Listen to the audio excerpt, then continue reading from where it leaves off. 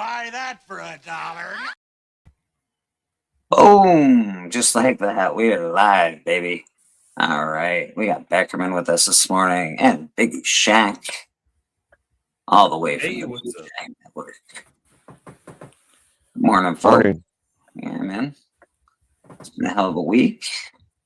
Dude, I saw a classic fucking Bleecker video. I don't know the name of the guy, but it might have been your first interview, that redheaded dude. Does that do it for you? Red hair. Long red hair? No.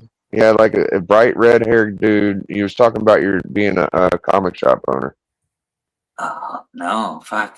All right, never mind. That's all I got. I can't remember his name. It was like comic something. I think TM Nerdy interviewed me a long time ago as well. I can't remember. That's all right. It's a long time ago. It showed your graffiti background and your gas mask. That was like it. And you talked about your 15,000 book collection. And oh, that's awesome. Yeah, that's pretty cool.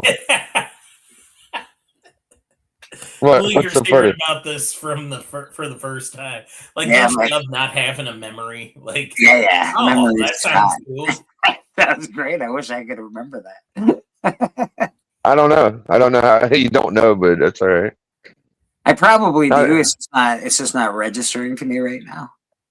Yeah. But, all right. Is it on my channel? No, it isn't on your channel. Oh, it's not on my channel. That's why I think it's your first, because it was like 4 years ago. Oh my god. Yeah. Huh. Do you remember where you found it at, Big? I mean, I could go to my history and send it to you and come back if you really were that in, but it's not that damn important. Yeah. I'm curious. Is it like newbie or something like that, or fucking? No, it was like a heavier, very white, bright red hair. Some name like My Comics and blah blah. I don't know. And Bleecker didn't show one damn book. They showed The Dark Knight. You talked about something about that, maybe. But it was just basically like, do you buy collections? And I don't know. It was very much in the vein of you being a comic shop owner. All right, fair enough. Yeah, no big deal. I'll send it to you later. Yeah, man, I'd like to check it out. And do you ever miss the flea market? I kind of miss seeing it in the background. I do miss the flea market. I don't miss having to go there, but I do miss the flea market. I miss. Go ahead. Sorry. Door. That's probably what I miss the most, because I wasn't doing very well selling there, and it was very costly. So to stay open it's a ridiculous business model to not make money and spend money and just stay there. So I couldn't stay open, but I do miss the books that came in the door for sale. That's for sure. What did you do with that graffiti background? We whited it out and painted over it. Okay. Yeah, man. I love that graffiti background. One of my buddies painted that, artist here in St. Catharines. Good dude. He's an artist, so he is what he is, but he's a good dude. All right. Hard to get to do anything, I'll tell you that, but he's a good guy.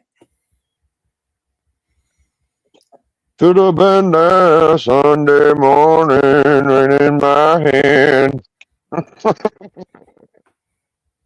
I got an offer on eBay for a book for $26,000, and I was like, man, that's a really great offer. It's not that expensive, right, guys? It's all right. It's just, what the fuck book do you got? The Picasso? What the hell's going on? Weird Tales, the first appearance of Conan the Barbarian. Like Weird Tales 108 or something like that. Let me go check it out first. I have no fucking idea what you're talking about.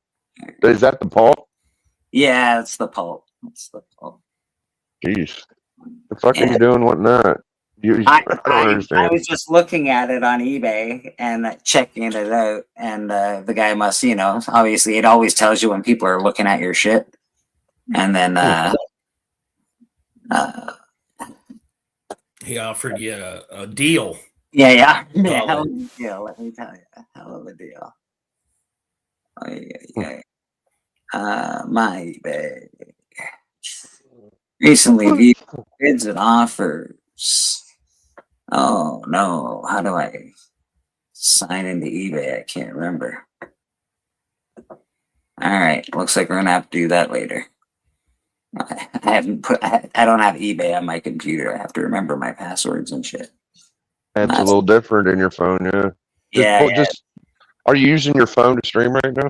No. I'm gonna go on my phone and check out my passwords. Oh, I would just do the old school show the fucking phone. That's what I do, but yeah, Fair enough. I could do that. pretty simple. Okay. Bids and offers. All right. Offer has expired on this. Oh, Oh, wow. You missed out. I missed out, but I was really hoping I'd get this. Where am I? How do I You make gotta be a myself- hardcore Conan fan to even be looking at that damn thing. So this is Weird Tales. I don't know if you'll be able to see it. There's Weird Yeah, Tales. yeah. I've seen that before. I've seen that book. I saw that, yeah. This is a 6.0, this book. So it's a very good grade of the pulp from 1932.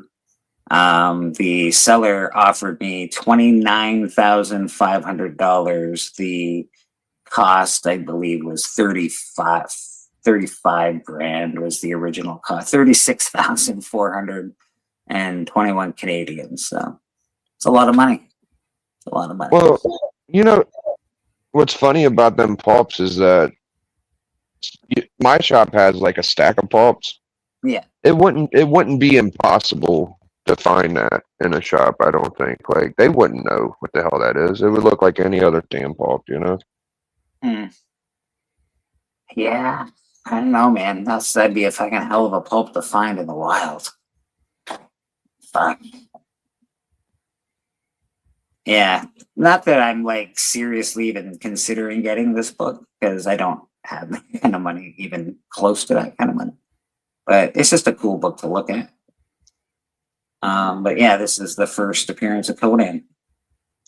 Not in a comic book, in a pulp magazine. Yeah, first ever. First ever.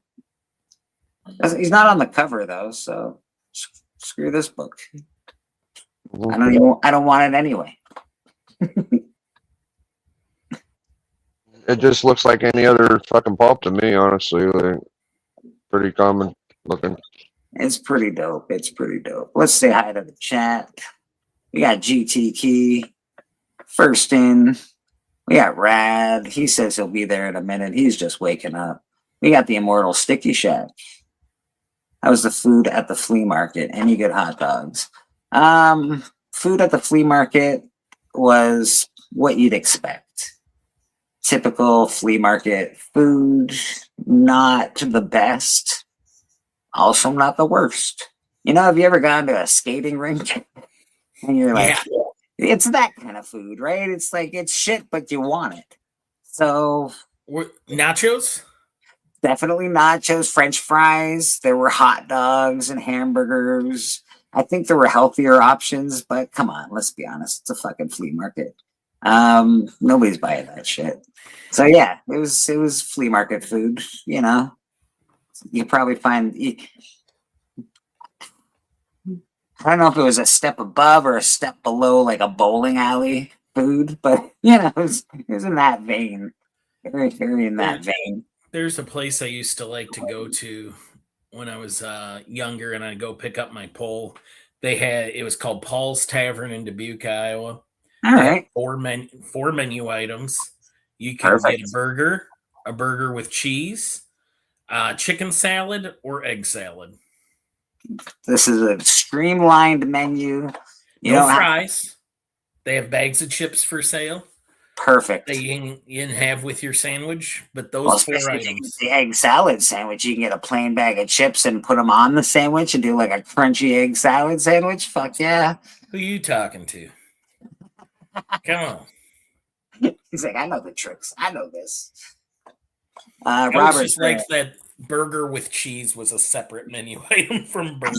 well, it's a burger with cheese. That's a whole different animal. Come on. we gotta come at this mathematically. It's a burger with cheese, boys. Gotta figure this out. Robert Gramps Springs, what's going on? Actually, it's Gramps now, apparently. So he's Gramps twice. Dan's Comic Now the Corner. immortal Biggie Mac is asking how the big arch. Dan's Comic Biggie, what is this? You got all the. Is it one person doing all these accounts, or? I mean, I'm over here fucking doing my Bleecker impersonation. I'll just say I got a sandwich baggie, so it ain't me, dude. I don't know what the Slade, how you doing, man? Bobby Delgado, what's going on? The immortal Biggie Mac, what's happening? I haven't had the big arch yet, Biggie Mac. I had a burger that was making fun of it, not making fun, and paying homage to the big arch. So, a burger place I like here in Kansas City is called Cosmo Burger, and they have this month's special burger was a big arch kind of style burger. Cosmo Burger. I feel like it's a fancy place for like models and stuff. Come on down to Cosmo Burger. How big are these burgers? You can get a single, double, triple. All right, shop. And then there's like a heart attack burger that's like 6 levels or whatever. I don't mess with that. I don't need any help having a heart attack. All right, Beckerman, we are not all one person. We are like Mysterio, and Big knows who we are, aka the Grab King. I mean, if I'm a fucking assume, I guess I know, but it's a little fucking weird that you do that if it's who I think it is. I don't even want to say, but whatever. Robert, I like to eat mayonnaise and chip sandwich. You know what? I haven't tried it, Robert, but I'm gonna give it to you, man. I've eaten some weird things in my life, and if that's your bag, give her, man. Mayonnaise and chips, huh? All right, fair enough, man. We're gonna get to some books this morning. Hopefully, the chat will help me out. I'm gonna be doing some selling on Astonishing Auctions tonight. I'm probably gonna go through some of these boxes I have around me, see what I can't drum up for sale. Raphael, the Turtle Collector. I'm thinking about changing my name to the Moro Biggie Turtle. Seems like all the rage. Yeah. Yeah, everybody's a Biggie Shack or a Biggie Chic or a, I don't know. I could be the immortal Shack. Yeah, you could be the immortal Becker Shack. This is the ultimate. How many? You know what? Who's had the most homages for their YouTube name? I think Biggie Shack. We're gonna talk homage. I think Biggie Shack has had the most homages.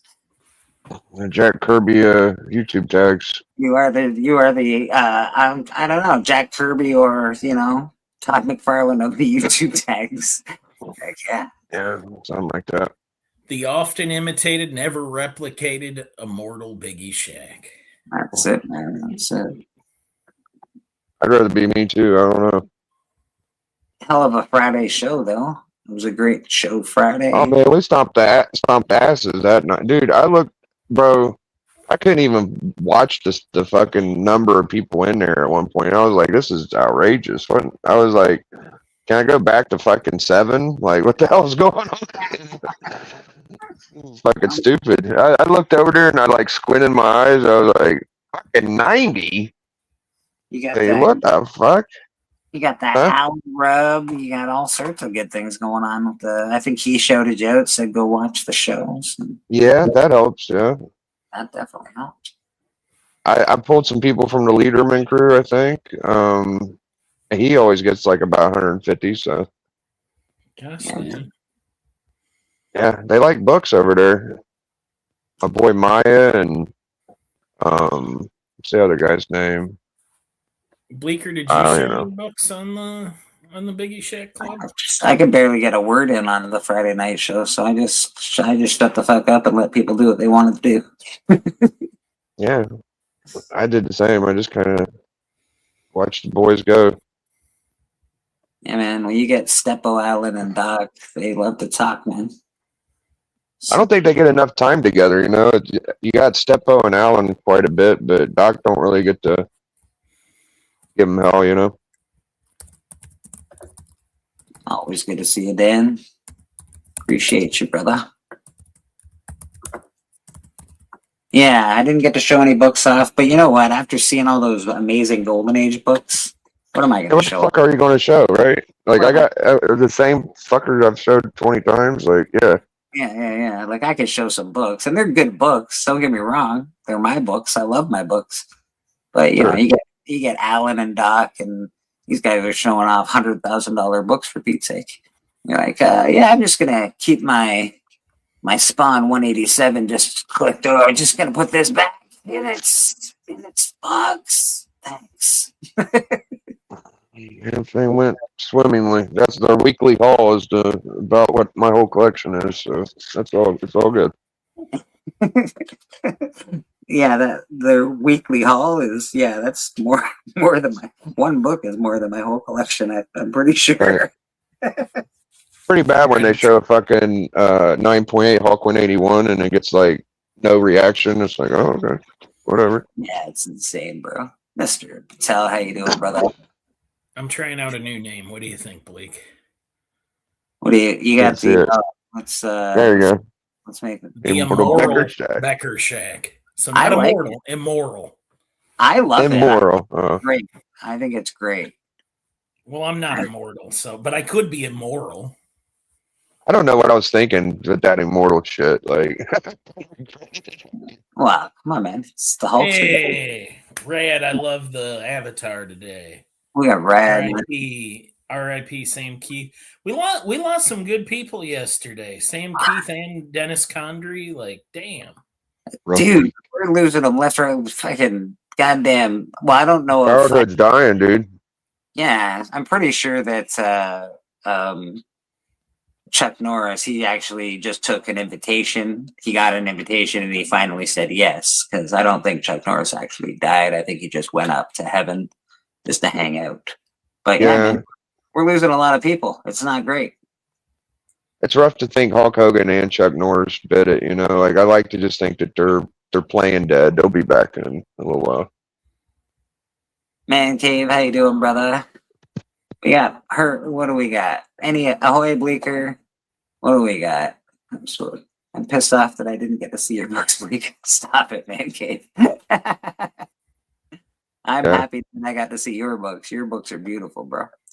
Ahoy Bleeker, what books are for sale? Since everyone's still sleeping and the church pews aren't full yet, I'd like to choose one big you have for sale and do it as a giveaway to the church today. Jeez Louise. Let's say 50 or less. Huh. All right. I can do that. Morning, Dracula. How you doing, buddy? And comics That's are nice fun. of you, Patel. That's really nice of the Oh, I didn't know that about Sam Keith. Join the 15th. Who that's in the chat? How you doing? Who that? I love Beckerman's new name. See, people are digging the new name. Doc. Thanks, Doc. Yeah. Biggie Turds and tired of all these copycats. You know, I'm all right with it. Whatever. It's cool. I would love it. Yeah, man, that's the ultimate form of flattery. I think. It's something. Yeah. Let's pick Go a book. try and wake up. Yeah, let's go, man. Let's see these books. $50. You want a book? Oh, picking a book. What about like a bunch of books? Once you do it that way, it's a little easier. Books for $50? No, not Well, I 50 think bucks, one, but do just one. do 10. Make it easy on them, Becker. Huh. I don't Don't know. make them get rid of a $50 banger. Get rid of 10 $5 bangers. Do it that way. Well, let's see what we Well, got. I think that Hurricane said one book for 50. Oh, my bad. All right, I didn't see that part. He's paying enough. for it, so Yeah, fair enough. I missed that.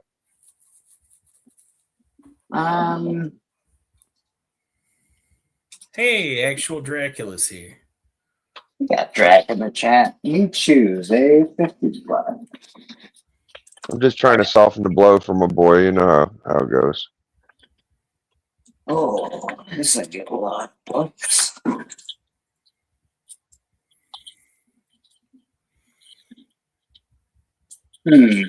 Yeah, let's put together. Okay. Hurricane says he's good with whatever you do, Blake. All right, I got you, He buddy. just set the budget, so you give it away to the parishioners. All right.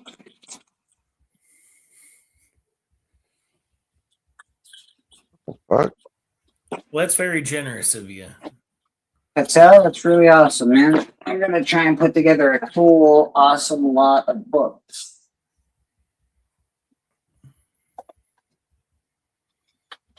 Hey, Benny Compton. Good morning, Ben. All right. What do we got here? We have a near mint copy of. Oh yeah. Ooh. Let's check these guys. Let me make myself big for a second.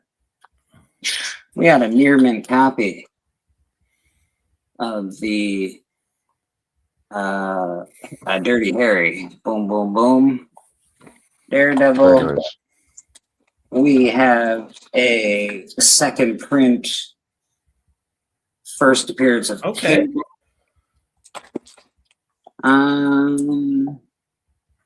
This is pretty nice, actually. You know what? Maybe I'll throw this in there. It's a pretty cool ass book. We got Daredevil and the Black Widow.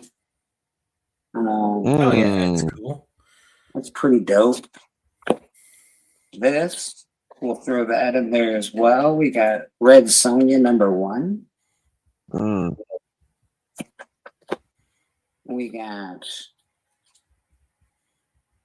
Dave Stevens, the All Rocketeer. right. I think you hit $50, but go on, my friend, if you feel. We got the Captain Savage and his Leatherneck Raiders, a Silver Age key, not a key, but just a Silver Age cool ass. But look at him surfing. Look at him surfing. Friggin' awesome. Yeah. And maybe one more book. Maybe one more book.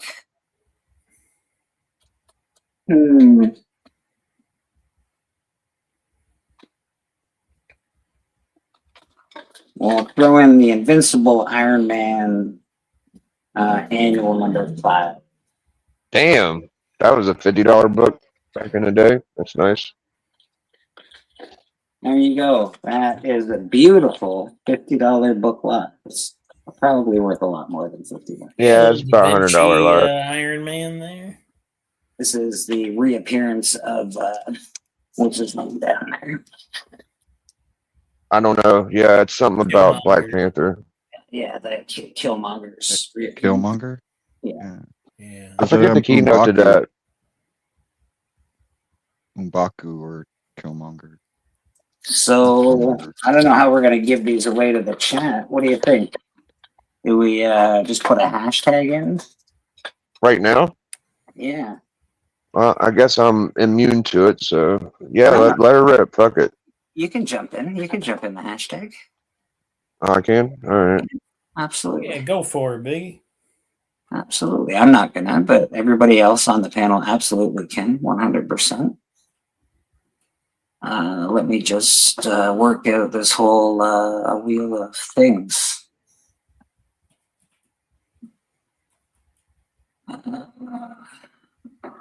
Tell you what, if I would, send it to Becker. Well, now I have to participate, and if I win, send it to Biggie. All right. Fair enough. So there. Touche. If either of them don't win, send it to me. All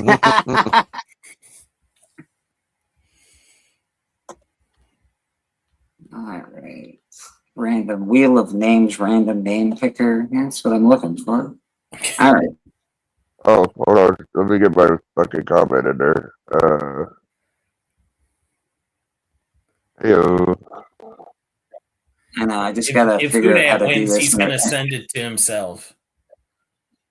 There we go. Nice. That works. I figure out this. Sorry, boys and girls. It's been a minute since usually I have that all worked out because it takes me a million years to figure out how to do stuff.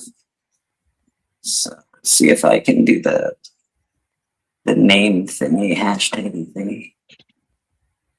Take your time. No pressure. Thanks, man. I appreciate you. Hashtag wheel. All right. Free wheel of names. The wheel. Well, half the fucking chat is me anyway, so I feel pretty good about this.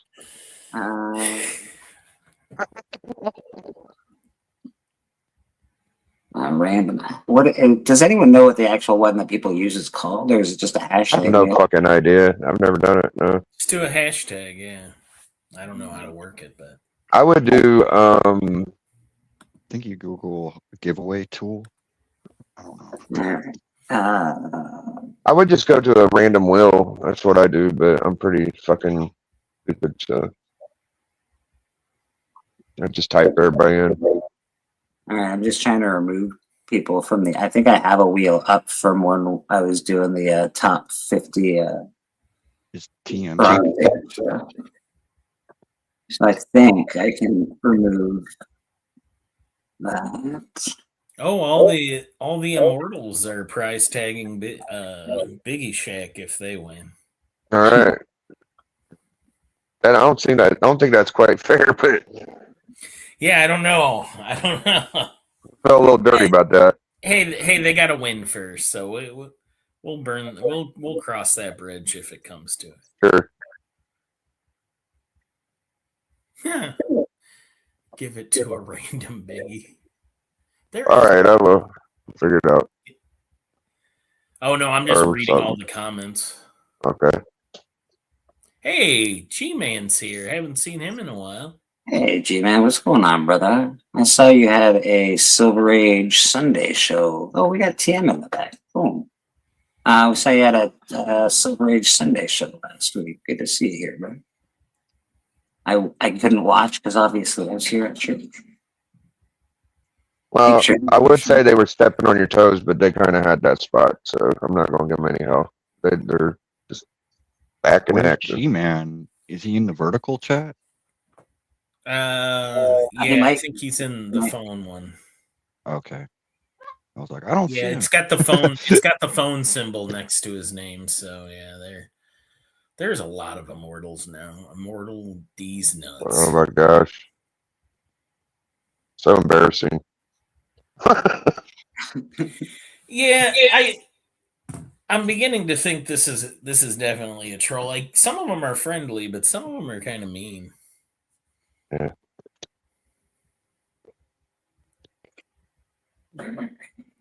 I might have to enter everybody's name. I don't know how to do this with the hashtag thing. I don't think. I might Yeah, have to fuck the enter. hashtag. That's what I do too, Bleaker. It's just too complicated. Just type them in. Yeah, I might have to easy. type everybody in. So sorry, boys and girls, but I think I'm gonna have to type y'all in separately. I do apologize, but it's gonna happen. Do you want any help with the chat here? I can go through it. Yeah. Give me 1 second Does while that I help? wheel back up. Yeah, that would probably help if you don't mind writing or give me some names here. Okay, let's start with the top of the chat. GT Key Comic.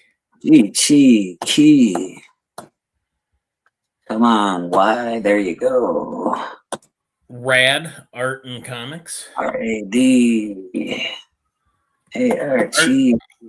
Are we doing all these immortals and whatever? Yeah, they're here, man. They're here. Okay, so Sticky Shack. Sticky. I wouldn't. I'd be like, hey, you guys have to come in on your real names to get entered. Who else? Yeah. Robert Troll Hops names don't Gramps Springs. Gramps. All right. Oh, not Graps. All right. Gramps. My computer keyboard's so bad. Go ahead. Let's do Dan's Comic Corner. DAN's Comic Corner. Thank you, sir. Slade to paid. SLADE. 2 paid. All right. Bobby Delegato. BOBBY. D, the champ. All right. Biggie Mac.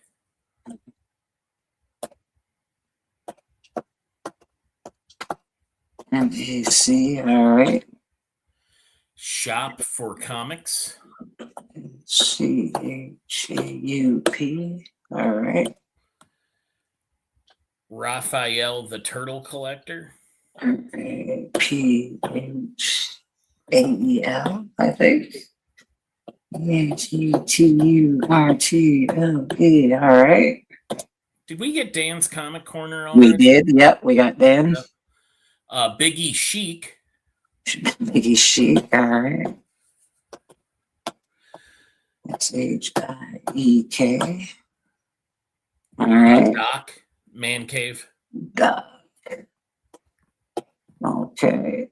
Are we putting Hurricane in his own? Yeah, we definitely. Patel. Patel. Mm-hmm. Hoodat. All right. One of the only people playing for themselves. And actual Dracula. Dracula. All right. I'm not allowed to be on the list. Yeah. All You of did. these fake people. Did you comment? I'm pretty sure I said hi to a bunch of people, but Okay. that doesn't count, I haven't guess. gotten to your name. I haven't gotten to your name yet. All of these fake fucking immortal. Let me say something. There's only one fucking immortal Biggie Shack, and he's on the panel. All you fucking pieces of shit out there trying to imitate him, fuck you. Okay. All right. Comics are fun is our next name. Comics are fun. All right. Then we've got, you know what? I'm not going to read this one because it is just insulting. So we're not going to. Sorry, Okay. Biggie Turd, you don't get to be in. Oh, jeez. How about Ben Compton? That Benny sounds like a boy. good name. Benny Blanco. I got you, man. Ryan How- Riley. Ryan Riley. All right. Okay.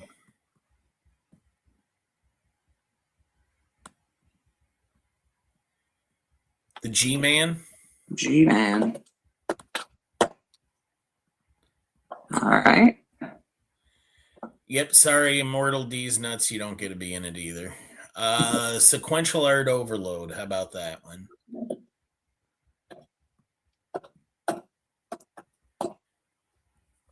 All right. Mark's issues with Archie Comics.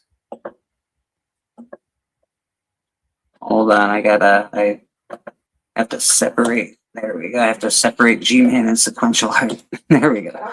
Mark's issues with Archie. Mark's issues with Archie Comics. Yep.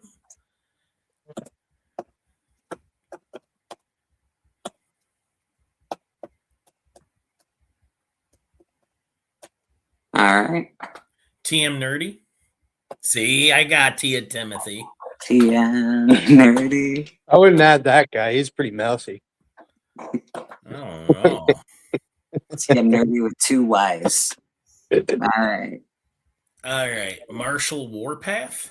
Oh, yeah. He's a regular. The original Biggie Shack. Mr. Biggie Shack himself. All right.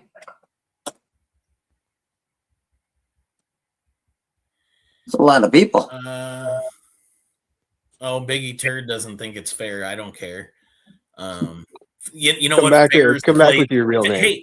Hey, Biggie Turd. Fair is a place where they put a ribbon on a pig. So we don't do fair here. All right. Dan's Comic Corner, G-Man. I think we're all good here. I think we got Did everybody. we miss who dat? No, we got got Who dat? Who Dat. We got Who Dat. We Okay. got Rad. I All think we're right. good. All right. Save all your prize tagging till after the giveaway runs. Did you get Mark's issues with Archie Yep, Comics? we got Mark. Yep. We got Okay. Mark's issues. Yep. All right. So we got a bunch of people on here. Lots of people on here, actually. We got tons of people. I'm going to shuffle it a few times. Let me make sure you guys can see everything because I don't think you can. Boop, boop, boop. There's a lot of names. There we are. That is a lot of names. All right. So, how many times should I shuffle this bad boy? 7. Seven. All right. 1. Are we shuffling? 2, 3, 4, 5, 6, and 7. So that has been shuffled 7 times. You can see all your names on the list. I guess I just press this and let's see who wins. Yeah.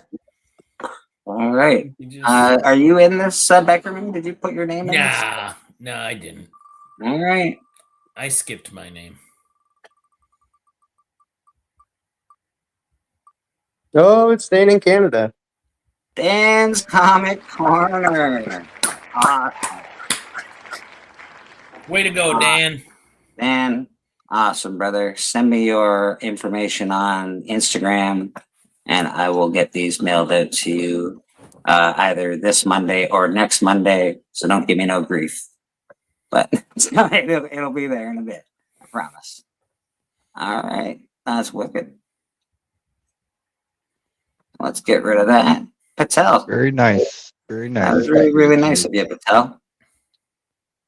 That was a gift from Patel. Patel just offered that to I don't know, to give to the chat. So that's pretty freaking awesome.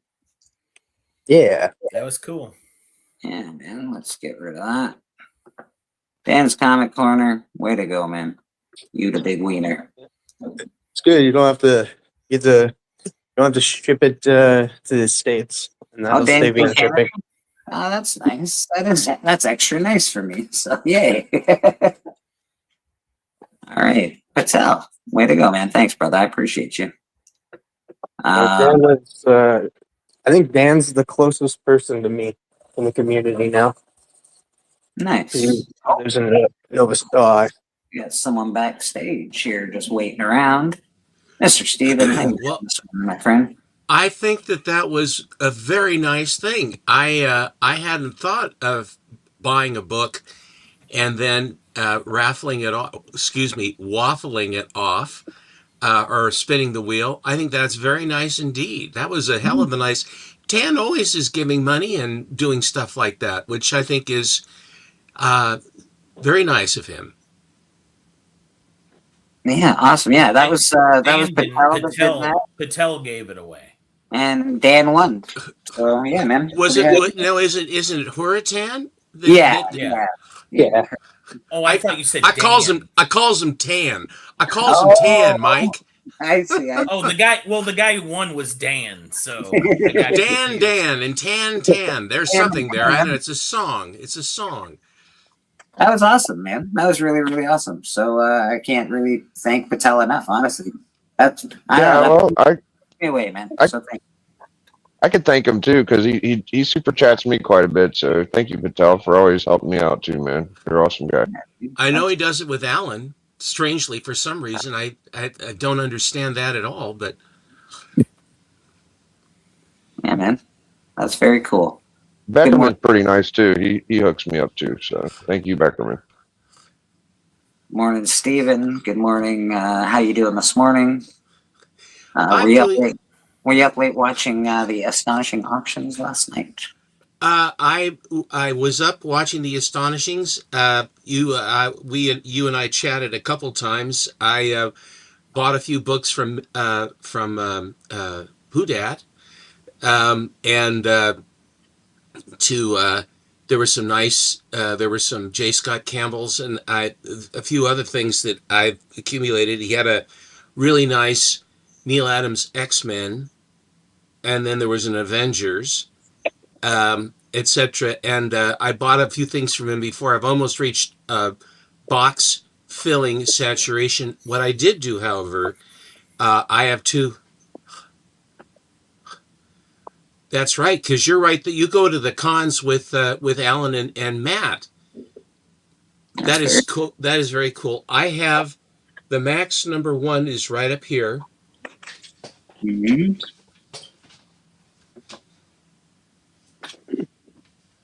In honor of the people, two of our two cultural people, because Sam Keith passed away.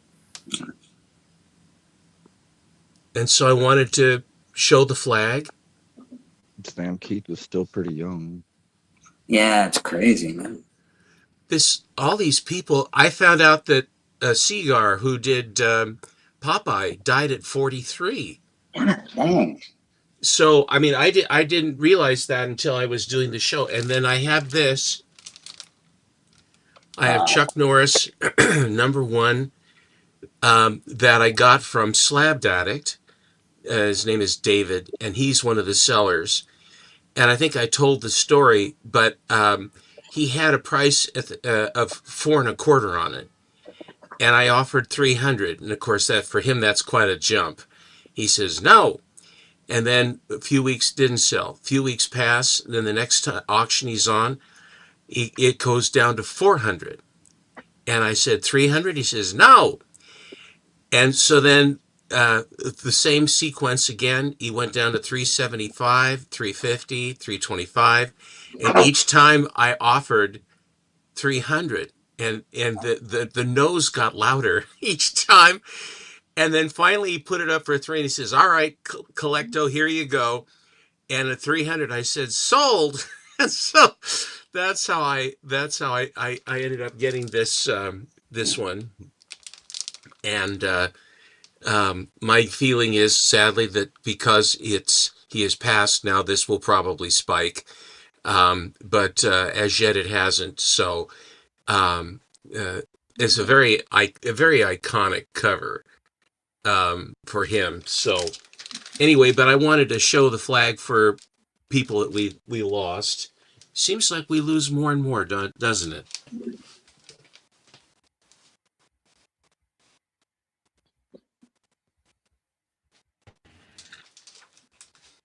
Sorry about that. Let me get you off there. There we go. I really appreciate you showing the Chuck Norris today, obviously, in the Sam Keith book. Seppo, thank you very much.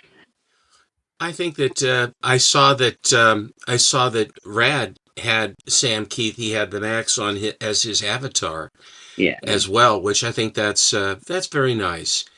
But I hope you, gentlemen, I hope other than that everybody's having a nice day.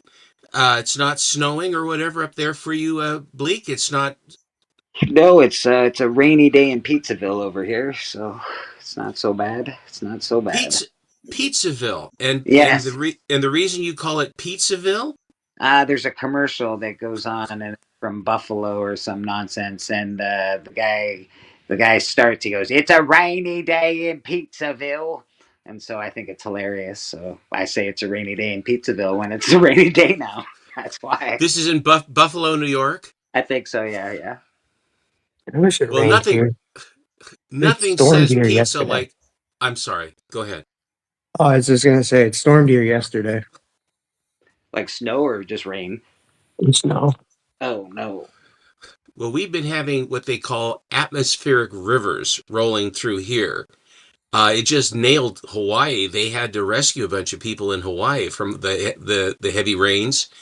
But here in the Pacific Northwest, we've had road erosion and all that other stuff. We've really had a lot of rain. When I was a kid, they just said, we will be having heavy rains. Now, because you have to catastrophize everything, it's now turned into an atmospheric river. Atmospheric river. That's to scare the old folks and make them go to the store and get flashlights, blankets, and water. Batteries. Don't forget the batteries. I'm sorry, you for so right. Make sure you have food and water for you. Where do you think we're living anyway? Uh, On an iceberg or something? I can't even imagine if the power went out for a long period of time, what would happen to the world. That's for sure. Hmm. I know exactly what would happen. My generator would come on. It's I bought it. I bought the thing way back when we put natural gas fired boilers on the roof of the Imperial Hotel because the cost of steam, because we used to have everything was heated in downtown Portland with sawdust, Yeah, yeah. and we had because we're big timber, and we're still big timber, but the sawdust, they found other uses for it, like laminated furniture, and I mean, God knows what, probably in food somewhere. But all that sawdust became valuable. And so it became, they had what was euphemistically known as a fuel cost adjustment on the steam bill. And so the steam cost $394 a month, and the fuel cost adjustment was $2,800 a month. And my father said, well, it's only going to get worse. And there are pictures where they have the heating plant for Pacific Power and Light. And basically, all of the steam lines ran underneath the streets of Portland so that when everything else was frozen solid, because Portland had those pipes in the streets from back in the teens and 20s is when they installed them, all the streets would melt and continue to melt because the steam was running all the time. But when we put the hi Sue, but when they put I'll be quick. But when they put we had we had a crane with a jib because our building is 100 feet high, and so they basically down on Broadway, the main street, they winched these things up and then they loaded them over onto the roof of the Imperial, and the contractors that were doing this. At that moment, I said, look, we're giving you thousands of dollars. I'd like to get a natural gas fired boiler or natural gas fired emergency generator. And so I got a 25 kilowatt. It's an overhead valve, 4-cylinder Mitsubishi engine. And it runs on natural gas. And when the juice goes out, there's a switch that goes ka-kunk. And then the thing fires up. It runs itself every Monday, and so that everything is fine. They come out and they service it. So when we lose power up here, which is not very often, but when we do, we have high wind and ice is pretty much the stuff that takes it out, like everybody else, pretty much. And so everybody else is out in the streets, freezing and cold and huddling together, trying to stay warm. I have all the lights on. I got music playing, and I'm in the window drinking heavily, enjoying the show. Okay, we don't lose power here too often, but we lost power here once, like for 3 or 4 days, and that was pretty. I was an alcoholic at the time, so I was just drinking at the bar, and it was a very good time for me. But as far as I know, a lot of people didn't have a great time during the power outage. Myself, great time, had a blast. But yeah, some people don't. They can't deal with that kind of nonsense, I guess. Worst power outage I've dealt with was on it's like a couple of summers ago, and that there was a big like tropical storm that hit here, and we were like without power for like 9 days. That's a long time. That is a long time. Yeah. Yeah, that's too long. How'd you go? Was it winter time or was it summer? It was summer. Not as bad, but still, no air conditioning also sucks in the summertime, especially here. Yeah. Here too, because it's very, very humid here. Yeah, it's gross, right? Sounds like chocolate milk is on the menu. It sure is. It sure is.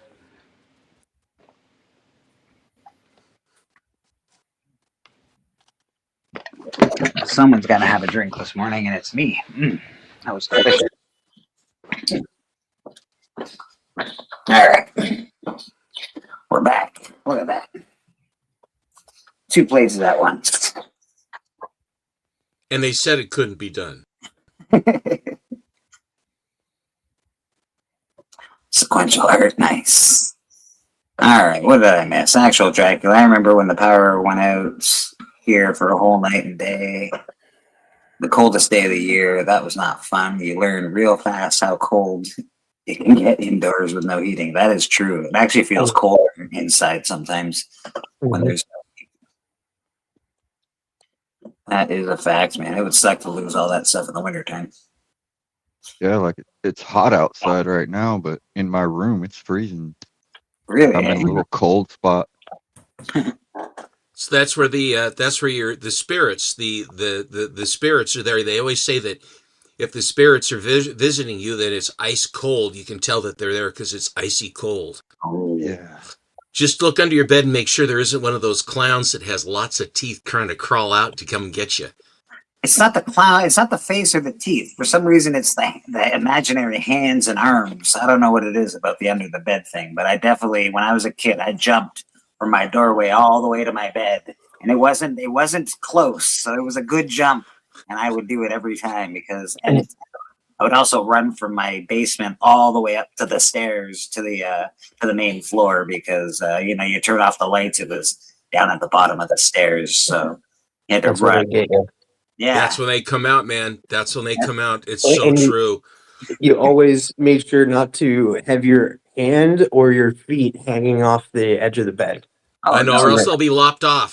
They Yeah. got 7 rows of razor sharp teeth ready to take any limb that's hanging over your that bed. is a fact. And now I'm so hot when I sleep. I've got limbs all over the place. I got one limb hanging off this side, one limb hanging off the other. Like, oh god, it's so hot in here. All right, what do we got going on? Collecto6, who was your favorite Charlie Chan actor? Mine was Sidney Toller. I thought that Warner Oland was better. I like Sidney Toller as well, but Warner Oland to me, he defined the role to begin with. And he was like half Swedish or something. But Warner Oland, also the really, really early ones, I think they had a little bit bigger budget. And so not much bigger, but they could do more with less. And all of the actors that were actually Chinese, that were there, Key Luke and a lot of the other guys were there for the really early ones, and which I thought was really cool. So I like Sidney Toller too, but I thought Warner Oland was really good. And I don't know the names of any of these actors, but Yeah. I probably have seen them because I watched a lot of black and white stuff when I was a kid, and a lot of older movies when I was young. Don't let Well, that Key stop Luke you from was having- in Kung Fu. He was the blind guy. What was that? in his when he got older, and Key Luke was also Kato in the original Green Hornet serials that play. Key Luke has been in a lot of stuff. What were you saying, Beckerman? Oh, I was saying, don't let that stop you from having a really strong opinion about it, Bleeker. I think I that's won't. more reason to just go super hard. Super hard, yeah. Absolutely. That Toll guy wasn't my favorite. He was sort of the worst, really. No, I didn't dislike him. I just liked Warner Oland better. That's my own opinion, Stephen. I'm going hard because I don't know. Warren who- Olin, you say? Yeah, you just go on a He was a subsequential real art, dude. son of a. I Yeah, can't he- believe you'd pick Sidney Toller, man. Yeah. What That was dirty wrong old- with you? Dirty old coot. I can't believe you like that guy over that guy. What's wrong with you? I quite enjoy the Charlie Chan movies. You can find them for free on YouTube these days. I watch a lot of movies for free on YouTube, to be honest. Not all good movies, but I like what's his name? The singer, Rob Zombie. So I looked for 31 and I couldn't find 31, but it was on YouTube. So man, it was awesome. Okay, I got a question for you. What did you think of his Halloween movies?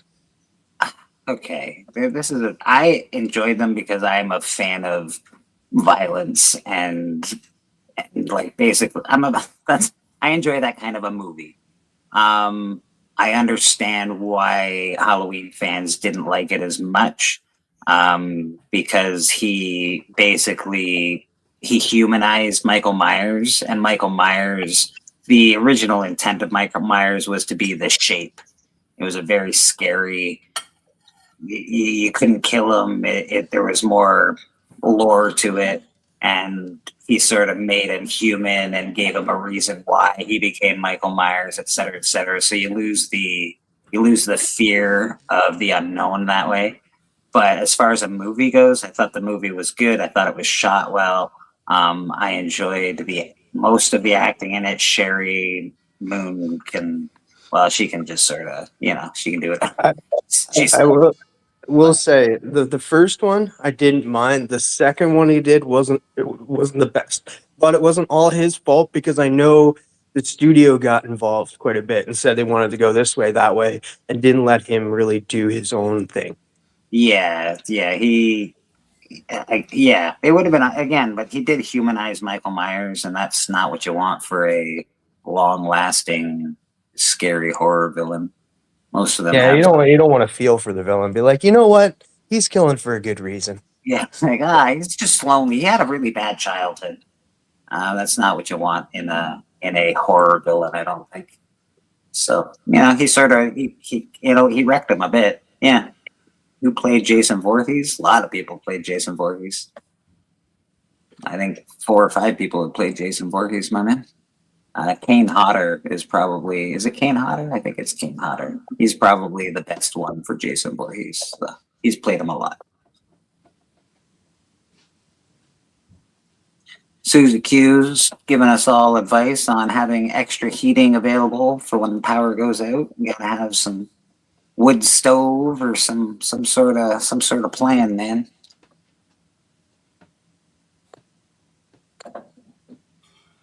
But I did like the first Halloween movie he did. I don't mind. I didn't. I thought it was just a good story, but the second one he did kind of got a little wacky. There was only one Rob Zombie movie that I turned it off. Actually, I was like, okay, that's enough for me. It was just a really bad, some witch movie. I can't remember what it was called. I turned it off almost immediately. I was like, nope. Salem's Lot Yeah, that's Salem's probably the one. with his wife. His wife made that really. Oh my god, it was so bad. I bro. watched it, but it wasn't good. No, I turned it off in the first 10 minutes. I was like, nah, this is terrible. I can't watch this. And I really like Rob Zombie as a director, as an No, artist. I said Salem's Lot. It was Lords of Salem. That's the one. Yeah. Couldn't watch it. I liked 31. 31 was pretty cool. Typical story of that nature, but pretty cool. I That don't one know. dude in 31, he's creepy. That main character. Yeah, the main guy is very creepy in that. He's always been like that creepy guy actor, though. He's not like, Yeah. Yeah. He's always the bad guy. Yeah, it's sort of his bag. He's made a living off being a bad guy, so may as well just keep it up. He's probably super nice in real life. He's just like, I'm gonna play a bad guy, but be super nice in real life. He is creepy though. I would be like, I don't know if I want to meet that guy. He's pretty creepy, dude. Sleepaway Camp, the ending doesn't bother me anymore, but when I first saw it, it freaked me out. Yeah. The ending of Sleepaway Camp is definitely what the hell.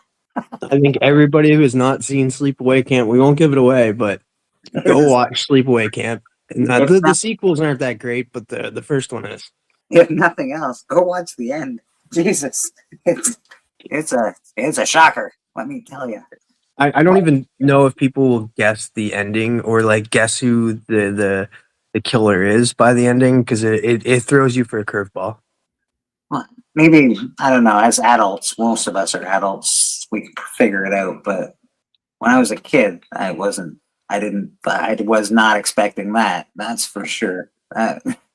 It floored me, man. I'm not gonna lie. I don't watch too much horror, but I watch a lot of weird, like, I don't know, I like, just good, I'm not special a, effects and I'm not a murder. big fan of like big, like body horror and stuff like that. I'm not huge into that, but I watch it from time to time. Like the what was it? The Substance. I watched that, and that was pure body horror. But I'm more into like kind of like thrillers for the most part. I like a good thriller, like, but, I like, I don't know, thrillers like the one with Robert De Niro in it where he, like, terrorizes that family. That's a good thriller. I don't know The if I one with Robert Mitchum was even better. Cape Fear. Yeah, was it better? I don't, that's because that's a remake, the one with Robert De Niro, right? Robert Mitchum was so evil, and Candice Bergen and the gal that was in Anatomy of a Murder. Can't think of her name, but that he's looking at her. Here she is laying out on the dock, and Gregory Peck, and they can't do anything about it. And then they have this huge brawl. It was really just horrible movie, terrible. Yeah, you know what? I should probably watch the original. I usually do. More often than not, I've seen the original first. I didn't actually know when I watched that movie that there was an original version of it. Oh my goodness! There's a very surreal movie called Night of the Hunter Right. that was directed by Charles Lawton. I think that was one of the only movies he ever directed. And Robert Mitchum's in that too, and I think it's Lillian Gish is in it as well, and it's and a lot of different actors are in it, name brand, but it's weird songs and really creepy sets and stuff, and it bombed when it first came out, but now it's a cult classic. If you haven't ever watched it, it's really oppressive, truly oppressive.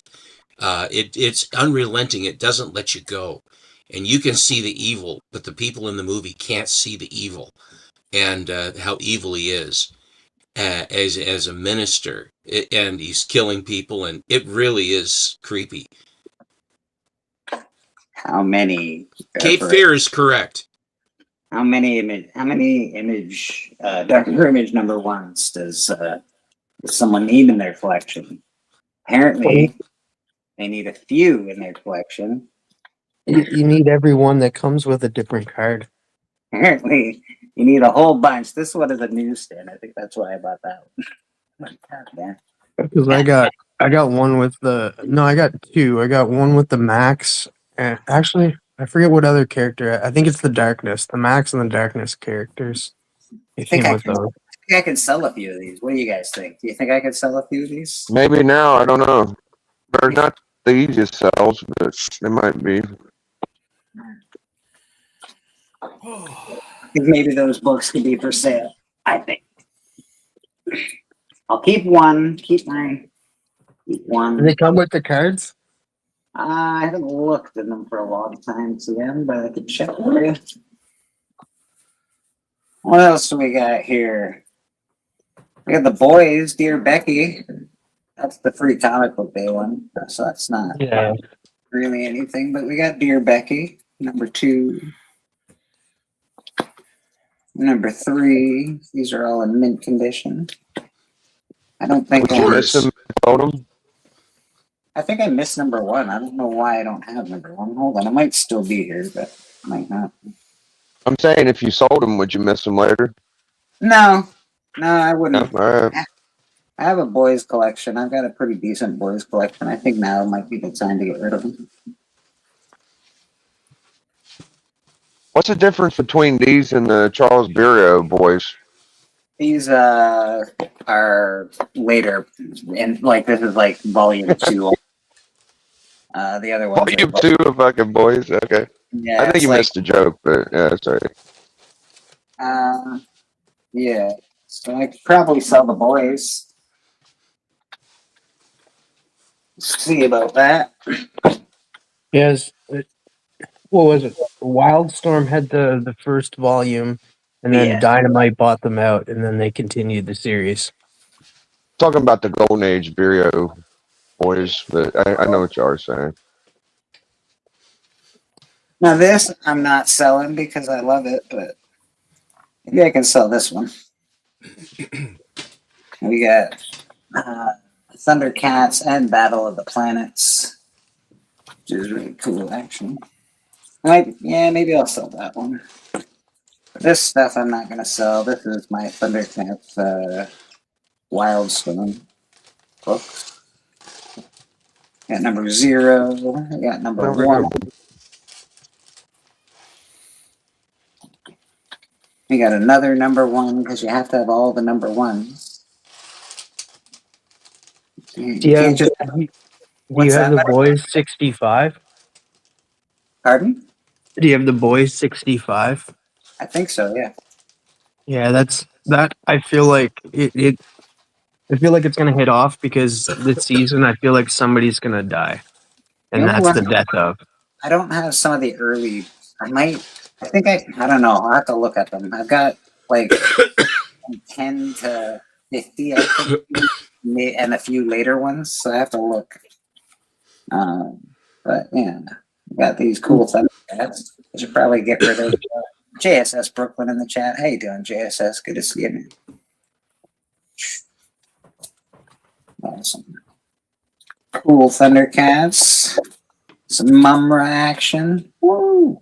Mumra. One of the coolest bad guys, to be honest. Why doesn't he just stay Mumra all the time? And Because the reason why he doesn't is because they needed to rerun that transition scene to basically burn time. The way they made those cartoons back then, it was really a sweatshop how they had to crank those things out. It really was quite something. I don't like to hear that, though. I prefer to think of it as he needed to conserve his power, and in his Mumra form, he was using too much power, so he had to sleep often to be at his full strength. Well, being a mummy, that probably is a very true statement. You know, just saying. There's something to it. There's something to that. I'll just leave it here. Mumra is one of my favorite villains ever. Do I want to sell my house with that stuff? I don't think I do. I don't like seeing that Conan in a wire rack. The Conan number 1 in a wire rack. No, like seeing that facsimile in a wire rack. Oh, it's a facsimile. Okay, never mind. Bend away.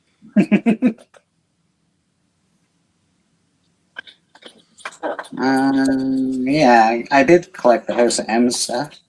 I like the House of M. I can't say I like the facsimile stuff so much because I think it waters down the value and the exclusivity of various books. Maybe I'm wrong. I don't know. I don't know. Maybe people want to be able to own that, and it's the way they can. I shouldn't be so snobby about it, but I don't know.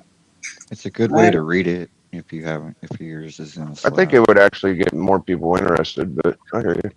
Your point's well taken. Your point's well taken. I'm so old. I don't know. I don't know. He's an old guy.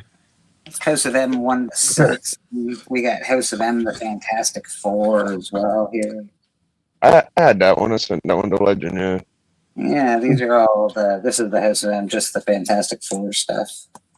That was the main run was the 1 to 6, so then they did a bunch of spin-off stuff. All the No other- more mutants. This one's nice, so I think Steven will enjoy that. Wonder if she's gonna come back in and be like, more mutants instead. Do the opposite of what she said in that book. 30% more mutant. More mutants. Yeah, because in the series Oh. House of M, Scarlet Witch says no more mutants, and then pretty much all the mutants go away. Well, I know more than like it's a massive amount of mutants, like 90% or something like that. It's crazy. Yeah, this is most of the House of M stuff. There's still a few more that I didn't keep. Pretty one. That's a good one. I think they're in my other collection in my bedroom. Tons of Could you go back to that last book you just had? the last one. Yeah, sure. How often do you see Wolverine beating Magneto's ass? Not very often. That is true. That is true. Magneto can really take Wolverine. He's like one of the only characters that really can take Wolverine. Yeah, easily actually. Wolverine versus Magneto is not a fair fight at all. Yeah, They he should gets have made thrown out. adamantium anti-magnetic. That's exactly what they should have done, but they didn't think about that before. Well, Yeah. the writers Iron wanted in that your wanted that adamantium. out for more plots, for 100 books, right? Yeah. This is the Spider-Man House of M stuff. This is Iron Man, and then we've got the Spider-Man House of M stuff as well. I do love the jailhouse breakout scene with Magneto in the X-Men movie. You have too much blood in your, or you have too much iron in your blood. Yeah. Yeah. This is pretty awesome. I haven't looked at these in a while, man. That Spidey, like a suit hanging and burning, and it's pretty cool. Yeah. A little mixy head action. Spider-Man's looking really rough in these books. Spidey's not having a great time at all. It's terrifying. Robert Mitchum, Canadian guy. He's awesome. This is the House of M sketchbook. This is cool because it's like a newspaper, and I just thought it was really neat. So we got Pulse, House of Magnus. Yeah, And that Magneto. really looks like Thomas Jane. Yeah, it's pretty cool, man. Yeah, it's pretty dope. And then that goes in, apparently. That's my House of M stuff. I don't know if I should keep it or sell it. You guys can let me know in the chat what you think I should do with the House of M stuff. I would hold it until the new X-Men reboot in MCU. I think you're probably right. I think you are probably right, sir.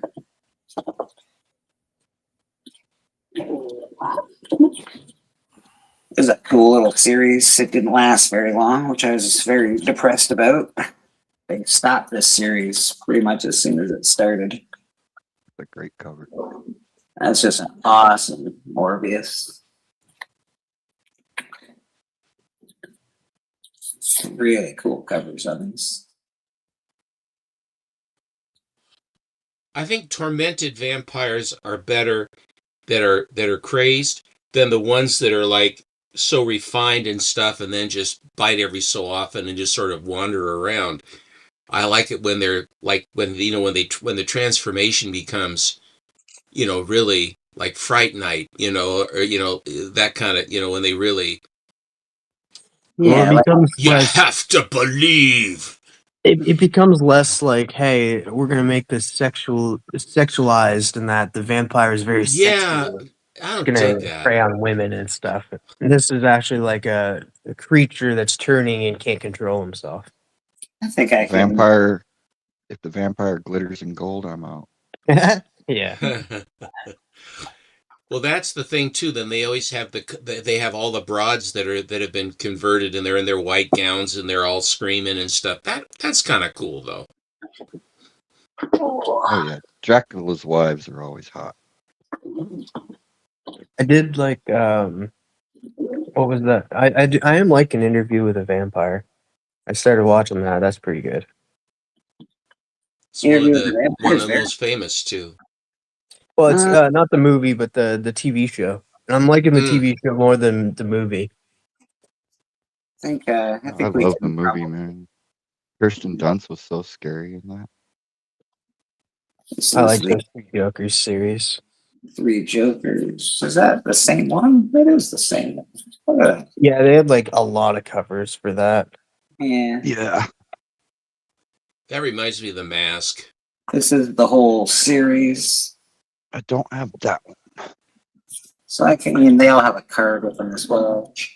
It was I a fun actually read. have I the enjoyed card. it. I have that deck, a sealed deck of all those cards. That's cool. I love Jason Fabok's art. I think we can probably get rid of the Three Jokers. Not in love with it. Not get rid of, lovingly sell. Thank you. Mhm. Sell for something else. You know what I mean? Huh? You can tell that this is this is a book that this is a box that I've used before to put comics. And I just stuffed them in there. I'm like, okay, I gotta put these away somewhere because these are my books. The monsters.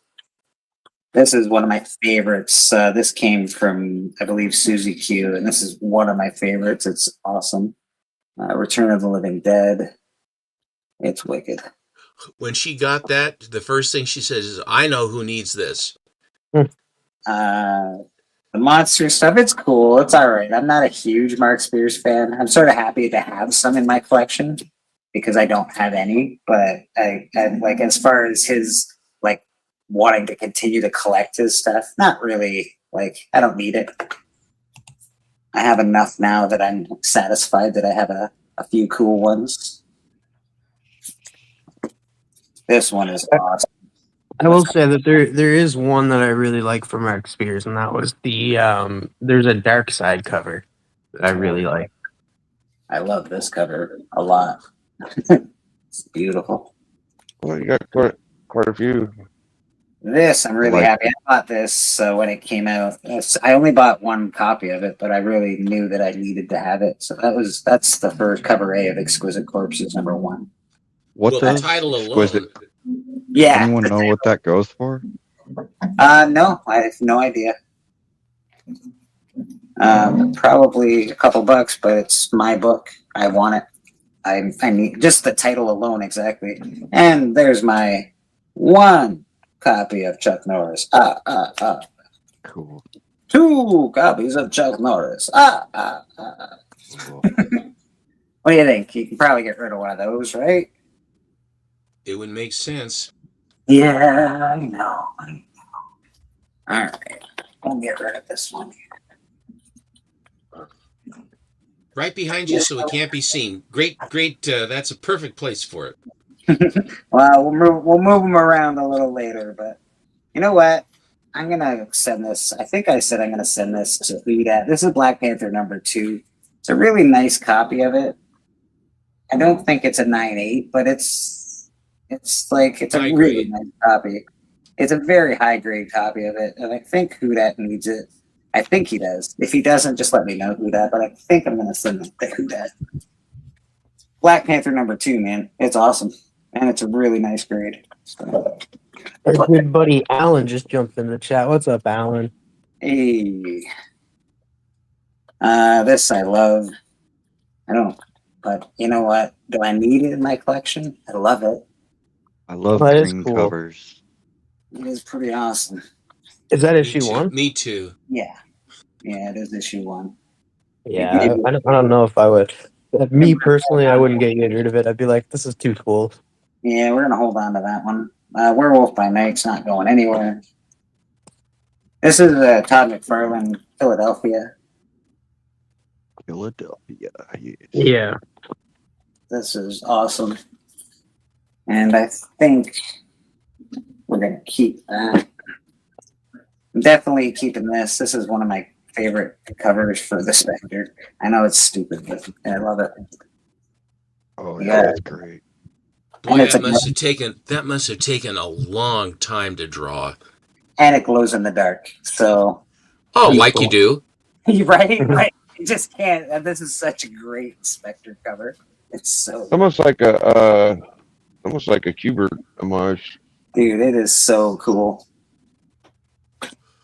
Yeah, I love that. Look, Who did that cover? I'd have to look it up, Steven, because I don't think. Wait, hold on. Mandrake? Oh, Tom Mandrake. Yeah, I wonder what happened to him. I don't know. This is definitely my book. I'm keeping this. That's not worth anything, is it? Not worth nothing, but I do. I love the clear backs because this does have a back and board in it. It's just clear. I love the fact that it's a clear one. I tried to find them, and you can't really find them for like Silver Age comics. Yeah, that's me. Dr. Jekyll and Mr. Hyde #1. Oh, this is cool.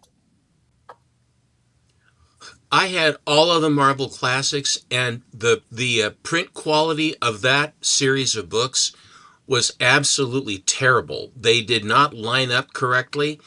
When I would buy them off the newsstand, Mhm. I had to look. They would have they'd have a bunch because they sold a bunch, but out of like maybe like say 10 copies or something. Oh no, it's Gil Kane. That you could find maybe one that was registered correctly, but all the rest of them were off, and the spines were all the glue on the spines were always wrinkled and stuff. They didn't take good care. The printing process for that was not very good. Actual Dracula, go back and watch Slab or Not the Slab and tell me, ask me again, did I watch Hilarious House of Frankenstein? It What sounds familiar, but I feel like I did watch it, but I just can't remember an I episode. loved that show. I really, really loved that show. You know what? I think that'll be a cool one. People are going to want that one, so we're going to put Jekyll and Mr. Hyde back up there. V for Vendetta is not going anywhere. Alan Moore is one of my favorites. I don't care if he's an angry wizard. He's still one of my favorites. So we're going to keep all of the V for Vendetta series. Yeah, the Aparo covers were really good. Oh, what else do we got back here? This is just awesome. I could probably sell it, though. I've already read it. I didn't get the other ones, but this is Rock versus the Army of the Dead. Pretty cool. DC horror. Yeah, I could probably put that back in here somewhere. That's like Bruce Campbell. Yeah, it's Bruce Campbell, man. It is Bruce Campbell. You can see him. It's He wicked. he actually has a hand. It's awesome. I'm not selling this. This is a gift from Callie, so I'm going to keep that. Yeah. Can't be- Christiana Rasputin. I don't mind selling wins, but I don't sell gifts. Like, you know, it's not, unless, I don't know, sometimes I do. But be advised that your gifts turn into bigger gifts, and I appreciate it. What is this, King Spawn 28? I don't even know why I have that book. King's This is Spawn. awesome. That's a Jenny Frison.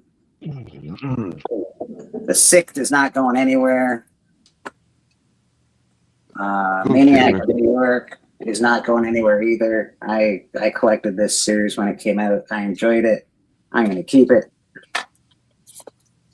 A lot of these are some gifts, actually. Some of these I can tell are gifts. These aren't.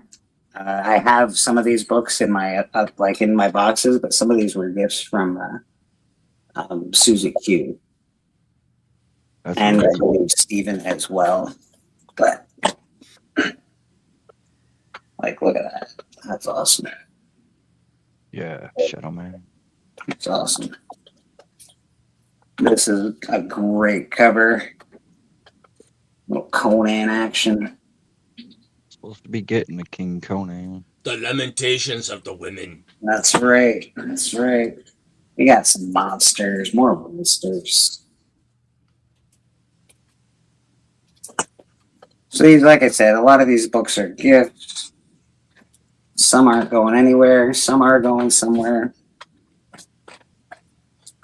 We got Gunslinger, monsters. Ooh. This is not going anywhere ever. We got a beautiful Brandon Lee Crow. That's awesome. Matty Freeze book. Really, really, really, really, really awesome. That came from Steppo. There's only 150. That's pretty rare. This is not going anywhere either. I bought this from Cali. This is the first appearance of Cosmic Ghost Rider. Oh, nice. It's Thanos number 13. What makes him the cosmic Ghost Rider? Like, what? I mean, is he off planet? I mean, is that it or what? He's off planet. He wears like a bubble helmet. He's Cosmic Ghost Rider. He's Frank Punisher. Castle. He's Frank Castle. That is the gold record reprint. This is a gift from Callie, and this is one of the coolest gifts of all time. So yeah, that's not going anywhere. That story is really good too. We read it on book club. Go check it out on Biggie's channel. Great book. I don't know if I should sell this. I think I would miss it if I would sell it. I've got Leatherface signed by 2 different You ain't Leatherfaces. fucking selling that. What are you talking about? I know. Fuck out of here. You ain't selling that shit. Yeah, I don't think I want to sell that one. You ain't selling, bro. Come on. You go Yeah, the into your vault- treasures box and you go, what am I going to sell? I don't understand this. Well, some books are books that were bought just for this reason. And That's other a fucking gnarly one. I like Yeah. that. was awesome, man. Vault of Well, Evil the horror, the 70s horror, both Marvel and DC. DC horror is really on the rise. Has been, too. I don't show this one often enough, but there's number 2 of Sailor Moon. So I have her first American appearance. It's a green cover, and this is number 2 of that series. So there it is. And these books are just awesome. I bought these at Comic-Con a couple years back. You still got that one. Okay. Yeah, buddy. Nice. And I also got its brother right here. Kirby. Yeah. Those are pretty good. Yeah, man, they're in pretty decent shape, nice condition, cool books. And I didn't pay too much for them. I think I paid $40 for, I think 35 each. So I think I paid $70 for the pair of them, which Yeah, is pretty good. not bad. Not bad. A little expensive, but not bad. Yeah. And Kind of want those. Those are nice. Yeah, it's the origin of Galactus, or at least one of the origins of Galactus. What else do we got back in here? Wow, that guy could be for sale. That's the first Yeah, appearance. yeah. Head. Definitely saw that. That guy's for sale. This guy's definitely not for sale. This is one of my awesome pieces of my collection. There's Hellraiser 1, signed by Doug Bradley, the Hellraiser. So that's awesome. Nice signature. He's got a lovely signature, right? Like looks like a piece of art for Pete's sake. I just love this comic, and this was a gift Oh, from yeah. Bobby Delegato. This And is Bobby's a nice guy. this is one of my favorite covers that I've ever seen. That's pretty. I've heard people say they ain't into it. I'm super into that. That man. screams like macabre, or not macabre, but like outlaw kind of comic or something. You know, like Holy it's bro. really good. Well, Absolutely. you FOMO'd me big time on that. I had to go get me one of them. That's good shit. Yeah. I want a better copy of this, so I think I can sell this. But this is my copy of Blade Runner. This is the first Blade Runner in comic books. I can't tell if I like that cover or not. I like Blade Runner, but I can't tell if I like that cover. Is it a Sinkovich? Who did this cover? Oh my god, my eyes are terrible. Put on your cheaters. I don't have any cheaters right now. I mean, I wouldn't know. It kind of reminds me of like Steranko, Nick Fury a little bit, but It's got that, yeah. There's something about it that's really good. Anyway, it's awesome. All the characters are stacked up in the middle. It's sort of like this amorphous blob of characters together. You know what? I love this book, but Spider-Man's one of my all-time favorite comic book heroes of all time ever. Certainly my favorite when I was a little kid. When I was really young, I had Spider-Man pajamas, I remember vividly. But I'm not, I often sell my Spider-Man stuff. That's the rank cover. This. was it Steranko? I Okay. mean, actually, so- Damn, I was right. Is it a Steranko? Yes. You That get right like if there you, is Lee and Hook, ain't it? if you look at his jacket, you can see the Steranko signature. Yeah, Jim Steranko did that. Isn't it Hook Lee? This is That there is. This is a Ross. That Blade Oh. Runners. Yeah. This is an Alex Ross, so that's awesome. I can see that. Wow. So I That's might. Alex Ross. Jeez. Yeah, he's pretty good when he wants to be. Definitely, man. Pretty good when he wants to be. My goodness. Book number 1. God, what a Oh, I terrible like movie that. that was. Hey, What? No way. Terrible, Rufio, wow. Rufio. That was actually I that mean- scene. That scene where he Rufio comes up with the sword and stuff to Robin Williams' face. You know they shot that in reverse, right? They had to do it backwards because they started with the sword on his face, and then he had to say the words backwards, weird. and he went backwards and stuff. It's really cool. But I love the book. The book was great. This is one of my favorite looking covers of all time. But I think I can part with that. We got Zombie World. It's just freaking awesome. Do I want to part with it though? No. I think you could live without it. I don't want to part with this. So we're going to keep that. That's Frankenstein Monster 12. And I love it. So we're not going to Yeah, part with I think I know who sent you that. who? I think I sent you that in the skin breaker. I added that. Yeah. Nice. I'm definitely not getting rid of that, Tian. This guy, we can get rid of our X-Forces, can't we? Good Lord. You There's can all, try. I think you can replace it if you want to somehow. Yeah, we can try. We'll put it in a lot somehow. I think Just- every single collector has 4 of those. Move it. This one I'm not selling.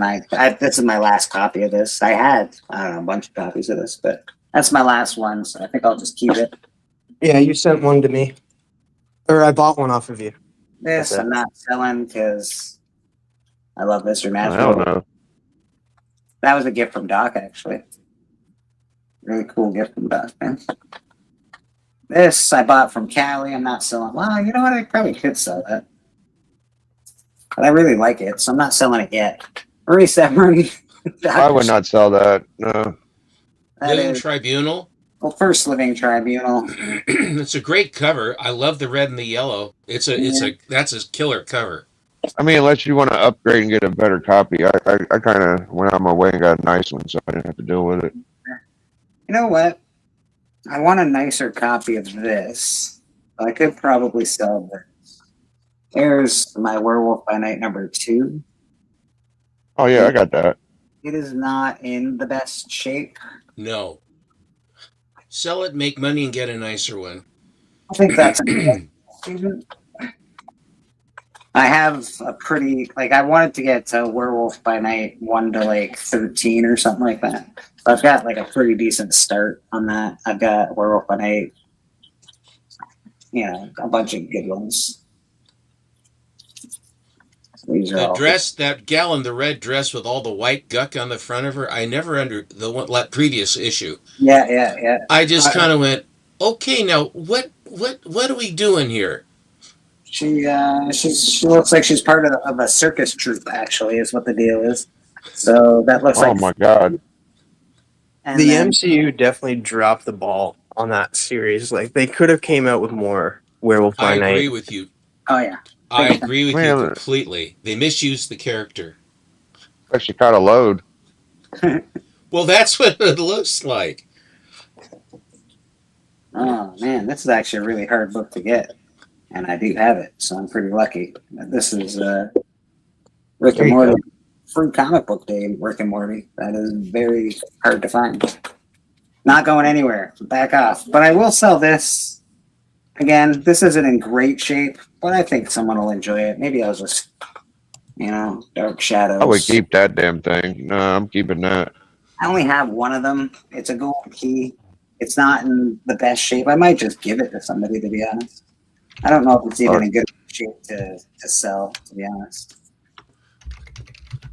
Yeah, I might just stick this in Susie Q's box. I know she likes Dark Shadows. It's not in great condition, but it might be a good placeholder for her till she gets a good copy of it. Susie Q, if you want that book, just let me know in the chat. I know you like Dark Shadows. I've heard you talk about it before, and this is a very cool cover. None of the cover is affected by the damage on the book. The cover is still very much intact. Barnaby. Barnaby. So that's up to you, Susie. Barnaby. Q.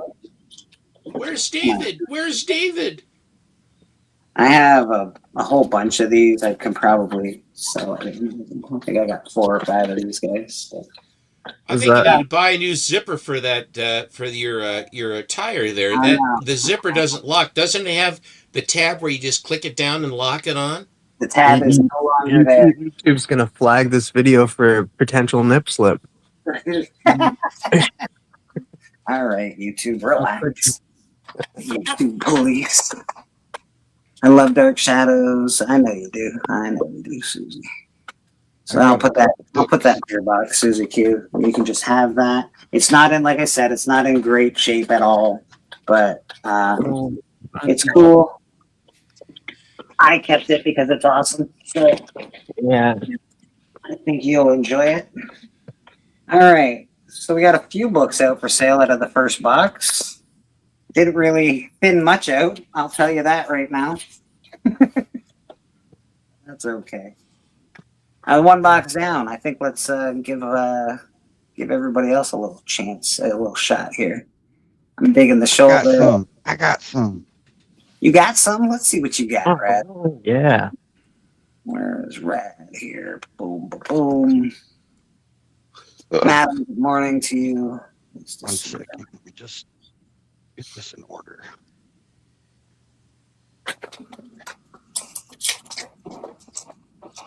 So I have this super ultra rare signature nobody else has.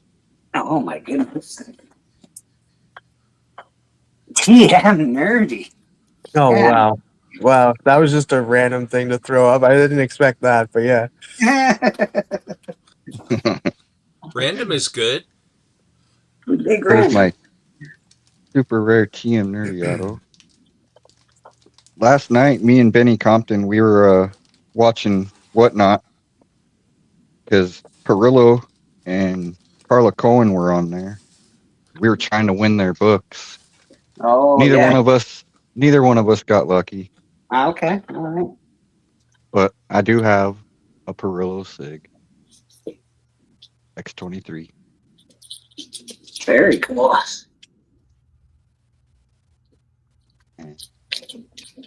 I bought some birthday books for myself because my birthday's in 2 days. How Yeah, old will you be? 44. 4. You're a young buck, sir. Young buck.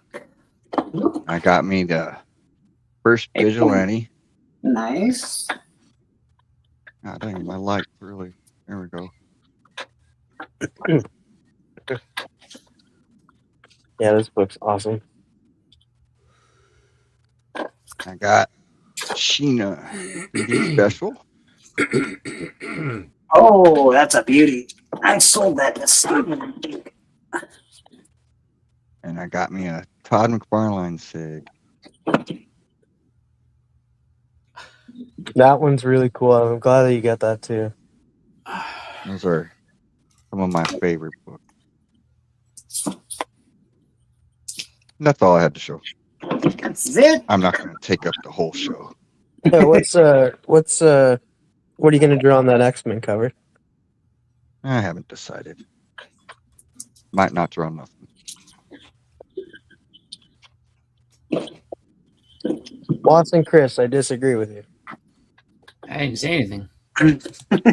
On general principle. On general principle, Chris, please. No. Only the school principal. I'll disagree with you on. I told my kid I was going to let him use my phone, so I'm going to bunk out, but I will be watching y'all on the TV. So I'll see y'all All later, right, man. Biggie, have a good one, man. See you, Biggie. Here, big. Yeah. It was a fun Friday hangout. Yeah, you guys went all out, man. You guys had a really good show. I know I was there, but I felt like it was just sort of the big boys show that night. Right. Boom, boom, boom. Boston, we had a good giveaway this morning already. Oh, really? What'd you give away? It was, well, here, Hurtan bought a $50 lot of books and said, put it in the chat. So we did a spin and we gave these guys away today. And this is all thanks to Hurtan or Patel, whichever name you want to call him, I think. But these are going to Dan's Comic Corner. Oh, nice. We boom, boom, boom. We got Leatherneck Raiders. We have a Dave Stevens Rocketeer. We got Red Sonja #1 in very nice shape. We got Daredevil and Black Widow. It's just a cool book. We got it's like a reader copy of the second print of New Mutants. What is it, 87 or whatever? Yeah. And then we got this. That's a good one. Yeah. That's cool. So that's what we gave away today. All Marvel keys for a DC guy. The Immortal Biggie Mac Is has Dan a asked me. DC guy? Oh shit. Yeah, so the Immortal Biggie Mac, straight from McDonald's, has asked me, how could the WWE justify changing the one-man gang shtick to Akeem? Well, I don't know. They I mean, it's their company. They do all kinds of stuff, and I'll argue with you on this one. I think it's less. I mean, it was, you know, it's offensive. I'll give you that, but Samba Simba, I kind of find to be a little bit more offensive when it's just like, you know, I mean, they have no shortage of offensive characters that they've done over the years in WWE. WWF. It's just the way it was. I mean, Piper and Bad News Brown, when Piper went ahead and painted himself half black and stuff like that. You know, they do a lot of things that they think are cool at the time, and it's whatever. Yeah, some things don't age very well. They definitely not so great. I wish they kept him one-man gang because he was just cooler as one-man gang, but you know, they decided Akeem was the way to go, and then you know, it didn't last long. I mean, it only lasted maybe like a year or so. One-Man Gang was like a monster when they had it in. Like he was like the monster. It was like, that guy's awesome. Yeah.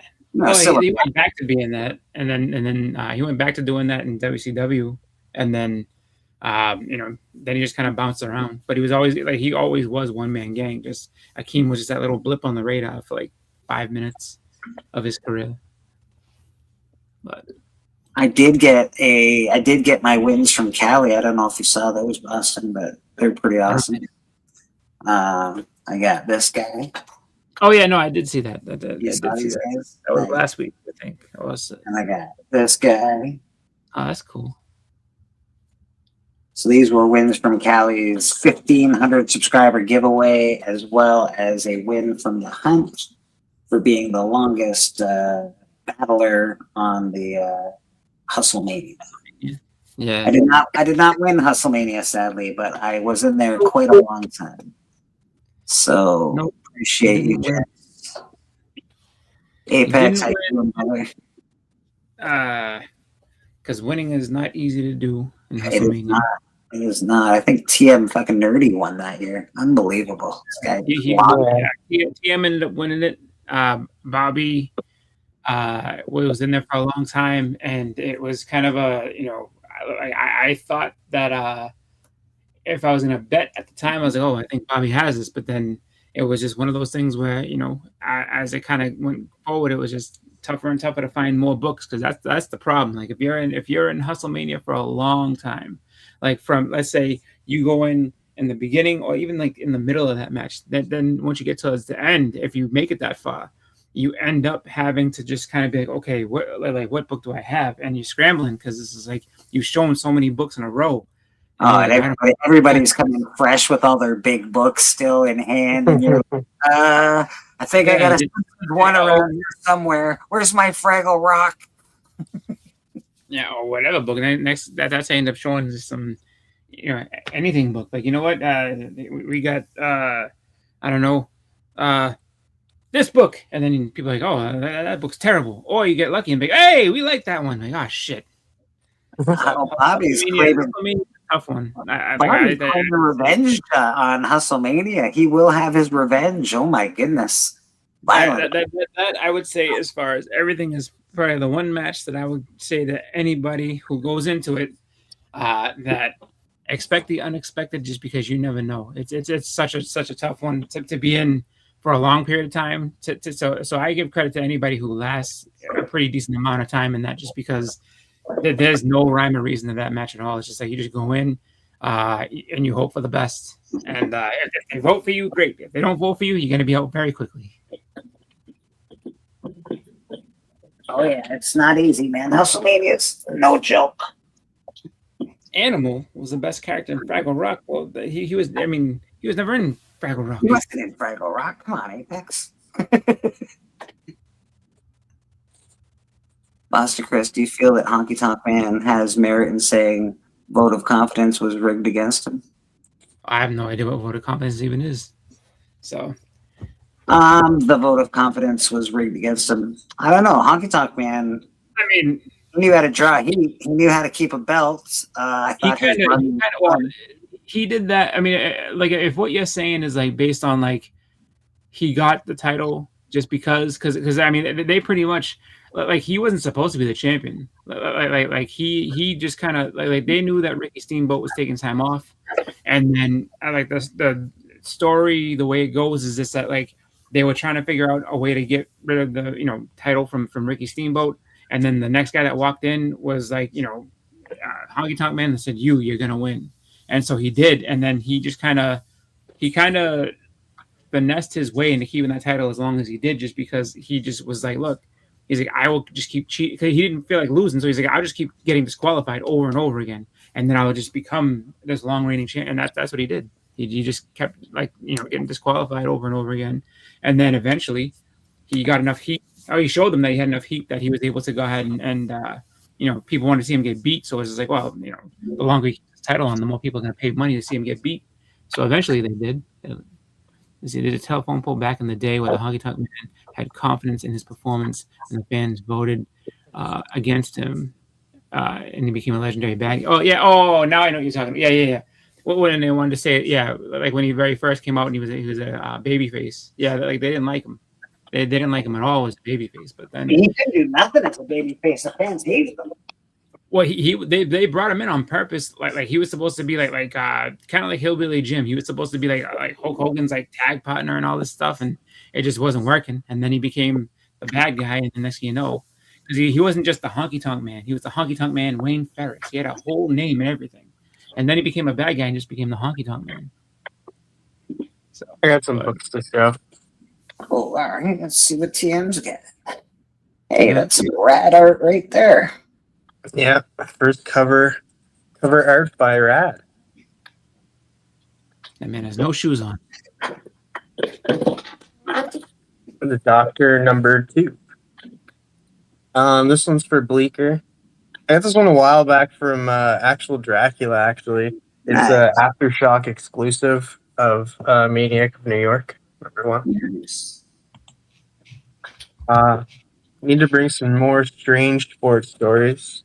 I love this cover. Guy has no face. Nick Hardy. Got 2 of those. Had to show my 14 New Mutants from Cali. Shout out Cali. He's just passing these out like candy. I know. I showed mine earlier. We a lot of Marvel. Honest, Doctor Doom is not in this Marvel comic, guys. Promise. He's not Fantastic Four 238. We got first appearance of Joe Fixit. Incredible Hulk 347. That's good. We got first appearance of Mantis. I think, yeah. Earth's Mightiest Heroes 112. I like Mantis. The Incredible Hulk 282. This is like the first battle with She-Hulk and the Hulk. Like they team up, I should say. Yeah. But this is also a prop used in Cool Runnings. If you go back and watch that movie, this book is in it. Not this specific book, but the comic. Yeah. It'd be cool if it was this specific book, but I highly doubt it. Eternals #2. First Celestials, I think. And Ajax. Yeah. We got the New Mutants 26. First appearance of Legion. I forget who I was talking to that didn't watch the show, and I was like, dude, you would love this show. I forget who it was, but whoever you are, and all of you people out there, please watch Legion, the TV show, because it was a really good TV show. I enjoyed it, man. I enjoyed it quite a bit. We got Stop. Defenders 28, the first appearance of Starhawk. You people, who you calling you people? We got Only feature #12. This is really cool because this is the first appearance of Blunt Man and Chronic in comics. So it's a funny read too, because if you watch Chasing Amy, you know the story behind it. Holden and Banksy are the two people that created Blunt Man and Chronic. In this story, it's written by Kevin Smith, but in this story, it says written by Holden, which is kind of funny. It's very meta. So I really enjoy owning this.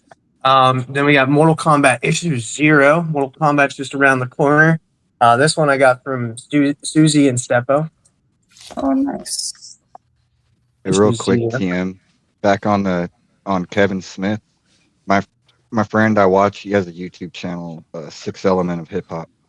He interviewed, he went to go see Kevin Smith and what's the other guy's name? Jason Mewes. Jason Mewes.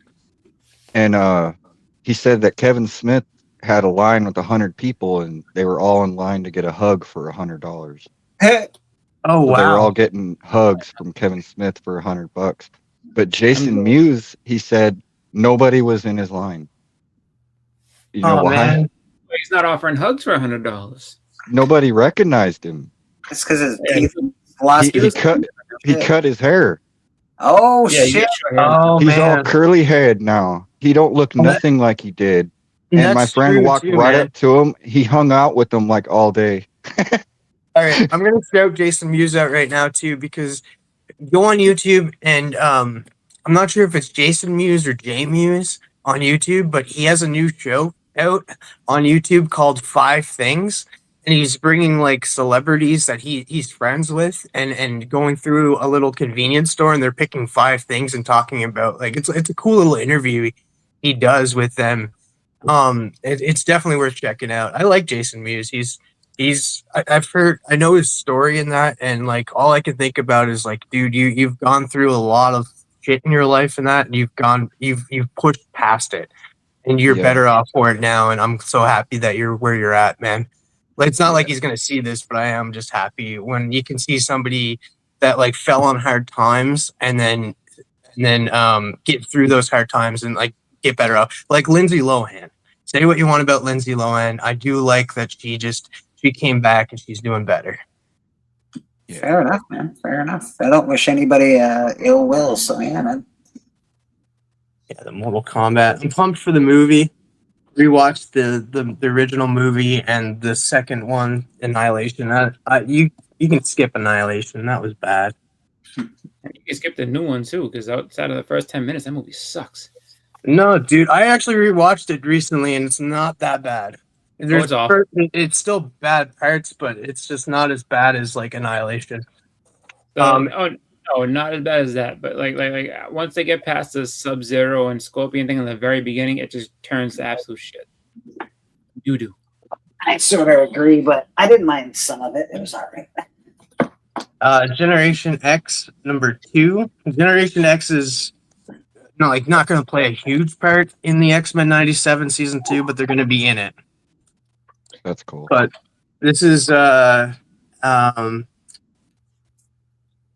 Saint Monte Croix. That's her first appearance, first cover. Then we got first Hellcat, Patsy Walker, Avengers Yeah. 144. And then to end it off, we got this beautiful. I think I got this from the Great Legend. That's an awesome homage, man. It's so good. So good, TM. That's a great book.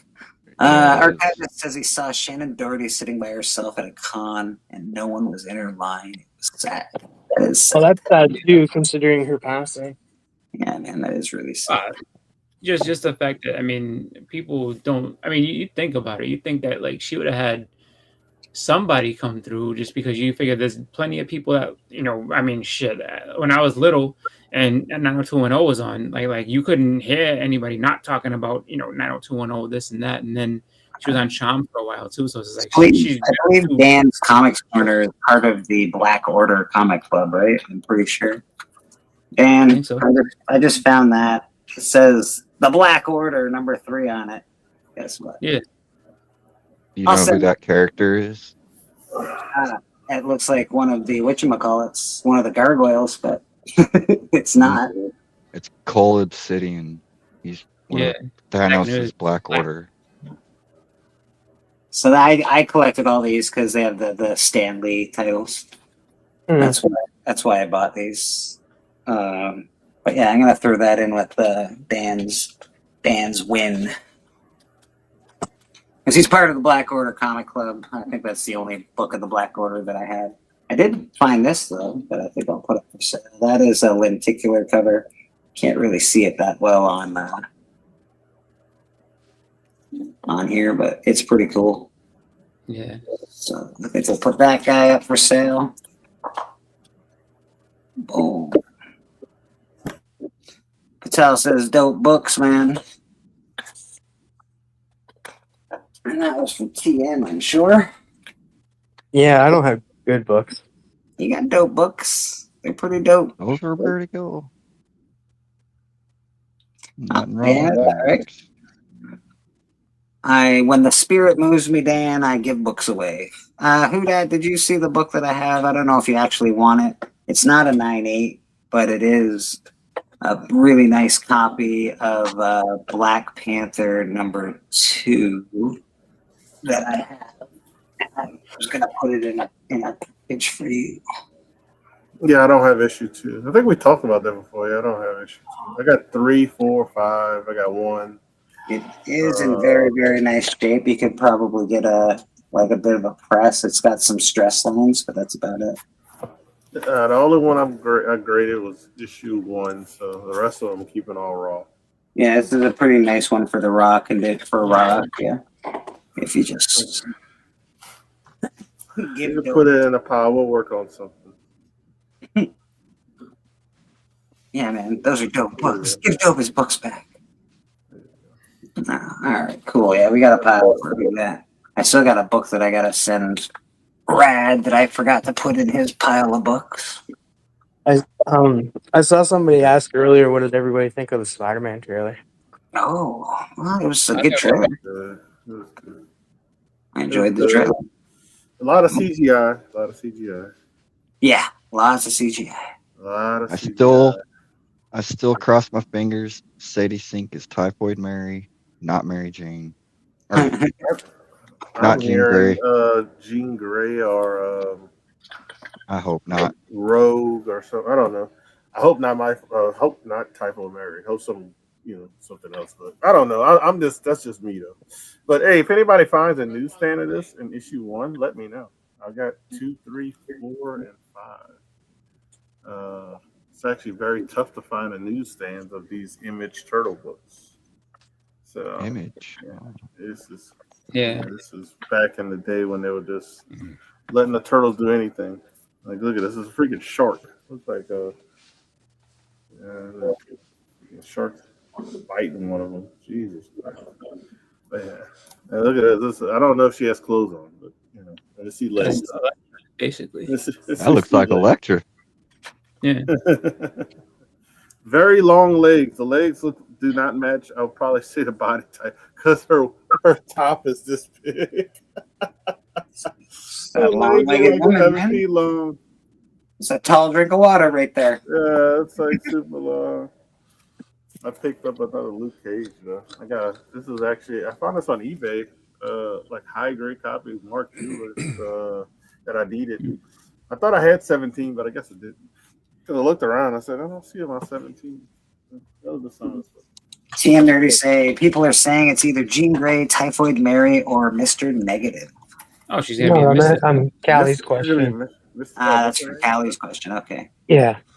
Why would see Ah, the end of the X-Men before they phase put the Foxmen and blah blah blah? Oh, they've been teasing mutants though, Evil. Yeah, they've teased mutants for about 3 years now, so they're not gonna it's not like I think that's what Doomsday is supposed to do. I think that Doomsday is supposed to put all the, or at least whichever ones they're not carrying over. That's supposed to, I guess, be like a lot of their swan Nice songs. Ghost Riders. Yeah, I think they must be. You know, they're doing it. I just don't know when they're gonna actually get around to it. They're doing it slowly but surely. I mean, it's the director from what's that movie? They don't have to do it with everyone. They can keep some of the Fox guys in if they fit the roles. I mean, I'm pretty sure. I mean, well, they had that scene. I don't know when they're showing it from, just because I mean, like, we don't know anything other than what the trailer showed. But there's that scene with like Cyclops and the Sentinels and stuff, and just like it looks like that's his last stand, pretty much. So I don't think Cyclops is making it. Those are awesome. Yeah. Here's more, baby. This is a fun game. This is one of the last few games I really enjoyed. I will say, I think Typhoid Mary also showed up in Ironheart. She was an Ironheart, I think. I think you're correct. I remember that character. I don't know what they're gonna do with Sadie Sink. I think she's gonna be a bigger character for the long term. Yeah, that's what I think. But she's a young actress. Yeah, They they could sign casted her like in Secret 10 years. Wars. She gonna be the new Aunt May. She's a hero of something because she's in Secret Wars. Yeah, so I think she's young. She's like 20. They're gonna sign her for like 10, 15 years. So like she's gonna be something major. That's all we can say. That's all we can. That's all. More than likely, I would lean towards she's gonna be Jean Grey. I think she would kill. I think she would do good with Jean Grey. She would have been a good Mary Jane.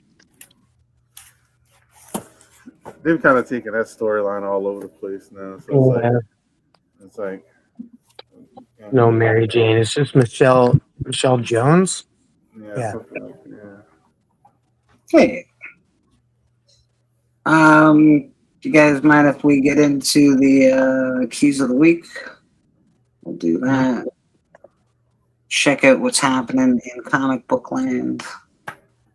King Conan's happening. Cool.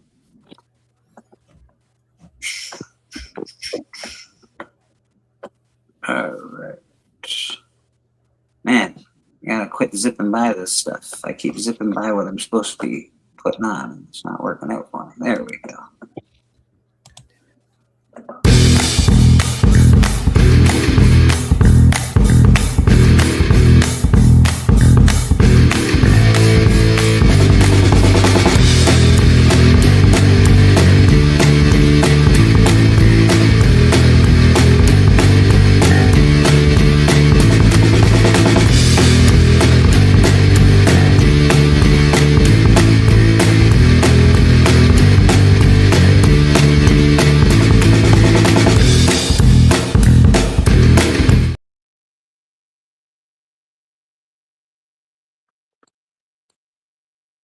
You're muted.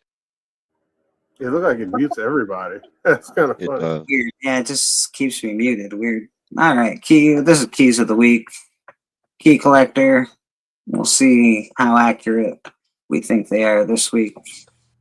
Well, especially when we go through the trending 20. Let's see what keys they got for us this week. Amazing Spider-Man.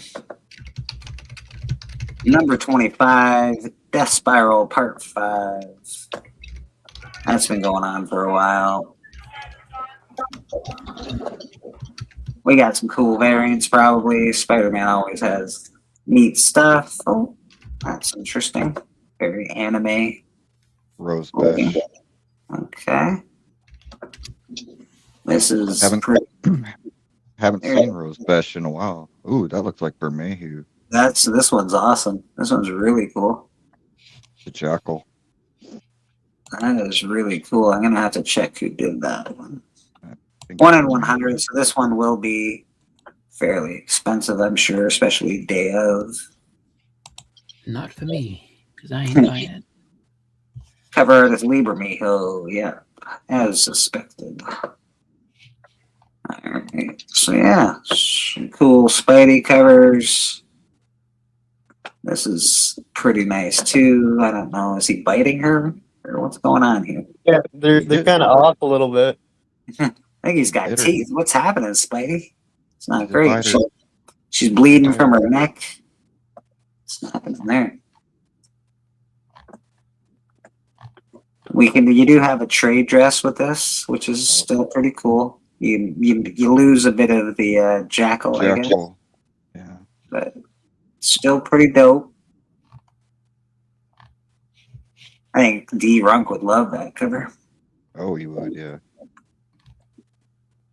Always love a good, hmm mirror image cover, reflection cover, I guess. That looks like, is that J. Scott Campbell? This is a couple of different ones in this style. That's 30. Zerdy. Is that Surdy? Instantly can tell because he's got the chibi face. Yeah, Nathan Zerdy it is. The boys are on it today. The boys are on it. Typical Spider-Man stuff. Some cool covers, though. Pretty neat. Not a real key, per se. Maybe. They're not giving it to us, necessarily, but it is what it is. DC and Marvel, Superman, Spider-Man. Number 1. Huh. Very interesting. Crossovers with stars including Lois Lane and Mary Jane Watson, Jimmy Olsen and Carnage, Superboy and Spider-Man 2099, Power Girl and Punisher. Oh, that'll be a good one. Superboy Prime and Spider-Man, Daily Planet and Daily Bugle. That'll be fun. Pa Kent and Uncle Ben. That's Uncle Ben's dead. Wow. So's Pa Kent. Maybe they're in heaven talking about like, oh, you see what the sons are up to? Yeah. Well, this is previous. I'm excited for this. I like these crossover things they did with Batman and Deadpool and stuff. And they're going to be doing the same thing. They're going to do the DC Marvel, the Superman, Spider-Man, and they're going to have a Marvel DC with Spider-Man and Superman. And I'm all for it. I like these crossovers. If you don't love cover A, don't worry, folks. There are 42 covers you can choose from. Yeah. Have fun with that. Yeah, I heard that Todd McFarlane's doing the cover. That's insane. So we got covers galore coming out the yin yang. Pretty typical stuff. Typical stuff. Typical stuff. We got a black and white down here. Not my favorite, but it's okay. Oh, we got one for the lady lovers. Let's see what we got here. Looking lovely. Let's see what else we got going on. There's 42 of these bloody things. This is very anime style, I guess. That's Cute. Archer's. Yeah, very computery. That's okay. That's Campbell. Yeah. Good looking. That's cool. That's all right. Fair cover. That's pretty cool. I do like the negative space one that's coming up. This DNA. this is the old Superman suit is pretty cool. And I don't like negative space. That's He's- because you're an artist. What do Well, we there's got? the homage to the original. Yeah, there's That's- Looks like for me. that's pretty nice. That's pretty nice. Where's Oh Oh my Um, God, the Spider-Mobile and the Superman car. That is hysterical. That's cool. I remember having that the Superman one toy, just Yeah. a small little toy and stuff. I do like this one. I'm a big Superboy Connor Kent fan. Okay.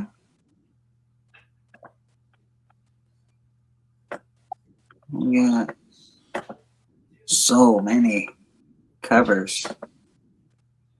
You'd almost think this book is supposed to be worth something. They did that too with the Batman Deadpool, though. They had a lot of covers as well. That's true. That is true. We got a blank. This is real. Got a real 80s, 90s vibe to it. That's I'm not sure when the Marvel DC one comes out, but there's one that I ended up I just got the cover A for this one. But for the Marvel DC one, there's a certain cover I got for that because it's really cool looking. That one's pretty dope. Superman looks like he's got duck face, though. Yeah, He's really posing pretty heavy for that picture. he is. Supergirl looks very cute in this one. Zerdy. Yeah, she's very, very cute. I can't go wrong with Zerdy. I love Zerdy. Dirty Zerdy. Supes versus Venom. I'm not a huge fan of that cover, which is too bad. Too pastel. Yeah, there's not enough dark lines, I think, in it for me. Look like a Lee and Hook. Punisher, Power Girl, very 90s kind of art style. This one will probably be very popular. This is coming up next, I'm sure. Left Del Keown. That is pretty Lois darn, Lane, Mary Jane. Yeah, that is pretty darn hot. So let's see who did it. Keown. That is definitely a sexy cover. yeah, he got it. Oops, I went right by it. Creators. Did I go by it again? Jeez. Yeah, Brad got it right. Oh. Yom. All right. Well, that is really nice. I'm not gonna lie. This is really quite lovely. Quite lovely. They And always they- look like they just got out of the shower. as you should. All right. That's the Virgin. They are That's- shiny. Pretty normal Superman, Spidey stuff. We got a version of this guy. I don't know. I don't like the face on the spider. Yeah. And then we've got all the players. Lois, Mary Jane, Superman, Spidey, all on one cover. We're just gonna spy on our Is that a girlfriend. Dotson? Is that who you think it is, Steven? Dotson? I don't know. It sort of looks like it. I'm not sure. It does. Maybe not. Yeah, it does.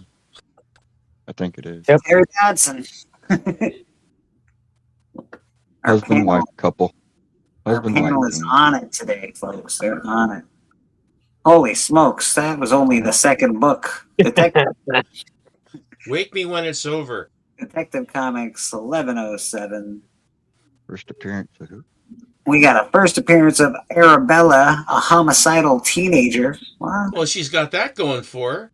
Yeah, well, they named her too close to Annabelle. She This parents is had a expectations. I like that cover. little too dark for my taste, but it's a good cover. You can't really, I don't know, it's too a little dark. Let's see what's going on down here. This looks, wait a sec, this is an homage to something. Well, it's Frank Millery.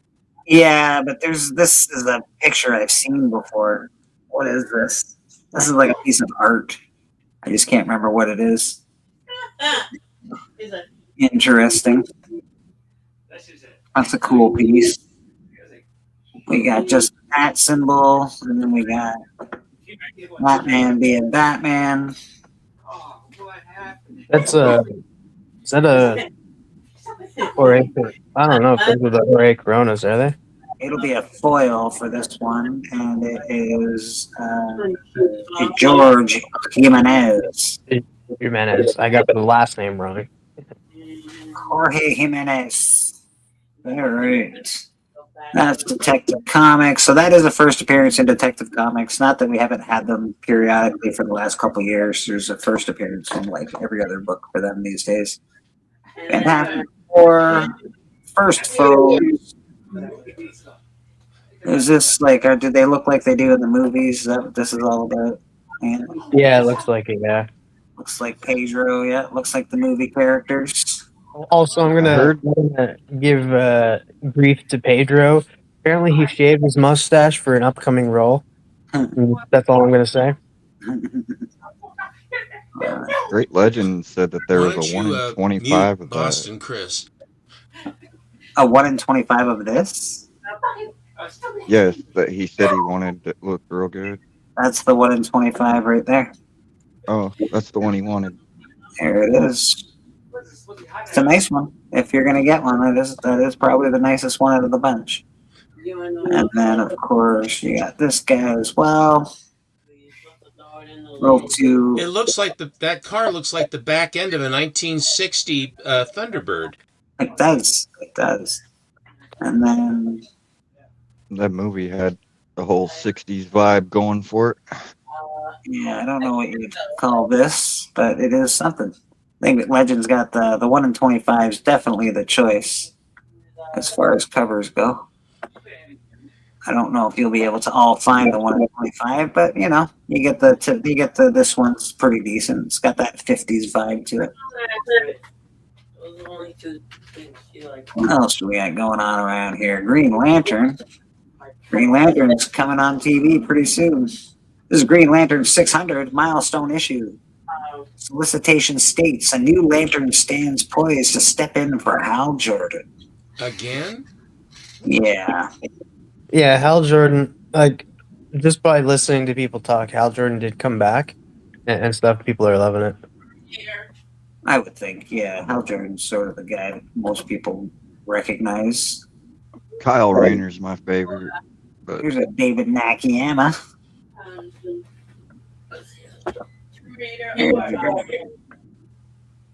Typical art style. Anything Yeah, in that logo one's gonna go for. A lot of people love the logo covers. that's cool. Well, did they like dig up George Perez for this? What the hell happened here? That's awesome. This is a George Perez cover if I ever seen one. I know it's not. It can't be, but it certainly looks like it. Let's check it out. If it says George Perez on here, I know.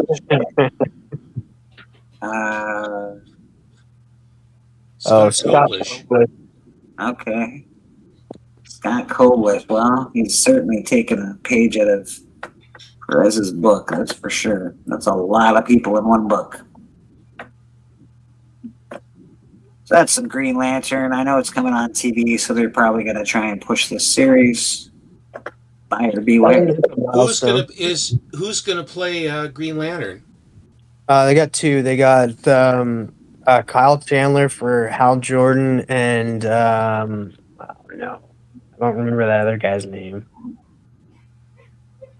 He's gonna play John Stewart, but yeah, I forget his name now. But yeah, Aaron Pierce. What's that, Brad? yeah, he got it Aaron right. Pierce. Okay. This just reminds me of what's his name? The superhero that Steven likes. Terror. Yeah. What's happening here? Mark Spears, Midnight Man #1, premiere issue of Mark Spears' creator-owned title. Yeah. Okay. So he owns something finally. There you go, Midnight Man by Mark Spears. This is his own thing, his own title, his own He had nonsense. to copy the Black Terror. Yeah. His own thing that he had to copy. That's sort of typical for Mark Spears, though. What are we topping here? The Tick? All right. What else are we gonna? What else are we gonna copy, Mark? Let's see what else we're gonna copy. Does anything not look digital? Does anything look like his original thoughts? Hey, why is he copying the kid from Bad Santa? Right? Does anything look like his original thoughts, or is it just all taken from something else? There's Deadshot. No, Dirty Harry. There's the Dirty Harry cover. that's like one of those fembots, but a man bot. There's a Werewolf by Night cover. What else do we got, Mark? Sorry, buddy. What else? What is this? Looks like a whatchamacallit, a robot from Battlestar Galactica. Well, it looks like Ant-Man when he's in the giant form. Huh. Well, All right. I'll tell you, the creative juices are flowing, huh? Well, it's just I'd like, if he's gonna come up with a I want to like Mark Spears, but he has never done anything that's made me go, "Oh my God, he's a genius." He knows how to use color, like it's a certain color palette that he uses that was typical in the '70s, and black light posters and things like that. He knows what sells, monsters, old horror titles, homages to movie posters, things of that nature. So I've never seen him do it like this is supposed to be his own thing. And already I'm getting Black Terror is a monster vibes. I'm getting It's like the blue beast with a Black Terror shirt on. yeah. So, I'd like it to be a little more his own, you know what I mean? Who am I to say? He's at least doing something. He's in the industry, he's working, he's awesome. It can be hard to be original It's when very hard. so many ideas have already been used. Very difficult. I agree. It is not easy. But this is the premiere issue of Mark Spears' creator-owned title. It does look pretty dope. That is a pretty. I'd like to see him do more traditional. He leans way too hard on the digital. Well, yeah. His whole thing is he makes like models and then basically draws over them, right? He 3D prints stuff and then renders over top of that, draws over top of his 3D printed stuff. Yeah. It's like a light boxing rotoscope hybrid almost. Which is, he is a traditional painter though, as far as people keep telling me. So Yeah. Yes, I yeah. have a Spawn that he painted traditionally that's a virgin cover. I'll dig it out.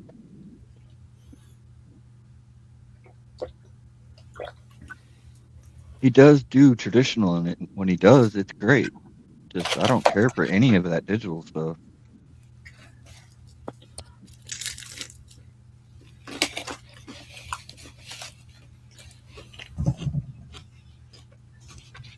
Traditional stuff.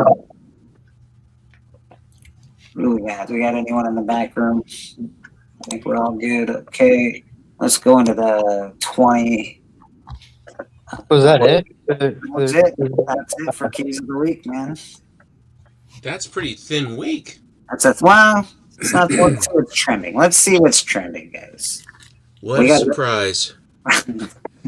This book was so common, is so common. I mean, it was like, 7, 8, 10, 15 copies in the boxes now. They're trying to rejuvenate the sales of this. I wonder how the Tarantula is going to actually do. I don't think it's going to be the Tarantula. I think it's going to be Doppelganger. But hey, what do I know? Tarantula is in the movie, but the thing is, all those scenes were just like dream sequences. They're not like actual parts of the movie. He's just had going through a dream sequence. That's why they're like the style of vision in that you're seeing is a little different. So it's just like the hand, because the hand is technically gone and stuff. And like, why is Peter not wearing a mask and stuff? So it's like visually it's different if you go watch the trailer.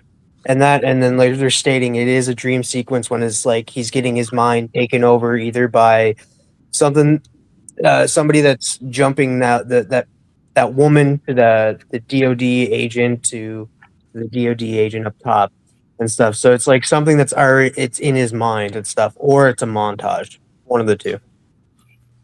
This is Cletus Cassidy. The 344 is the first appearance of Cassidy. This is when he becomes infected with the symbiote. The Venom symbiote later becomes Carnage. There's a glimpse of Spider-Man battling Boomerang in Brand New Day trailer. Was inspired by this cover. So that little glimpse of this makes this book worth millions of dollars, people. So go buy it. So lemming-like, you know? It's Friendly Neighborhood Spider-Man #1. Very cool cover, actually. What's going on here? Okay. I don't like the side titles. They give you a side title and a top title. Yeah. And then can't they put the barcode on the back of the book? The concept of the spider's evolving life cycle mentioned in Spider-Man Brand New Day trailer is similar to what occurred in the other story arc. So apparently this story arc is very similar to the other story arc. Better go buy this book, folks. Important. It's similar to another book that's also similar to another book. Go buy it. This is a Spectacular Spider-Man #1. Oh, we got a tarantula appearance. Peter Parker. We all know what's happening. Tarantula. Yada, yada, yada. 546. First full appearance of Mr. Negative.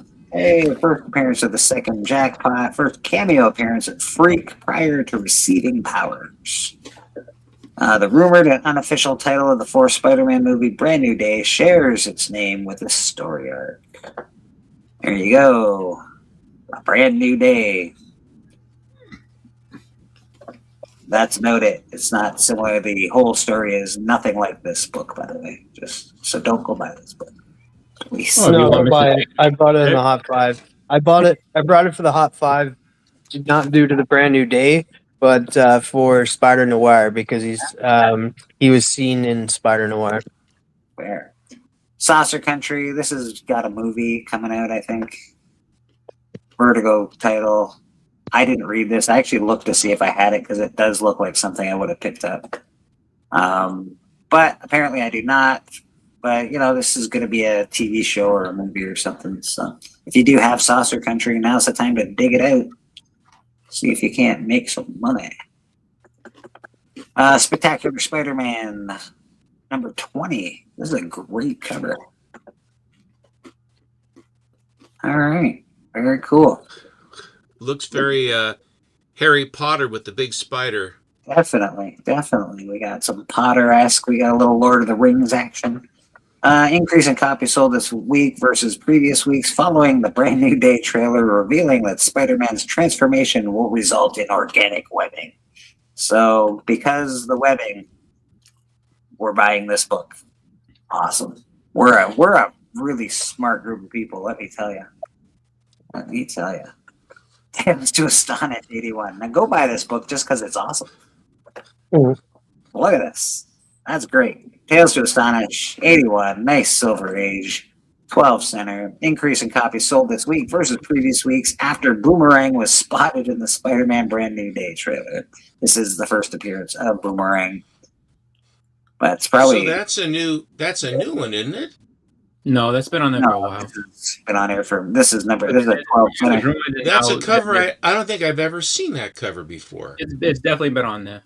It's Just number because of the 81. fact that No, I mean they've been actually, talking- I mean even growing up, I didn't follow Submariner and Hulk later. Mm. I've never. Who did this cover? It's a 12 center, so it's a Silver Age cover. So let's see what we got going on here. First appearance, Boomerang, Jack Kirby and Stan Lee, as one would expect. That's a Kirby cover. Yeah. Apparently, that's a Jack Kirby and Stan Lee. I feel like probably Marie Severin was working on that. But what do I know? It doesn't look like Kirby to me. Daredevil 174, third appearance of Elektra, first team appearance of the Hand, an ancient order of assassins, yada, yada, yada. The Hand are speculated to face off against Spider-Man in a brand new day. Holy shit. A brand new day. No, you can't just dismiss it like it's nothing. No, it's not nothing, but holy smokes, a brand new day is really, really pushing all of these books. That's insane. Yeah. Like Yeah, every trailer, Biggie brought that. every trailer does it all the time. But you'd think that we'd all know that now's like as a group, we know that now is not the time to buy these books, right? Well, know. no, but that's the misconception. Like it goes up just because people are trying to get rid of them initially, but I mean, as far as that goes, like you know, I mean, this whole site is just pump and dump. Like that's the whole thing. If something happens, they throw it up there and say this is, and then people try to go for it. That's the whole mechanism of key collectors. That they get basically tell you hot, go buy it, and then helps drive sales. Like that's it. I happen to have this book. Maybe I'll just sell it. I do agree with you, Bleeker, because people are more like inclined to not buy due to a trailer. They're inclined more to buy it when they see the movie, because you never know what a character is going to be in a certain movie. Because like, look at when they like everybody was after the Illuminati, then they found out all of the Illuminati died in the movie. Like people were upset by that and stuff after they purchased the book.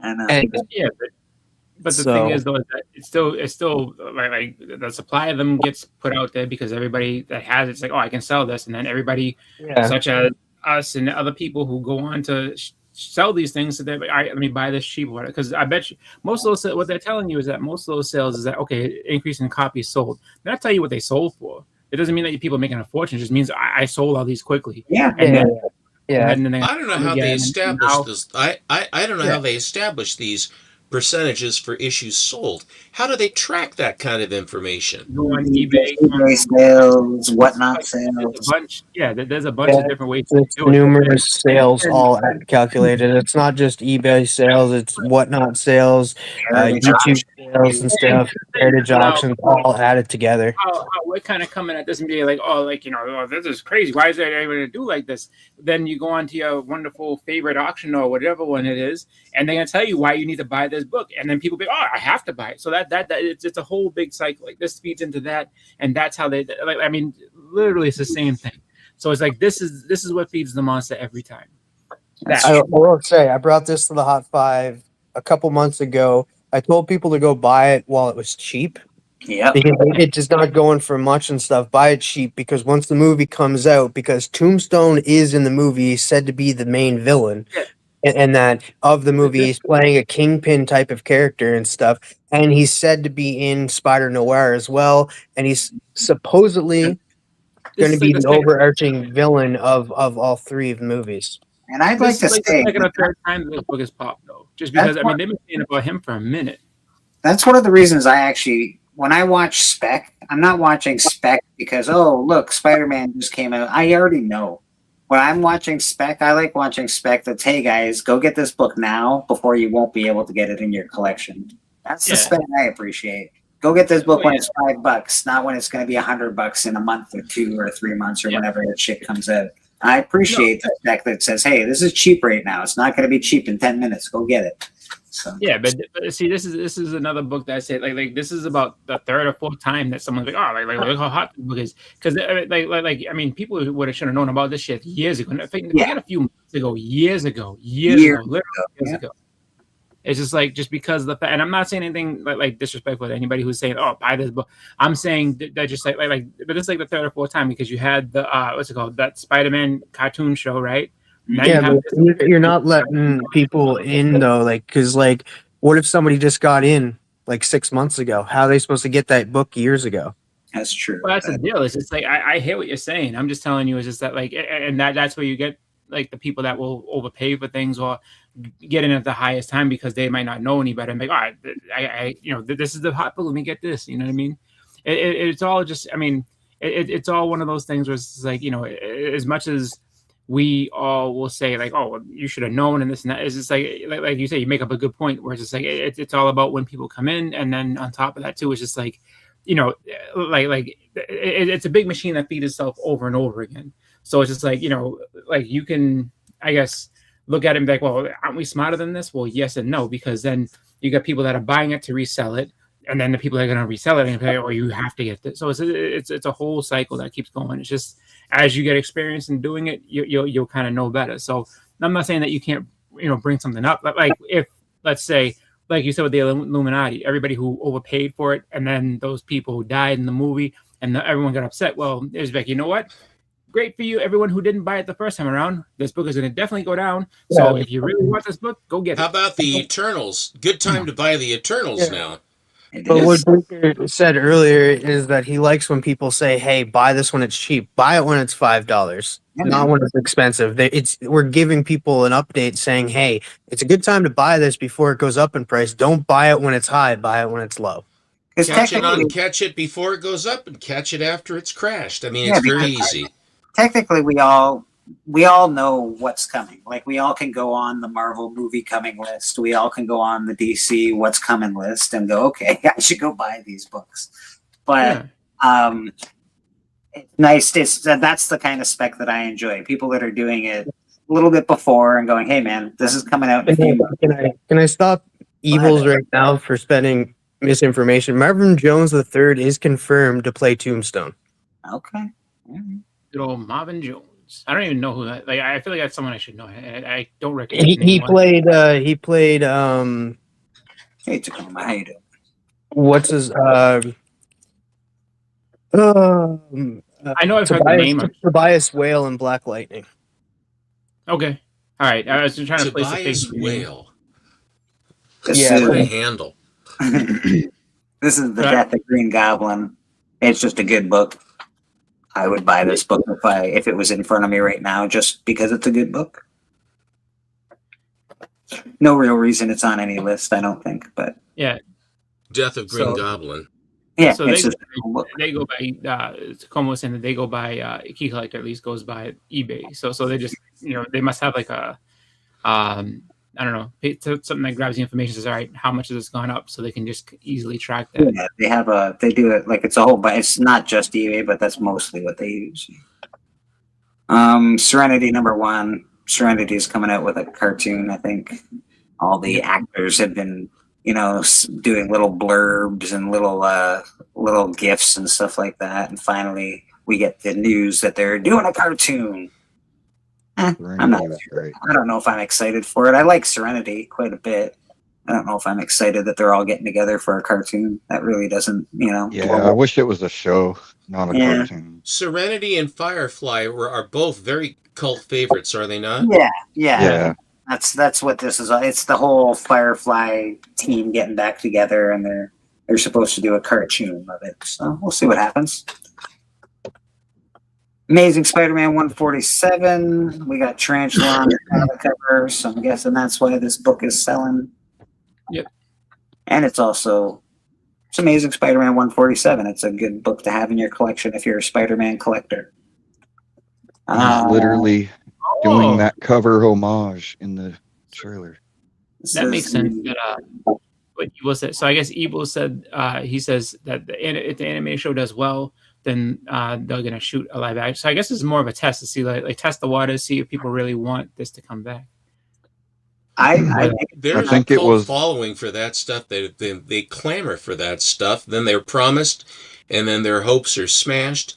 You can only smash people's hopes so many times with rumors of stuff coming back, and then when it finally does come back, you're kind of exhausted. And if it isn't very good, then you just go. It's a downer. I guess the lightning in the bottle is when something comes out and it's really good, and then it's I guess the people want to spec on the front end or on the front end, so that if it is something that's really good and resonates, that it will really go. Mm-hmm. I heard that James Gunn's going to leave, and I don't really like that. But I mean, that's evidently that's the. What is that? The word you're getting, TM? Yeah, James gonna leave. He's gonna leave. He was leaving. Who said that? It's He's because gonna- of political things with the guy who's with Paramount. I didn't hear he was going anywhere. I thought they said that they were kind of I don't know, embracing. it's gonna be about a year from now. Yeah, but, he's like, finishing out movies. He's finishing out what he's working on, and then he's gonna pack up and get out of there. I think. Yeah.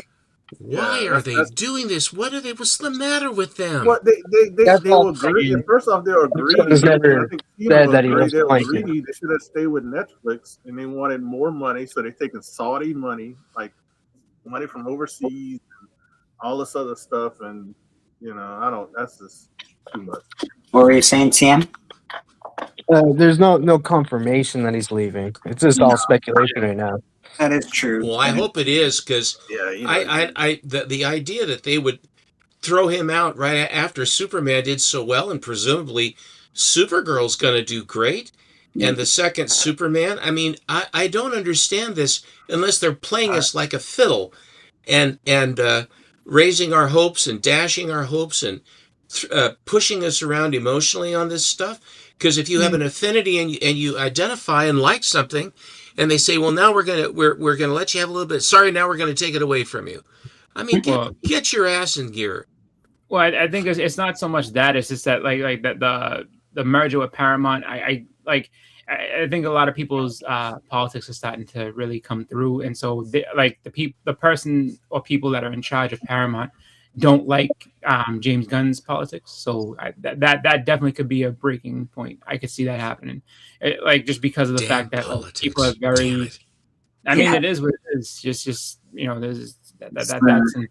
That's what happens. Hopefully, That's how you define people these days. What's your politics? I don't think I like you.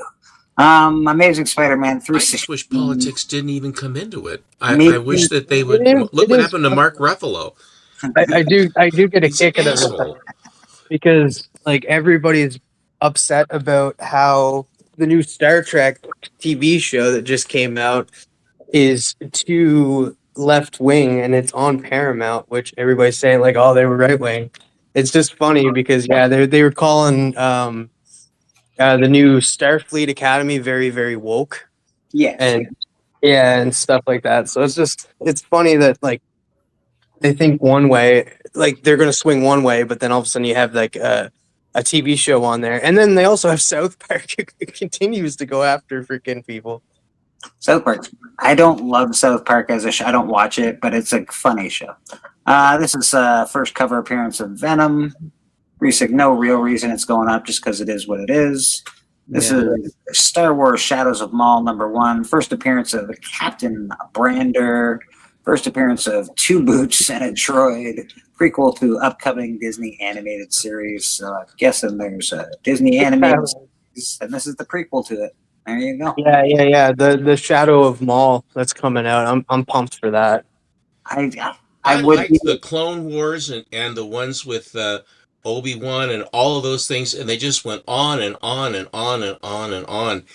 Right. And I really kind of enjoyed it, but it took an awful long time to advance the plot, which of course is the whole idea. I've watched 10 episodes and I haven't really gotten anywhere. I mean, I enjoy the show, but it's sort of like you just don't really get anywhere very fast. It's the issue with like they really put a lot into like trying to set up the first season, then it really gets its pacing in the second. It's sad thing to do, but there's a lot of people fall off after the first. It doesn't go anywhere.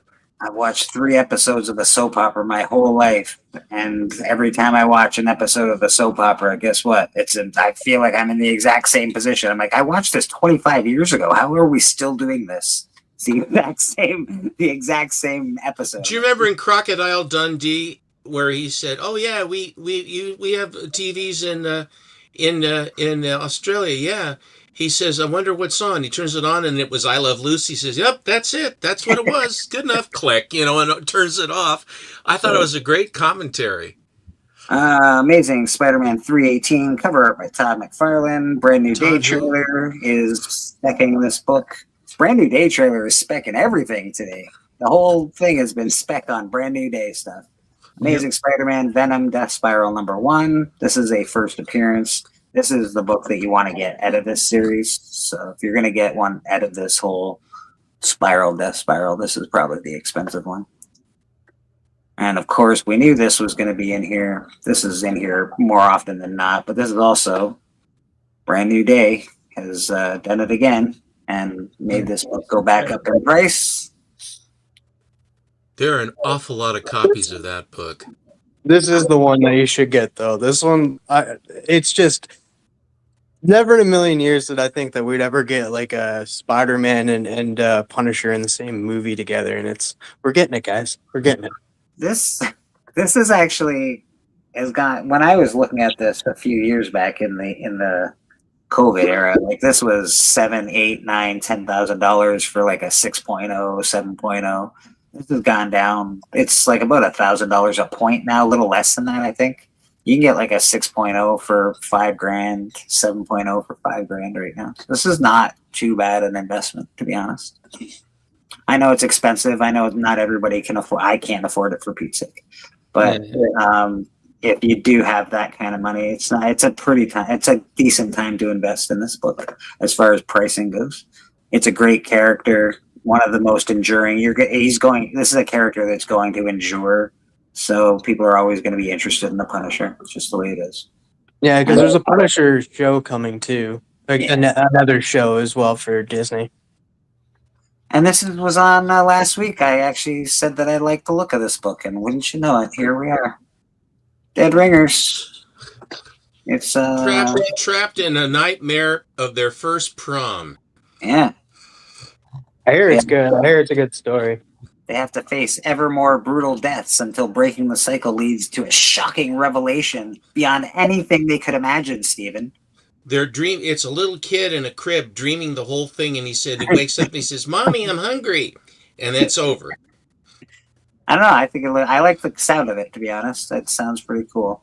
Dead Teenagers. Well, it's a great title. I wouldn't be surprised if it becomes a movie and a show at some point. There's no way it's not. I don't see that not happening.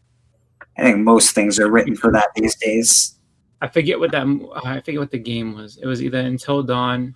I think it was Until Dawn that became that was a movie, and it was just like it was where they just spun it off like, oh, we made a movie out of this, and it was different from how the game was, but it still, people went and watched it. So here's a Mark Spears cover that actually painted and not digital. Is this a painted one, not digital? Nice. So it is. Yeah, he even signed it like traditionally, Again, I know that he can do traditional. Yeah, I know he can do it. He just doesn't, which drives me crazy. Well, he's cranking it out too, and a lot of people like that and are not as rigid about digital art and what have you. And it does present very nicely. It pops and what have you. And if you're younger and you start up and you really like it and your buddies like it, I mean, that's sort of the key to a lot of that. I remember growing up, with me, it was everybody collected the Legion of Superheroes. So I had to collect Legion of Superheroes. I mean, I enjoyed them. I loved them. But it was sort of like you want to be with one of the gang. You want to be able to understand what's hip. And so I think a lot of times this stuff is very generational. You grew up in the Bronze Age, you're going to go after those books that are in the Bronze Age. Where I think that's where a lot of the popularity. Silver Age, the same way. Golden Age people are pretty much gone, but the idea of then transitioning from one age to another with an appreciation of what happened before, I think is all a very, very interesting dynamic in the marketplace. But again, the emotional connection and affection for the books that you remember as a child is extremely strong, and that's one of the best things about comics, because comic books are like a time machine. They take you back so totally. You can remember the music on the radio, you can remember the smells, and from the kitchen, remember your mom calling you down. I mean, all the other stuff that goes on. It's an amazingly powerful hook of oneself and history and the life history. Golden Age has jumped off in the last 3-4 years now. I think it's been about that time that I've seen Golden Age really, really pop off. And there was a time 10, 15 years ago where guys had Golden Age books in the back of the shop and couldn't sell them to save their life. But maybe not the Schomburgs and not the Matt Bakers and stuff like that. But there's a whole plethora of Golden Age books that time forgot and young people don't recognize. So there are good deals out there in shops if you go looking through some Golden Age stuff at the backs of some of these old shops. What I can tell you that what Alan has found is that when he has basically his dupes and stuff like that of books, Golden Age books, when he goes to the cons, the dealers are waiting for him to come to buy, because they want to buy the Golden Age from him. They don't, so I have these Silver Ages. I don't want silver. He says, I have this bronze. I don't want the bronze. I don't want modern. I don't want that. I want the gold. And that's where a lot of them, and they price them very high. It also depends geographically where you are, because down here in the States, you have much more access to Golden Age material. I mean, it's not to say you wouldn't find it on eBay or My Comic Shop or one of those. Right. Obviously, it's there. But if you're going to a convention, the dealers are really gravitating. A lot of dealers are gravitating to the Golden Age through scarcity, and also because the Golden Age has taken off quite a bit more, which is, it's there. It obviously there are cycles. I mean, that go on about this. But Golden Age, what you said is absolutely right, Bleecker, that the people now are noticing Golden Age. And I know of a lot of guys that were bronze, grew up in the Bronze Age and, were aspiring to silver, who are now really going after Golden Age because their eyes have been opened, the amount of exposure and the information that's there. And a lot of that stuff, even stuff that was sort of, I won't say mediocre, but lesser stuff that is interesting and cool and perhaps not as expensive. It's also because there's an appreciation for traditional art. Thank you. And that was my punchline. That was my punchline. Do more traditional. This is what you started me on with. That you like the traditional art. Okay, thank you very much, Mr. Marplot. Thank you. Thanks, Rad. That was exactly where I was going. But there are still places in shop. I know it's not, again, it might not be the Schomburgs or the Bakers or whatever the case may be, but there are a lot of Golden Age books being unloved in the backs of a lot of comic shops. I can tell you that. So, happy hunting, man. Happy hunting. Yeah, and however you collect is all right with me. Me too, buddy. There's no wrong way to do it. It's whatever floats your boat. If you want to collect Young Romance, or you want to collect Schomburg, you want to collect any of those Golden Age comics that you love, you do it, and don't listen to any idiots out there trying to tell you how to collect. Amen. I agree with you completely. I just love this. I just love this cover. I just think that I really didn't even know it existed, and then when I saw it, I said, "My gosh." Is that Byrne?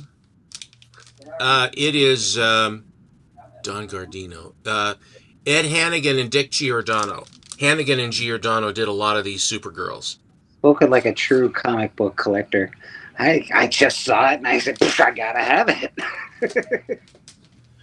Well, I'm not that old yet. I'm young in heart to. Gotta have that. I don't believe that we get old, Stephen. I don't believe that that's a thing. I know our bodies do; they deteriorate and whatever. But I don't think I feel like I'm still 20 years old. Like I don't feel old. So hell, I feel like I'm 18. Right? Honestly, but a very well seasoned 18. I really do love this cover. I like the two. In other words, in the background and in the foreground. I thought it was just a nice thing that he was doing. Plus, MJ is just great. I think I have that wrong. I have the version of that one.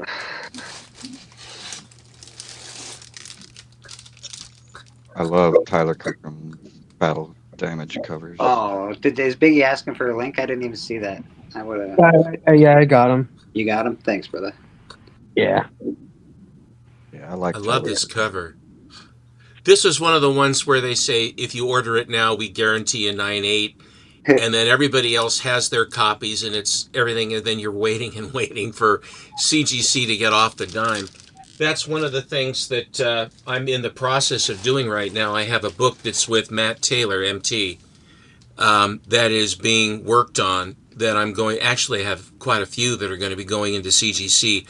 I have some Canadian whites, about 7 or 8 of them, that I bought several months ago that he has been working on. That all of those are going to be going in. But I also have an error cover, a Thor coloring error cover with Hercules on it that he found that I bought at auction that he's cleaning and pressing and all this other stuff. But I have another book that I'm chasing after, another big book that I remembered that I have a duplicate, and it's Blue Beetle 54, which is the disappearing bra cover. And I bought it back in 93. No, let's see. No, it would have been in about 95, 96, when my eyes were kind of open to that stuff, when I met Dave Alexander back in Timonium, Maryland, when we became advisors together for the guide. But the interesting thing is that in the 90s, when there was a glut, I bought a bunch of stuff and really liked it. And then the prices skyrocketed. And so I sold, about 8 to 10 books, and I made good money. But then when I tried to replace them, I was completely schmoed, even back then, to try to replace them. And that's when I learned my lesson that, a lot of people have the money, but people don't have the books. And it's even more so this way now, that it is the biggest glut of Golden Age material that I've ever seen in my life in the last 3 years. And I've never seen the depth, number, quality, and variety of Golden Age offerings. There's so much Golden Age stuff being offered right now. Heritage is just swimming in Gold Age. I know, I the think generations the generations are dying, and they're either taking their profit prior to passing, or they have passed and the collections are coming out, because it's a life cycle, and the next group of life cycle for that material, it's and a lot of the bigger books though do not go to auction. A lot of them are private sales, where they basically don't have to go through the dog and pony of Heritage or wherever, Comic Link or wherever they want to go. Surprisingly enough, Tim. I'm privy to certain conversations with certain people. Obviously, I know you, I know Doc, I know a few Alan, and a bunch of people that are in pretty deep with these people. And like, I've heard stories of a lady that she's got, that book that Alan's got with the martini glass and the skull face. That's a beautiful book, by the way. This girl's got like multiple copies. Yeah, I know you're talking about. She's a hoarder, right? So she doesn't. Oh, that's is that the attorney? I think so. Yeah, I think so. Yeah. I have my phone. She came after me.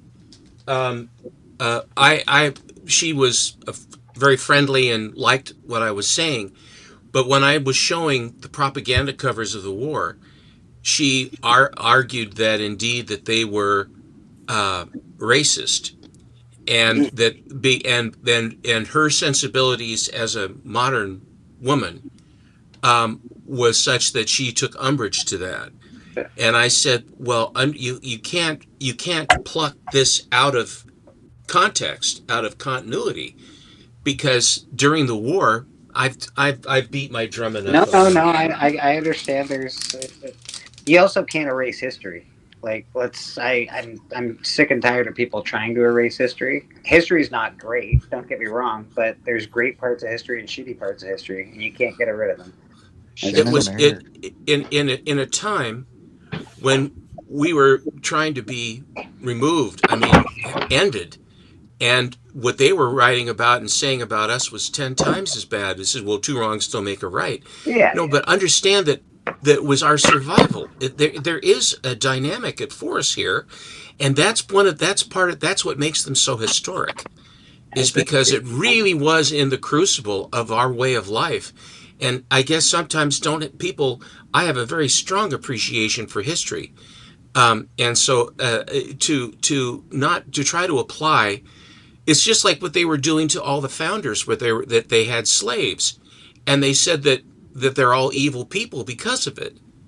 And it's sort of like, well, you can't look what they did with their lives and what they did for our country. No one is perfect. The only perfect person, there's only one, and he died an awful long time ago. Change also happens slowly, and sadly, slavery has been a part of humanity for a very long time. And so has, I'm native. Slavery still That's exists. beautiful. Not like I love that, we, Steppo. we didn't get Thank you. we didn't get left out of the situation either, man. It's just things got taken over. It is the way it is. Rest in I had peace, never Michael seen Turner. this. I had never seen this book, and it was at That's one of the Campbell. auctions. The Astonishing or Campbells, something. the Campbells are really rare. Yeah, that's a It is really less, there's less of them printed than the Michael Turners. I do love Michael Turner and J. Scott Campbell. I really do like them. I have an awful lot of, not an awful lot, but I have a really good chunk of Raw. And one of my favorites is the one from Le Chat Noir, that they have the black cat as the cat of the Le Chat Noir. And it's become a very, very valuable book. But the instant that book came out, because that poster has been homaged so many times. My wife had it framed, have that picture framed poster on a wall at her house. In other words, it transcended. Nice. Your wife's becoming a heck of a comic collector these days. It is a blessing, and the thing is, we'll sit there and the guys will be talking about the condition of the book, and Susan will say, "Look at those edges. Look at that spine. How can that be a 5?" I'm going, "Oh, Susan, I love you." When do you apologize to her? When's the big apology? Say, "I'm sorry, Susan. I did not mean to spread my collector's disease to you, but it is what it is." That's crazy talk. It's my master plan has finally occurred. No, Susan came to it all by herself with an appreciation for art, and then she likes to share. We like to share things as a couple. You try to find things that you enjoy and share together, a TV show or music or anything, like having a doggy or something like that. Those are things that really are the hooks that are very nice. And the fact that Susan has, but now what I've noticed is she says, "I want that book. I want that book." And I'm going, "I've created a monster." Yes, indeed. Yes, indeed. Hey, that's a great remark. Holy, it's a terrible spot, but it's a great remark. That is awesome. I love it. Mark Silvestri is one of my favorite. This one was very inexpensive. I think it was like $30 or something like that. I think this was a Comic Tom Venom. Okay, all right. Does it say Comic Tom on it? At least. Bry's Comics Edition. Bry. Okay, yeah. Yeah.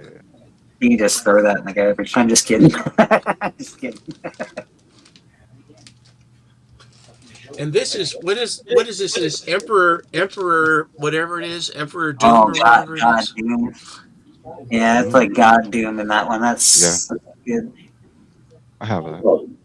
Yeah, I got the whole set of that. I don't believe that it is an uncommon book. No.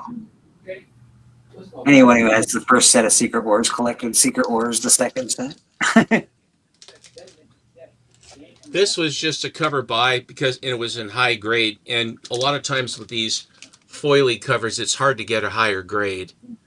Definitely has a Ditko look to the face of Spider-Man. I mean that the way that the eye is set and what have you. Although it isn't Ditko, but the wonderful foily goodness, I've had to press that cover, and it's a real pain in the ass. Let me tell you. Some covers are not. The materials just don't lend themselves. This was $80. Yeah, it's not that A definitely. Bagley cover. Yeah, that Yep. definitely doesn't lend itself to being pressed. I'll tell you that right now. Well, I don't lend myself to be pressed either. I'll press you right now, Steven. Show me another No, book. Show me more not the books. hot irons again. Yeah, little more steam on. We need a little more steam on this one. Ah! Get a hot iron, a hot poker, or a needle. Watch out. I got this you one know what? I from didn't get JSS. this. I want this book, to be honest. I didn't get a copy of Big Rig, and I really want it. I like I like get it. I like the dude that does it. I don't know why. think I know he's- you got that. Isn't that the book you won on Comics Curing Cancer? That is exactly right, TM. That's My a cool comic book. shop, my comic shop owner did a cover for it. That's really one of the things that people want to do. Yeah, no, it makes sense because that person is no good. Hello, Emma. Really, And this is That's beautiful. this is a Nathan Zerdy, really really? skipping out on those undies. Wow. This, Emma. which did I mean, way I was better. looking at this. I was looking at the cover. I go, Nathan Zerdy Virgin Edition, reprints X-Men 129. Oh, I see. Who knew? I don't Very remember good on her. the face. I don't remember her in the story. You didn't buy that for the reissue of 129, Stephen? Oh, that was my first reason. Yeah, that's what I thought. That's what the story inside was the absolute. But I couldn't believe that this was a Zerdy because this is such a departure. Yeah, that's way Isn't it? better than normal. It doesn't have a lot of shine on it. Have you noticed that, Rad? Yeah. X in the house. The face is just way better than he usually does. It's like he didn't go with his programmed. He sort of took it. He says, like a blank sheet of paper kind of a thing. Yeah. Interesting. These are these I spec'd. Look at this. Here is Space Ghost number one. Those are just awesome. It's just Space Ghost is awesome. That's fantastic. Didn't Ross do all those covers? Or at least a good chunk of them? Yeah, I went after these because I always loved Space Ghost, That's and when the series started, so I basically went after the various covers. Yeah, I think Ross did all the cover A's for that series. This one is from '87. This is one of the first where he had his own series beforehand. Nice. That's more traditional Space Ghost look.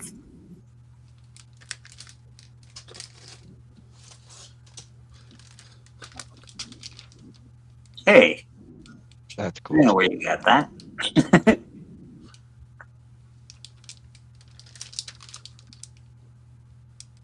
It's a great one. It's a beauty. It really is. I love it. The thing about when you reach a certain point and you start trading and trying to get the books, there are some books that have always been elusive. Batman one was the very first big one that I really went after because for the longest time I wanted to, and no matter what I wanted to do, like in 2014 when I bought my AF-15 and my Hulk 1, the combination of the 6.5 AF-15 and the 7.5 white page Hulk 1, together those were like 75 altogether back in the day. I literally, that was an investment. Yeah. And they both pretty much doubled in value when I traded them. But the fact was that at the time, if I wanted to buy a Batman 1 in like a 3.5 or so, maybe, it was more expensive than the combination of both of those books. I just could never even get close to it. It's just sort of one of those things. Yeah, what's the grade on your Batman one again? Is it a 5 or a... It's a 5.5 with A3 restoration, which basically all it is conservation. Yeah. But because the cover was cleaned in an unprescribed manner, I've talked about it 100 times. Yeah. So they basically give me the purple label. Matt Taylor, MT, was talking to some bigwigs at CGC. He had some forum or something he was talking, because when he cleans and presses and tries to do repair work or fix books. They ended up talking about the CGC guy was saying that conserved books, he predicts, are going to be extremely valuable soon because they have been deacidified and all this stuff. Yeah. And part of this came up on this roundtable that Chonko had just the other day, yesterday, where he was talking to archivist Adrift, Phantom Restorations, or his new incarnation, and Doc, whatever, the comic Doc guy that does this stuff. He's a scientist. And they were talking about the various methods and what have you about restoration and preservation. And the thrust of the conversation is that because comic books, particularly of the golden age, are organic material, that the acids in the paper and all this other stuff, they get into all this science jazz. But the fact is that those books that have been stabilized and taken care of will be at a premium because of that they have been taken care of. And rather than have it be an onus that you've done, it's the only thing. The comic books, it's screwy. If the Mona Lisa had damage on it, they fixed the Mona Lisa. Does the value of the Mona Lisa go down? No. If you have a 57 Thunderbird that's original and the paint's faded and the upholstery's torn up, you restore that car and the value goes up because you've restored it to its beauty. Same thing with a Ferrari or something, unless it's a racing Ferrari or something. But with comic books, these common things that if you repair them and take care of them, you're damned for doing it. What kind of peck-sniffing BS mindset is that? It's nuts. Well, there's also the fact that, like, this book, here, let me just change places. I'm going to get you back up there, Steve. No, I've only got a few more. So this, like, something like this is rotting away right now. It's rotting away in a plastic sleeve. It hasn't been conserved. None of the acid's taken out. So eventually this book will rot away. A book that's been conserved and is in a slab, all the acid's taken out of the book, it'll last 100 years longer than this book. That's just the way it is. So, and so that and for preserving something for antiquity and conserving the value of your investment, but also the historic nature, that was one of the first things we did prior to 2000. Susan Chacon and some of these other restorers, the very first thing you did, and you were proud of the fact. I said, Susan worked on this. Mm-hmm. Or Matt Nelson worked on this. Oh, wow, that's great. So you know that the book has been taken care of. But then they try to, if they put color touch on, then it's you're trying to pull the wool over everybody's eyes, and you're a crook and you're a fraud, and the value is gone, and it's all this other stuff. It doesn't make sense. It isn't real.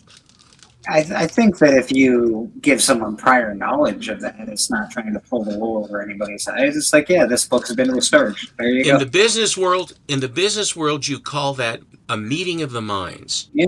So I don't know. It gets me. We got Big Bobby the Champ in the back. How you doing, Bobby? What's going on, buddy? Yeah, buddy. First, I won this. It was a 9. I won this. I don't know. I can't remember how I won that. These are sort of off. Also ran things. Book of Revelations. I'm not sure why I have this. Who's that riding? John the Revelator. Who's that riding? Ooh. And it's not even Wildcats #1. It's Wildcats #8. How did I get this? Where did I get this? Wildcats #8 of all Wildcat books. That's the one you got slabbed. I didn't slab it. I think it was a prize. In something. They spin the wheel and they say this prize will be given to the person that does the most. This is kind of a cool one though. I love Voodoo though. She's a great character. I definitely have books like that in my collection where I'm like, where did this even come from? And then I'm just like, oh, it came from somebody. Oh, it's hard to see because it is the shiny cover, I'm sure, but that is a hot cat. And this is my only. I bought this from Whodad. and he went to all the trouble to have it slabbed, waited all the time, paid the extra money, had it undergraded, and then after he had figured out what was going on, then he sold it, and I bought it from him. And now I have it, and eventually this will move on to someone else as well. But Hey, nice. this PSA thing that weighs 15 So pounds. much, weighs so much. Mike is saying, isn't the estimated life of a slab 10 years? A CGC slab's estimated life is 10 years. CBCS slab is lifetime guarantee.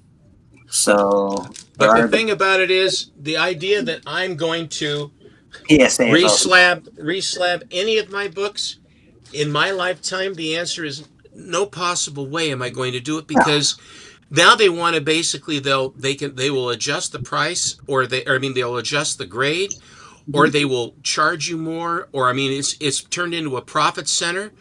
But it's in a Mylar thing on the inside. The inner well is a Mylar of some, I can't remember, it was some military grade was what they started with, as sort of a military grade Mylar. All of the documents at the Smithsonian that are preserved are in Mylar. So if you put the books into Mylar, it's one and done. And that's the way I approach it. It's more expensive, to do it than just the regular bags and boards. But again, of course, the regular bags and boards that you get now are so superior to what they were years ago. I remember changing out when I first got bags were available. I can't remember if they were polyethylene or something like that. And what happened was I noticed that that they were starting to rimple, and so even I'm in like I'm in junior high, and so I went to the store. I bought brand new bags and boards, and I pulled all the books out and was re-sleeving them on the floor of my bedroom. And the stack of the used bags, the older bags, I just started stacking them up. I got about 4 deep, and you couldn't see the floor. They had discolored, so it is murky yellow. There's your polyethylene right there. It does wrinkle quite a bit. As opposed to like polypropylene or something like that. I also wanted to say that I believe CGC, like I always want to believe the best out of people, but CGC for some reason is an entity that I have a hard time with. Only I think that they're gatekeepers. I really do believe that sometimes you send a book and it's a certain grade and they're like, no, we've got too many of those on the census. We don't want to give that. No more 9.8s for you. This is a 9.6. Well, why is it a 9.6? Don't bug me. I don't get any graders notes. No graders notes. That's a 9.6. All right, thanks, bud. What do you need graders notes for, you slob? Because I want to know why. Tell me why. Those bozos are amazing, Steve. File. These are 2 file copies. This is a 15-cent variant, and his eyes are kind of cattywampus. About to blow his butt up. I think that's volume 2, right? No, they aren't. I was hoping they were, but they aren't. Right. Okay. But they're early. I posted this one. She looks like Ann Southern, if you know who Ann Southern was. Probably not. Taste my spicy kimchi. I've never used a Ziploc bag for a book. I do have very large Ziploc bags that I can use for my slabs if I don't have a nice like Mylar for it. But I like that. This took 3 years to find. I mean, I had it on my at my comic shop on the search, and then I had a search on eBay. And the other Vic Flint that you generally, there's one that there must have been more of them, because it's always the one you see, some other one. But this one you never see. And this is the number 1. But it just was sort of a kingpin kind of looking guy, with the frail and the red dress. I just like the way this thing lines up. I like the darker aspect of it. You always have good books, Stephen. Always good stuff, man. This book is very notorious for being printed like this. Almost all of them are printed like this. What do you mean? Like the R's cut off? No, in other words, you see the cover, the line of the cover, the actual cover stock, the roll of the covers Yeah. were not printed correctly, and Okay. they said use them anyway. Fair enough. And this In the golden age, even the silver age, there's a lot of miswraps and stuff like that. this particular book, Roly Poly, as a title, is from a company called Green Publishing, and I couldn't understand because inside is Archie stuff. This has got steel sterling and red rube, of all things to have. Red rube, and the red rube it's on my wall. You can see the inside of the book. The red rube is Captain Marvel, basically, because he is this orphan kid that's been beaten up, and he escapes and he goes into a castle, and it turns out that it's the ancestral castle of his family, and the ghosts that are there, all of the ones that were very successful and very powerful over the ages, still inhabit the castle. They embrace him, and they award him, like Wonder Woman was awarded and like Captain Marvel was awarded, with the various powers and attributes that they had. And then when he wants to turn into the Red Rube, he says, "Hey Rube," which is a carny talk for come a running because we got problems. That's what "Hey Rube." It's a 30s and 40s thing. "Hey Rube," and you'll see that expression used in Captain America and various others. It was in the lexicon back then. So they basically Archie Comics, MLJ. Now I was wondering. Have a good day, Student. Good luck to Bonnie. Have fun at the movies. But the upshot of it was that how in the world could we all have we ended up Green Publishing. How could they do it? And I did some research, and MLJ was where Archie came from, and the MLJ was where the Shield and the Hangman and the Black Hood and blah blah blah. The supers came from. Steel Sterling came from, and so the L and the J of MLJ, the two guys, started Green Publishing, and then they reprinted Archie material from the supers. But also, for example, there's this one, but then I got this Roly Poly, and this has Betty and Veronica.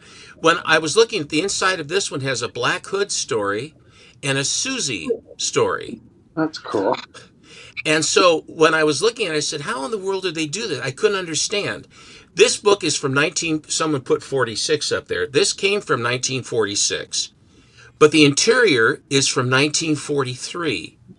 So the story is, they're World War II stories or World War II vintage stories that have been reprinted. And I said, well, it's MLJ. And I said, well, that blonde looks like Betty. I don't care if it's Betty or not. I'm going to say it's Betty. But then I looked further and I said, well, my God, there's Veronica. And then above his head is the A for Archie. So and of course, Archie's looks changed over the years. He went from being kind of a bunny face looking guy, and then they kind of streamlined him a little bit. So I don't think that's Archie. It looks almost like Pop from the Chocolate Shop, or it's just a Sultan and Betty and Veronica just happen to have to be the harem girls for him. The cover artist is not credited, but I love the way Betty looks. Yeah, man. She's shaking him down. What is happening there? Morris Weiss, who did I think it was Margie. I think that he did Margie was his character, but did this. And this book, this is the Canadian edition of this Spirit. And I think that the Canadian version has a different number. I think that 22 is the skinny cover with the blonde, but I think 21, 22, and 23 in the Spirit run are the three Good Girl covers for it. And this is the Canadian the Canadian edition of this, and it's about about 20% bigger all the way around. That's not a Canadian white though. No, it's not. No, It's it not a Canadian white. has more colors than the Canadian Yeah, white. it's in the atomic age. Okay. And I just posted this one. There are three of these. There are 3 of these on the census. Yeah, that's great. That's And really good. and this is from the cover is a reprint of a Red Seal Comics. I think it's 19 or something, where the Red Seal company did this. Now, how they had the rights in Canada, this is a Canadian book. It's blank inside cover, blank back cover, or I mean the blank inside back cover. This is from August of 1948. And but the actual date on this one that is actually printed at the top of the page says September 11th of 1948. So this was supposedly a newspaper insert, but I don't think it is. I'm a little vague on it because it has a 15-cent price tag on it, which would indicate that it would have been on the newsstands along with the newspapers. And the bottom of the cover comes down, and the cover wrap is too small. You see, in other words, and so, but that's how they were actually printed. Interesting. You almost, And it this- almost looks like someone And cut there the are bottom there are a grand total of 3 of these on the census. This is a Gerber 9, as far as that goes. Immediately, if I didn't know what you just told me, and someone came in and showed me that book, I'd be like, "Well, where's the bottom of my book?" I'm like immediately, that's exactly what it is. So anyway, why'd you cut the book apart? What's wrong with you? So, but I just the Paul Gattuso is the artist that did this cover, and he is the guy that drew and created the Black Dwarf. And he's got a pork pie hat with a very, very, very short, with a very, very wide brim, and a caricature face.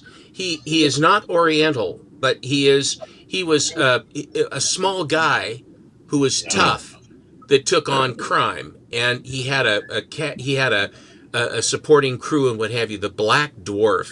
He's an oddball, but I think very interesting character. Yeah. You didn't pay me enough. I'm not drawing the bottom of this book. That's it. No. Don't ask me.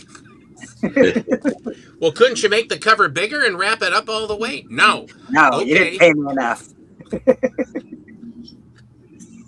So Beckerman, you're back. We got Bobby in the house. We got Boston Chris up there, Mr. Biggie Shack, TM Nerdy, and of course Rad. Let's see what Rad's up to right now. He's drawing. It looks like she's going to be a beauty. Very nice. Looks like, let me guess. I'm not going to say it. I'll save it. I got some books there, Bleak, after Brad's done. Yeah. Let's see, brother. Let's check it out. All right. I heard, it'll be a lot easier if my fucking camera is on. I've heard Tricky Traps are brought up. I won this in a giveaway from him. He's a great artist. Love Tricky's work. That's like magazine size. So that's pretty good. Yeah. Yeah. This is one of my favorite Hubert.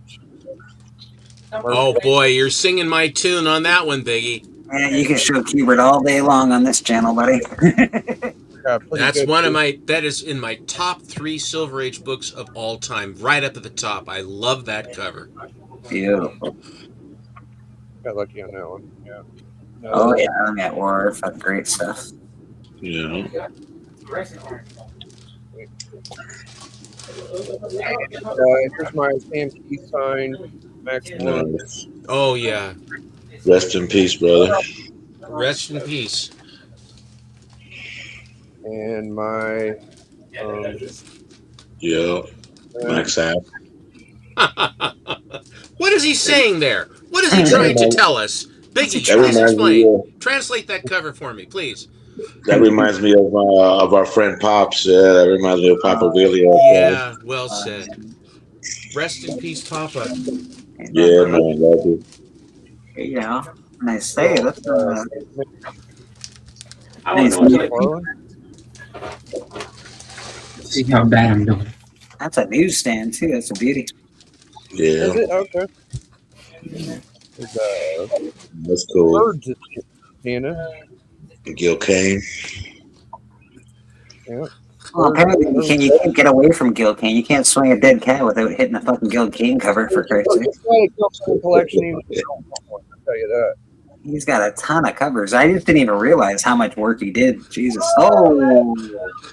Gil Kane did a lot of the early Mystery in Space, Adam Strange covers too. His body of work is extensive. I love that cover. That's awesome. Yeah, that's really great. That looks more like something that the Mole Man would have, doesn't it look like? I mean, Yeah. for reals. Yeah, Yeah. yeah. Classic X-Men. Nice. Art Adams. Hey, that's a rad art, I believe. Is it not? It is. That's a rad art in That's a comics. 32 hit banger. Proton Cannon.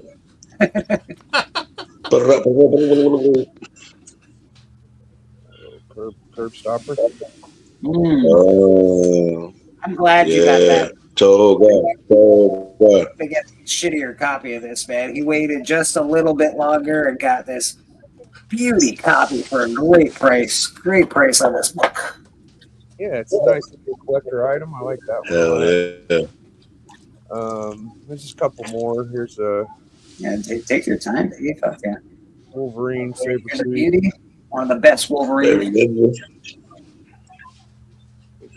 Yeah. Label. Hey. Oh yeah. That was a good win. That's a great cover. That's a Magic Lasso win, I believe. Yeah. Yeah. Classic with That the was a new. good one.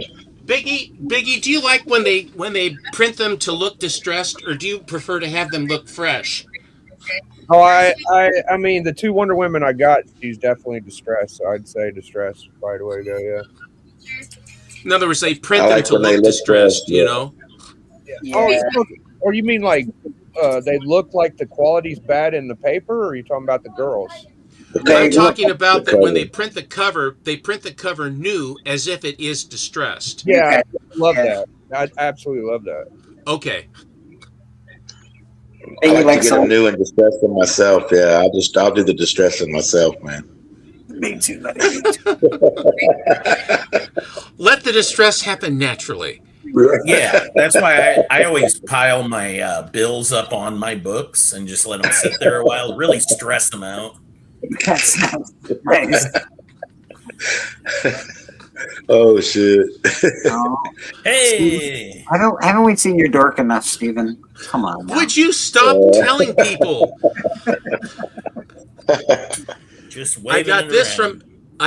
from Callie, and then I got it came with the book that's behind the one that I got from Mike, and I'm very happy to have these. And there's a guy named Kay Munin Oh that's yeah. always in our chat. He says those are going down in value. They're crashing. Absolute Batman win. This is all going down in value. And I said, you know, what does this please you to say that? I mean, does this make you enjoy it? I don't know. So I keep Are these they here. going? I keep these here to watch them decrease in value for the amusement of everyone around. He says, yeah, boy, the values on that really have tanked, haven't they, again? They tanked. I said, yes, love, and I have it. It's mine. I don't think they have them yet, to be honest. I'm pretty sure the values on those books are still fairly up. Absolute Batman 1's like a $450 9.8 right now. So You tell him you say so I was fucking going what? to tell you guys, there's a variant cover for Absolute Batman that just came out, and it's just going for like $500 plus. what the frig? It's What is it? Poison Ivy. There's Poison Ivy on the cover. God, I'm not sure who done it, but it's 500 plus book. It just spiked. And Oh, it is just it? Bleaker, went can up. you find that to see what it looks like? What would a I'm gonna, $500 brand new book look like? I'm gonna have to. When's it coming out, Red? I think it came out with this big Comic-Con that's going on. Oh, it's like an Oh, exclusive. a Comic-Con exclusive. Okay. I don't think I'll be able to find that, Stephen. I mean, The one Comic-Con exclusive I have for Absolute Batman #1 is the Akira. Yeah, that's a big one for And absolute. this was the one. I can This was the one send that you a was the picture. most difficult. Please do, Red. I'll That's send me a picture and I'll put it up. I like To that. be honest, I know you've shown a bunch of these Absolute Batmans. My favorite one that you got, I believe there was one where was it Image or Dark Horse or something? Oh, the Dark Horse version, yeah. Yeah. I don't even understand how that happened. I'm like, how did Dark Horse, how were they allowed to do a cover for that? I think that's more cool than any of the DC stuff, to be just the fact that Dark Horse was able to do it. I think that's really neat. I'll dig it out. Yeah, please do. I think that's really cool. I don't understand how Dark Horse was able to. They were like, "Hey, can you guys do a cover for this?" I'm like, "What?" Well, they're Doesn't they're a big company, you know. Yeah, well, didn't make sense to me at the time, but I love the fact that they were able to do it. Yeah, it's going to be a MegaCon exclusive. My Conan 1, I believe, next weekend. Whatever con is next weekend is where my Conan 1 is headed right now. C2E2 and Planet That's the Comic one. Yeah, that's the one. So it's going to be at C2E2. I sent in 4 books, 3 for sale and 1 for myself. And hopefully they come back all nice grades. If anybody would wish me at least an 8.5 on my Conan, I would appreciate that. That's what we're gunning for. At least an 8.5, guys. If it's not, I'm gonna go on eBay and yell at the seller. No. If you're not, man, yeah. If it's lower than an 8, whatever, I'll take it off your hands, bro. Don't even trip. Oh, fair enough, Bobby. I appreciate you, Bobby. I appreciate you. Yeah, man. I got to sell on Astonishing tonight, so that's going to be fun. We're going to be there pretty. This is the book that I don't like the cover, whatever, but the fact that Dark Horse look at that. The fact that Dark Horse was able to do this was awesome. It cost me $14.99. I think that's the coolest one. Because it's Dark Horse. I understand the other ones are worth more money and yada yada yada, but I think that's the coolest one. Oh, you got shitty taste. Dark Horse. Sent it. Dark Horse is going into a tunnel. I think it will depend upon what happens or what they do with Mike Richardson going out, having them. You know, they let him go. That the creative spark, the person who created it, has been basically the stocks and the machinations of corporate world. And the people that are in charge now, because they had the money to buy enough stock, basically have said goodbye to the creative genius that made Dark Horse what it is. I have no idea what the future is going to hold for them, because I don't know where is the creativity coming? What creative person are they going to bring in? Hello, Lyle. Big Lyle. You know, Lyle. Steven's not the only one on the panel. It's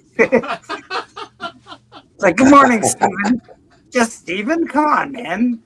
Hey, listen. My friend payments actually count for something. We're all just schlubs around here. Jeez Louise. I'm gonna put up to your Instagram. Yeah, I got it. I'm gonna actually Okay. share that. I'm gonna share it so we can see what's happening with it. Share my Instagram. There it is. Share. Now let's go back here and put it up on the screen. Do this. So this, Steven, it's hard to see, I guess, but this is the book that's $500 apparently. Damn, it looks like Madam. That's a $500 book? That's a $500 book, buddy. Just as it sits. As it's Yeah. well, probably has to be a 9.8. They're saying Says it's still 1,500. selling out. What? Says- Which con has this? Probably MegaCon. MegaCon, I would But imagine. according to this thing, it says it's instant sellout poison ivy variant fetches 1,500. So Good I golly. don't think that's 500. What So does $1,500 mean? This must be like limited to like a couple hundred books or something. Yep. Must be I Probably saw less than that that. post and I looked it up, and on eBay I saw one for $550.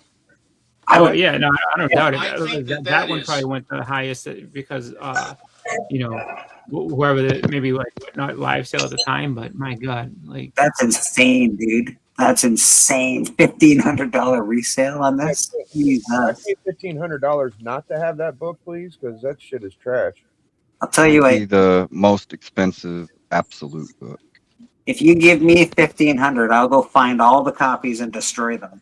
Just that's insane, bro. That's absolutely crazy. That Akira variant cost. Yeah. I know that's worth a lot too, but it's up there. It's probably going to be about the same as that Akira variant. Sorry, Lyle. Good morning, my friend. Appreciate you. Suzuki says hi to Lyle. Oh, and Lyle says he wouldn't spend 50 cents on that. Wow. Is it because her forehead's so big? Is that why it's so expensive? I think so, yeah. It's got the more forehead, the more expensive. That's what they say. You know? Yeah, I can't even imagine spending that. Like $500 to spend on a book is a lot anyway. But even for me, that's a lot of money to be spending on a comic book. I've done it and I still do it. But then I pay for 2 or 3 months to, my life gets a little tighter.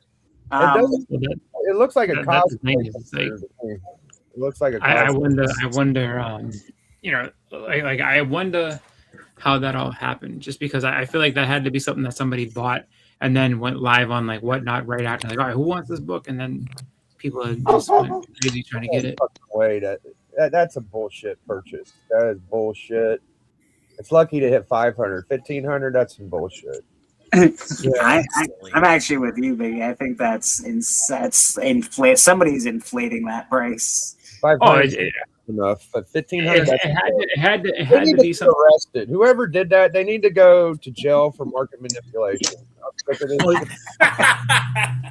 They're already. I mean, they're already cracking down. Like, I think I saw something. Smigel House had said something about like they're starting to crack down on Whatnot because they're basically looking at it as a gambling, like basically like a casino type thing. Mm-hmm. Just yeah, they're in a big lawsuit right now.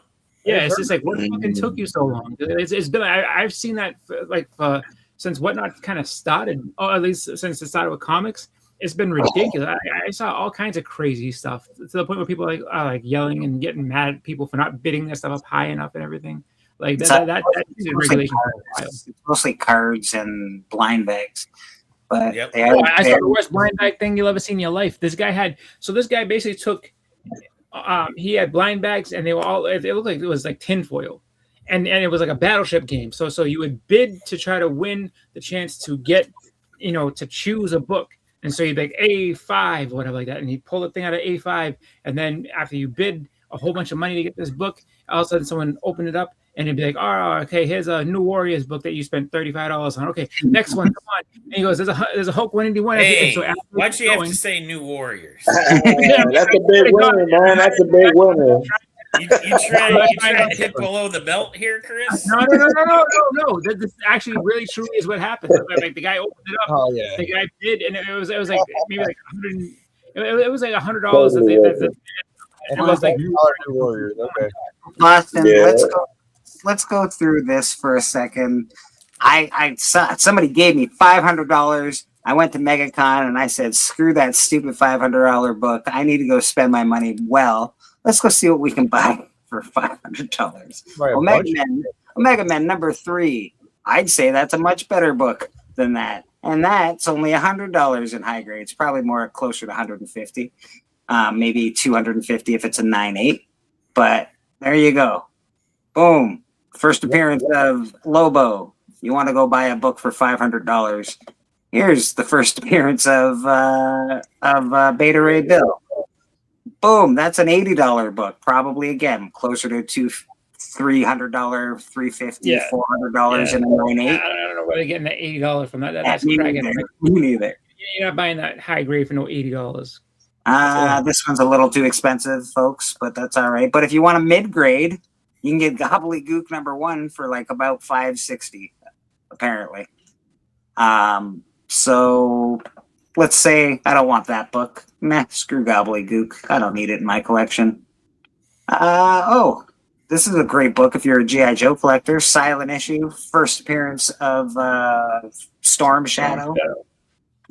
Excellent book to own. And it's a key. And $220 in the high. What does a 9.8 in this go for, Chris? Probably like $600, I would imagine. Depend if it's either that or the newsstand. I think you probably get it like for like $400. If it's the newsstand, you're probably talking about $500-$600, and then if it's the Canadian price variant, probably like a lot more than that. All right, there's mock jewelers and stuff like that. So there's a lot of different things you can get with that book. We still got we got at least a $500 copy here in a 9.8. So, boom, $500. What else can we buy for $500 that's better than that stupid book? I hate to do this. Can't buy that. Can't buy that. That's a little expensive, folks. A little expensive. Mage, the hero discovered, #1. First appearance of Kevin Matchstick, the reincarnation of King Arthur. Interesting. Only $60. Interesting. I'm not going to buy that book. I'm going to say screw I that. feel like that's a pretty easy book to find. I think I could find that, but I okay. feel like you can find that book, yeah. Yeah, back in the day though, Mage shirts, that was like that was big. You guys remember Was when it? that was like Artist Alley? Yeah. Yes. Like you were cool if you had that shirt like around the time of the Kevin Smith movies being at their height. Like Yeah. if No, I you didn't know walked to that. Artist Alley in a Mage shirt, you were dripping in You- respect. Yeah, you definitely you were someone that knew what you were talking about if you were walking around a mage shirt. Yeah. Um, Yeah. A I mustard don't stain think on you're it, dumbass, shit, you're probably right? the cock of the walk. Wow. I would see that shirt and be like, why are you wearing that bullshit? That's No, why I man. love it. Yeah, I Yeah, don't that know. I was- just don't look that that was good. the You know what? cat's ass, Escort this man out of Artist Alley. He knows nothing. Get him out of here. My buddy Rest that Chris in. had that.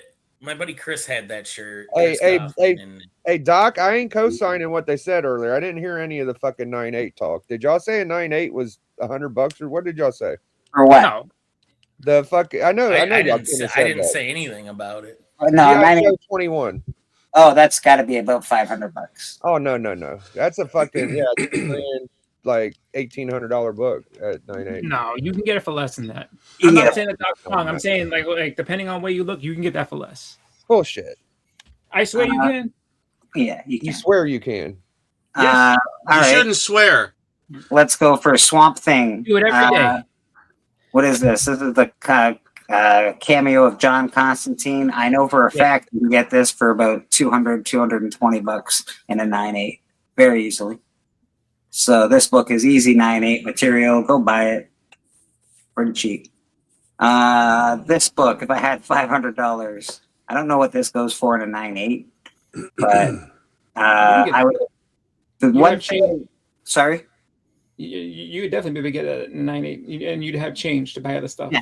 And what I would actually recommend, the Canadian price variants for this, all of them, I think, pretty much have the blue or the blue Galactus instead of the purple Galactus.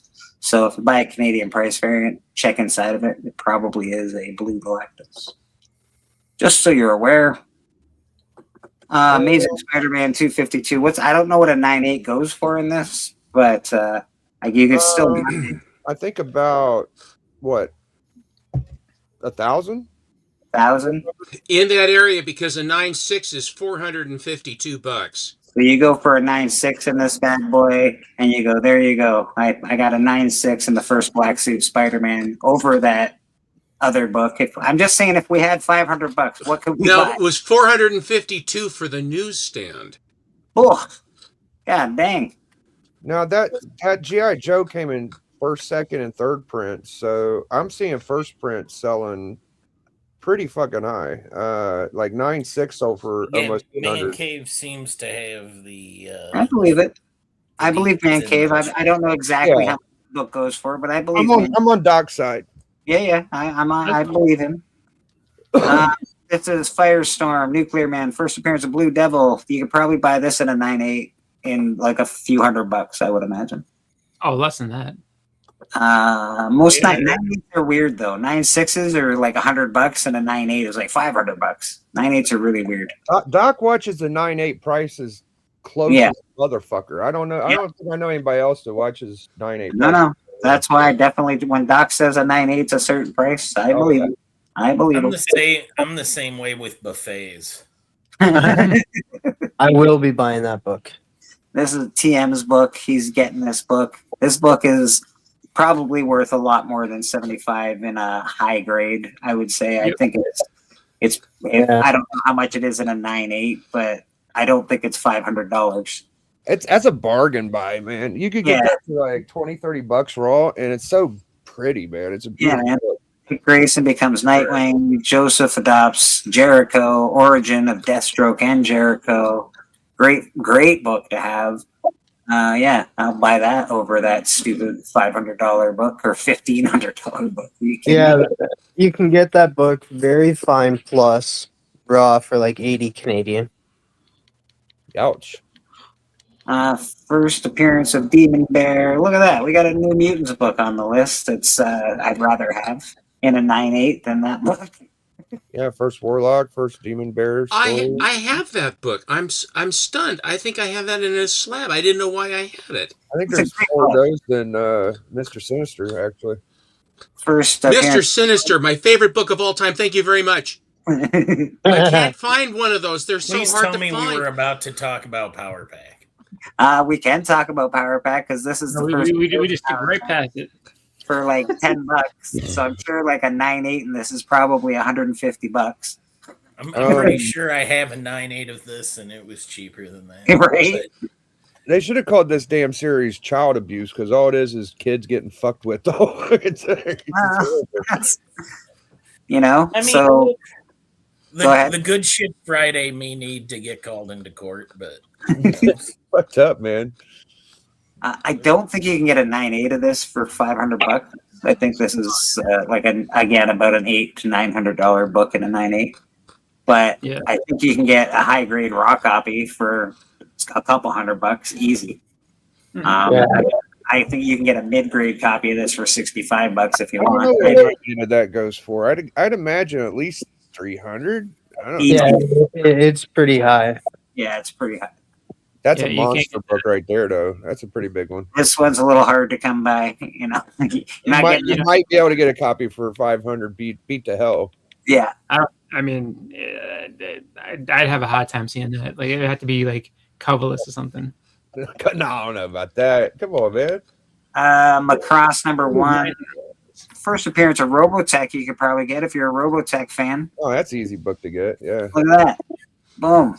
There it is. Actually, Tacoma had one for sale on Astonishing. I want to say like 2 weeks ago for $40. So if no one Oh, bought yeah. it, I know you can get a 9.6 of this for under $500. I don't know about a 9.8, but I know like 9.6s and 9.4s are cheap, like $200, $250.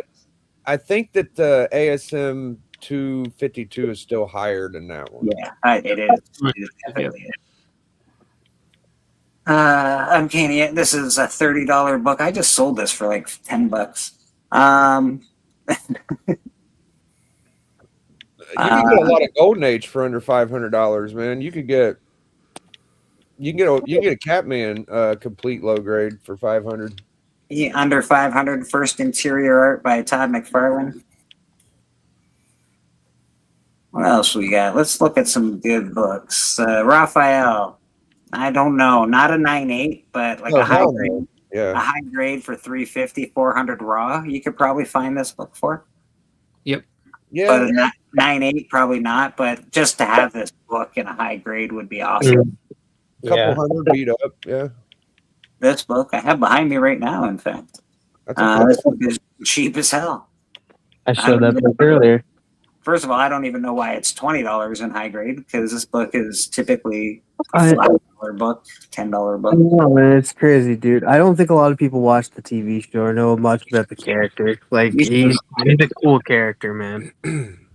First published art by Todd McFarlane, $20. This, I think it's more than $20. $20 is like a beat up copy, but you I can love get that it cover. for under $5 easily. I know for a fact you can buy a 9.6 of this for under $500. 9.8s are more like in the $1,200, $1,300 range. But a 9.6 of this is about $450, I believe, $425. I can tell you because I got one. Well, you can't get 9.8. No. No, 9.8 was a little too much for me. Steven got the 9.8, which we both fumbled each other that night into getting it. And I think this book here. You're a bad influence on me. oh, here we go. I for, I'm a bad influence. I for one think it's cute that you guys FOMO each other. I think this goes for cheap. Wait, what does FOMO mean again? You know, But thank you, Blake. You hit that one out of the park. we hug it, man. We hug. The Amazing Spider-Man. What is this? First appearance of Silver Sable. First team appearance of the Wild Pack. You know, I just don't like that book. I mean, it's Not partial to it. it's not cool. It's like kind of just stupid. I don't know. Miracle Man. What else could we get that's really Oh, cool? man. There you go. The first Black Master. Longshot. Oh, with the one back here? Can this guy here? Yeah, Black- Black Master. That's a pretty cool book. It's a pretty cool book. I like that book. I think I would much rather that than the $500 book from MegaCon. Man, Well- I'd rather have the last issue of Amazing Spider-Man than that $500. Oh, you passed right by Longshot, man. I did. Isn't that They perfect? always talked about how big Longshot was. Everybody wanted to have Longshot, the 4-issue Longshot set. I never understood the attraction. I don't know. Oh, I love it. Dude, It he's was a great six. character. It was 6 What do you issues, mean? wasn't it? Or was it more than 6? 6. I feel like it's. Yeah, but I think Like there's more. Mojo World. Mojo 6. World. Cool. Longshot's a huge, fun character, man. The Like, cartoon. Yeah. Cartoon did I mean, a if good you're an job. art fan, art. Yeah, is I'm that- against art. It's going bad for your wild. health. I think Rad's right. I think the cartoon really did wonders for Longshot. I think Longshot's a good spec book because Mojo's always creeping around for some damn reason, you know. This is a great cover. Just period. DC presents 87, first appearance and origin of Superboy Prime. This is I a had that. this is a great. Yeah, I got D And it- made sure I had that. That's how much he loves that book. He had to give me It's one. not that expensive. It's a really, really, really great first appearance to get. Honestly, it's a really good one. Are you Read guys that ready read for that the on Book Club. summer of Superboy that DC Comics has announced? Is that what they're doing right now? Which Superboy? I don't know. I just saw it on the comic book internet news that DC announced a summer of Superboy. Can you Discord at me? Yeah. This is the first interior. Discord? Lee. That's right. What is Discord? It's a place Where all where the we cool hang out kids and hang talk. out. Yeah. The cool kids hang out? No wonder I've never Where heard we of have our super secret, top secret. it. Okay. It's like It's- I it's don't, a I don't mall. really care. Oh, dude. Could this tell you, next but one- then yeah, we'd have to, you know. We have our Booster- standards. Go to the back of Booster Gold for a second. Booster Gold #1. That is such an undervalued book, in my opinion. I know. I sold mine for like $50 recently. I did have a copy. I should have kept it, but Yeah, I have that. you can get another copy. They're not hard to yeah, I get. guess I could. Well, Yeah. that shows how well I read. DC announces Summer of Supergirl. Oh shit! That's a different story.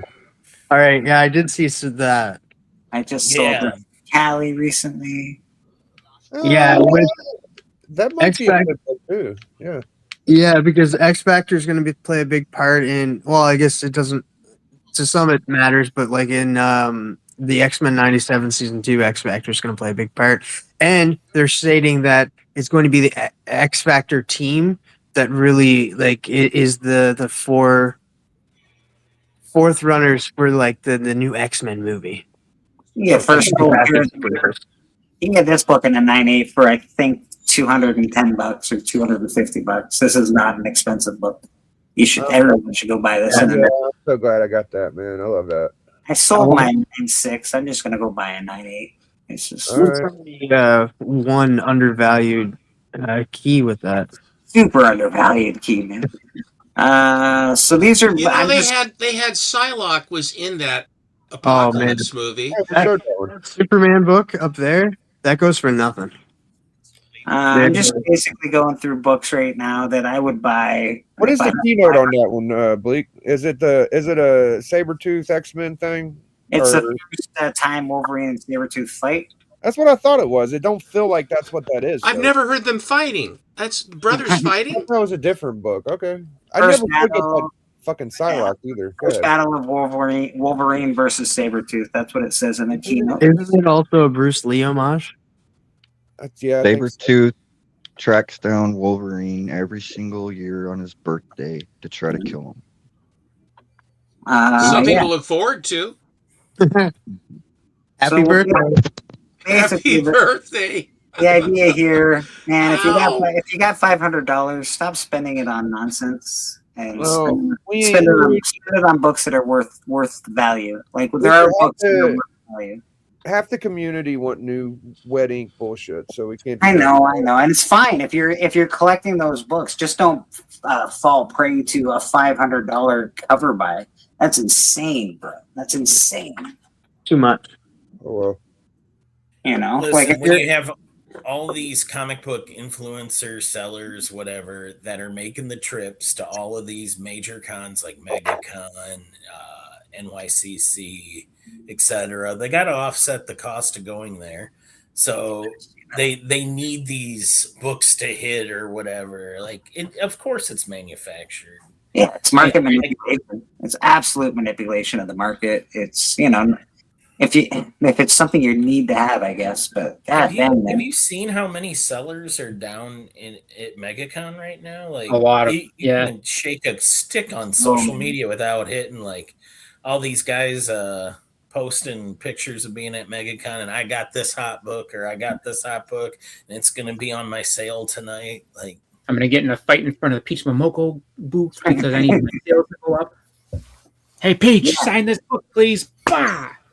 Now, like I'm not saying I'll buy $20. I'll go out and, you know, if something hits or something's hot, like Exquisite Corpses, I was lucky to get on the day that it came out. I don't have a pull list, but I was able to go and I was able to grab it. But I would have bought that book for $20 or $30. Yes, I missed it. Guess what? But I would have bought it at the secondary market for that. But that book went up crazy amount of money. Like it's ridiculous, man. My favorite influencing moment from any convention that I've ever seen was, I think it was New York Comic Con, and it was something happening with Peach Momoko or some book that was coming out.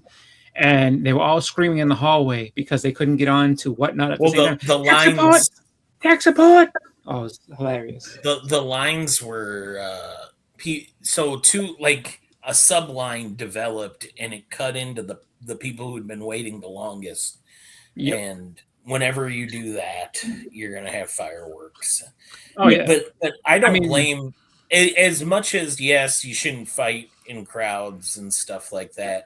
But really, where were the con people to be like, no, this is the line? Like you have to have a third party step in and say, hey, we're gonna have an organized line here, guys. Yeah, they seem to get so at the big shows like that, like the security seems to get scared and they don't want to jump in the middle and they let people do whatever they want. Like this goes back to the Clayton Crane thing with the acetate gate, like. Right. That line was the same exact thing. Like they were just letting people go into it and this and that, and then all of a sudden, like people get mad. And I mean, nobody got in a fight, but there were definitely people that were very angry. And then, yeah, that was also the big thing with that. I think Boston was all of the dealers got let in early, and they were buying like boxes of these things. Like I'm buying 50 copies, and then by the time the lineup got to the real people, like they upped the price at the line. Yeah. like they're like, no, they're not 100 anymore. They're 150 or something ridiculous. Well, yeah, and I think that was like the thing that happened too with that, as I guess like depending on whose story you listen to, like there were people that were like I guess in line, but then they saw like the influencer front to the front, so like and other influencers, oh, come up here, you're supposed to be up here, and then they just came and they bought them like crazy, and then like I said, the thing with the I remember that like something had happened where a lot of people wanted to go live at the drop of, I think it was a Peach Momoko book. They wanted to go live at the drop of that to be able to sell it as they were picking it up, and Whatnot had crashed because too much traffic, and then they were just sitting there screaming, tech support. There was one guy just screaming, tech support, and doing going over and over again. That's when I knew something bad was going to happen, because that guy was losing his mind. I was just like, something bad's about to go down. My advice to comic book people, and again, I learned from everybody on this panel. I learned from everybody that's here right now. Mike Beckerman, guess what he does? He actually follows people that he enjoys their art and their writing, and they have stores. Oddly enough, they have their own stores. You can just go buy stuff from their store. Yeah, me and Beckerman were at that con, and I remember there was a knife fight and some brass knucks. You remember that, Becker? I don't remember that. Well, you missed it. I must have missed that part of it. But I was in that acetate line, and I got the book for Comic Viking. But man, that was a stupid day. So there was Boston Fan Expo was the week after, nice. And so they were supposed to have a Ghost Rider one, and they didn't end up doing it because somebody, I guess, came up to the Black Mask booth and was just like, "Hey, like what's all this and this?" And started yelling, like not yelling, but they just giving the guy a hard time. That guy got pissed off, and and this is actually right before this dude ran off with his wife. So, but I remember somebody said like, "Oh, Boston Chris is at the booth when the guy's getting yelled at." Like I was just walking in, I didn't know anything that was. I just saw somebody yelling. It's Boston Chris's fault. Look at this. I didn't know. So people recognized me, like, dude, what happened? I'm like, I don't know. This guy just started yelling. I was like, and then so that turned into I got thrown out. I was like, no, I didn't get thrown out. I walked by and I just saw this guy yelling. I was like, oh wow. But like they took that whole, they disassembled that whole booth. And funny thing is that Clayton Crane was still there, and he was hanging out with that guy's wife. I didn't know that was that guy's wife. So I kind of saw the brewing of that breakup happening live right there. He was just chilling with his wife the whole time, and the Black Mask guy was like pissed off and yelling at people. It was a whole big mess. Huh. It was a crazy time, but that was the year that was the con I met Biggie Shack at. So yeah, and I was yeah. I hear there's some good after parties at con. I know what comic book chick, whatever her face is, she had her birthday or something. Nerdy Girl. I was there the night before, and all them they were all like, motherfucker, man. Nerdy Girl was breaking it down, man. She was twerking and popping, and she's been rechristened comic book chick. Yeah, I was like, who the hell is that? They're like, oh, that's Nerdy Girl. It's her birthday. That's why we're here. I'm like, oh. And there was like security. It was like the first bar I ever went to where it had like security with guys in suits that like checked you before you came in the bar, and it was pretty fucking wild. I've met her at so she used to go to the Little Giant Show. I don't know if she'll be up this year, but she used to go to the Little Giant Show. She's actually a really nice girl, but it's just like I just remember that that whole thing like she basically was turned into the villain for that. She became the face of villainy for that, and she was just like. There was a lot of the people there too. Like don't just put it all on me. Dude. I think but for all those people that skipped the line, yeah, like they all tried to say they didn't do it, but it's like I want you to do it. And that was what was so frustrating to me. And I get along with people from that now, but don't tell me you didn't do it. I watched you do it. Oh, I know. I'm not saying that. As I was going to say, it was a celebration weekend, but then the internet came back and they were just like, you're responsible too, and then they let her have it. Nerdy Girl took the big brunt for that. She really did. Like I know other people also got hit, but I was Nerdy Girl that I heard. Jim Mint was the other one that took. Jim Mint. I think Jim Mint. What's the guy's name? Skeff was the one I got into it with on Burke's channel because Skeff came on to clear his name. Oh and shit! He was like, No, I didn't do this. And I was like, buddy, I actually happen to have a video. and it was Oh, no. because I was hunting Chip Getler. I had this whole like comic book hunter thing going on. It's a weird time in the comic Vikings history. If you go back, you'll see this video. But the first few seconds is my buddy Jared getting the camera set up, right? And what's right behind me as I'm getting set up? Skeff loading up 2 short boxes full of these books. Oh, Yeah. yeah. And he tried to say, "Oh no, I didn't do that." Really? Well, how about this? Okay, well I did it, but I had a pre-order. Oh, Oh, was now that you what did it. Now he did it. Yeah, yeah. I remember Skeff and Andy were tight. Like Andy was there with Skeff, and the first night everybody was all fucking happy. The next night, I was hanging out with Andy, dude. Melancholy, bro. He was like, "Big, you don't understand. This is gonna be bad." And I was like, "Oh, don't worry about it. Just a stupid variant." When I got back home and it was on YouTube, it was like the end of the world. I was like, "Oh shit, he was right." You know, like this is bad. You know, so It was. I mean, and it Chip was like, Getler left YouTube for that because he made that video because him and I were in that line, and he was like, "Hey, I saw some stuff today I want to talk about." He talks about it. He gets like 6,000 subs in the span of a weekend, and he's like, "Oh, now he's got trolls. Now he's got people." And if you know Chip, like he's a really timid guy. He was like, "Yeah, I'm not doing this. Like, I don't want to be a part of this." And he left YouTube over it. Some people cannot. YouTube is, you have to have thick skin, man. They're trolls and they are hardcore, man. I've seen them in other people's chats, not in our community necessarily. We have them, but they're not like super crazy trolls. I've seen way worse trolling on YouTube chats, and yeah, I don't know. I don't know if I could deal with it, but you do have to have a thick skin, that's for sure.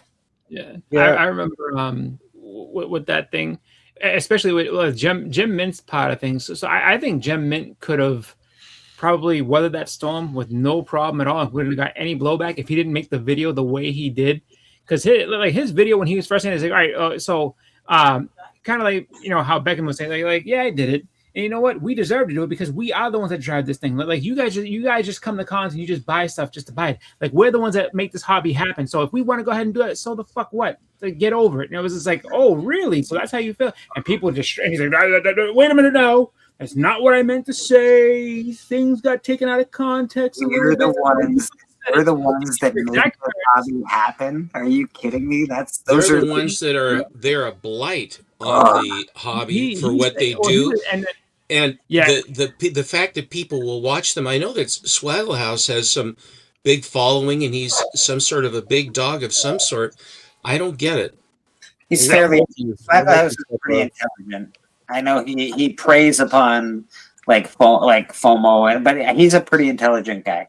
His content is worth watching if you want to know what's going on. I'm not saying he's all knowing and all powerful. I mean, he's pretty intelligent. I remember all that follow, and I remember Thoro got into a big Thoro was the one that really like went hard at Gem Mint with that. He's like because he basically broke down everything he said and said, no, someone's out here saying line for line what I said, and I'm telling you right now that's not what I said, and the way that I said it or the way I meant it. And it's like, here's the lines. This is exactly what you said. And then hold on, I got a video. Let's just watch this for a second.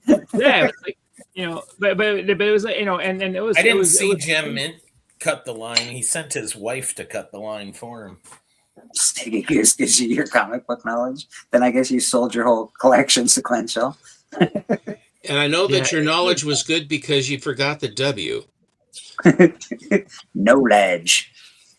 But yeah, that was a really like I think that was a good turning point for a lot of people too that like had been in and looked at it and just really I think if nothing else it pretty much said to everybody that like you don't need to follow influences to get your comic knowledge. Like do it yourself, do what you want to do, go to these shows and enjoy yourself because there was no enjoyment. That's crazy. Like after that happened, it was like 3 or 4 weeks of people yelling at each other. It was crazy. That's absolutely crazy talk. You have to go and be told what is good. You must go and listen to the masters, and they, of course, answer to our robot overlords. And so this is how we are programming. And by the way, I'm very much looking forward to Skynet. And that, you know what? Now that we're on the subject, we've talked shit. We've talked a lot of, I do sell comic books. I don't drive any market by any stretch of the imagination. I do Manipulator. I do benefit from people manipulating the market. That's for sure. But I try not to. I'm a pretty decent fair seller. I really do give really good deals on what I think a book should go for. But that being said, is it true? Like, there's a lot of new people collecting. These people do drive market sales. They do have a lot of eyes. Are they good for the community?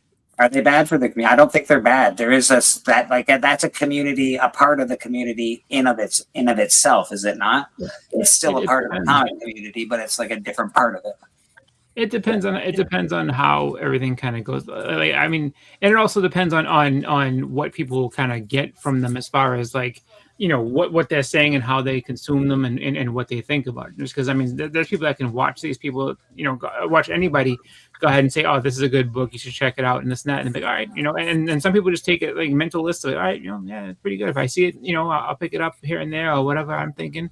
And then you have other people that really just, I think anybody who will wholeheartedly go like, I have to do whatever this guy says is kind of, you know, I mean, you're setting yourself up for failure. Just kind of the best thing I would say in any case of that is like, it's always good to listen to what people got to say as far as you know, collecting and different stuff, just because there's different things people can open your eyes to and show you, you know, just, you know, even just knowledge, like, oh, I love this character, but I'm just getting into this one. I don't really know where to start. You know, I'm going to give you a lesson for success here, Boston Chris. What you actually need to do is go back and clip what Bleeker just said, and then you make a video that says YouTube comic book seller confesses to market manipulation, and then in all caps you'll say, you won't believe what he said, and then a picture of yourself next to, so with Bleeker we'll Photoshop in some flames, a money suit, like and sunglasses made of money, and and then your face next to him, like,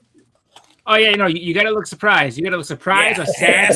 You have to look shocked. There's never. Have you ever noticed every time they do those thumbnails, no one's ever smiling. It's just always like, it's just absolute distraught terror. That's the Swaggle Fraggle. That's what I was going to say. Swaggle Fraggle is like he's one of them pastors that's always preaching the end. He'll put your favorite book on the thumbnail and say it's worthless. Get rid of it now. Has this book lost all value? And there's like a GSX. Has the market crashed with fires and fucking, you know, explosions and shit like that? Are your comics at zero? I think they're at zero. There's like an AF-15. It's like, you can't give this book away. Yeah, right. That's him, bro. That's what he does. Yes, you can. I'll take one right now. Now, Bleeker, I will take that book. Bleeker, can you say I'm making that up about the guy? I bet you right now you go to his. No. It's all doom. It is very dooming. It is very. And there's always like an all caps portion of the title that's like, you won't believe what. But again, his content isn't necessarily that. It's his titles and it's his thumbnails, which is like one of the key elements of making a YouTube channel that people actually watch. So he's pretty good at, he's good at hooking people, man. I don't like that. I feel like I just, one of my pet peeves is using bullshit mind tricks to fucking fool people to come watch you whenever. You know, and then you turn the content on, it's absolutely the opposite of that. And that pisses me off.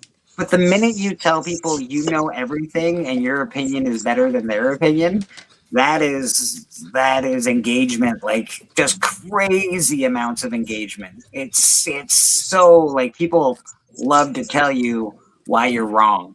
They enjoy that shit to no end. So if you can go out and be the villain, I get it. I understand it. Do I agree with it? No. But do I get it? Absolutely. I hope Boston Chris left just to go clip that. Yeah, he went to go. God damn it. I know I got called a flipper in the chat.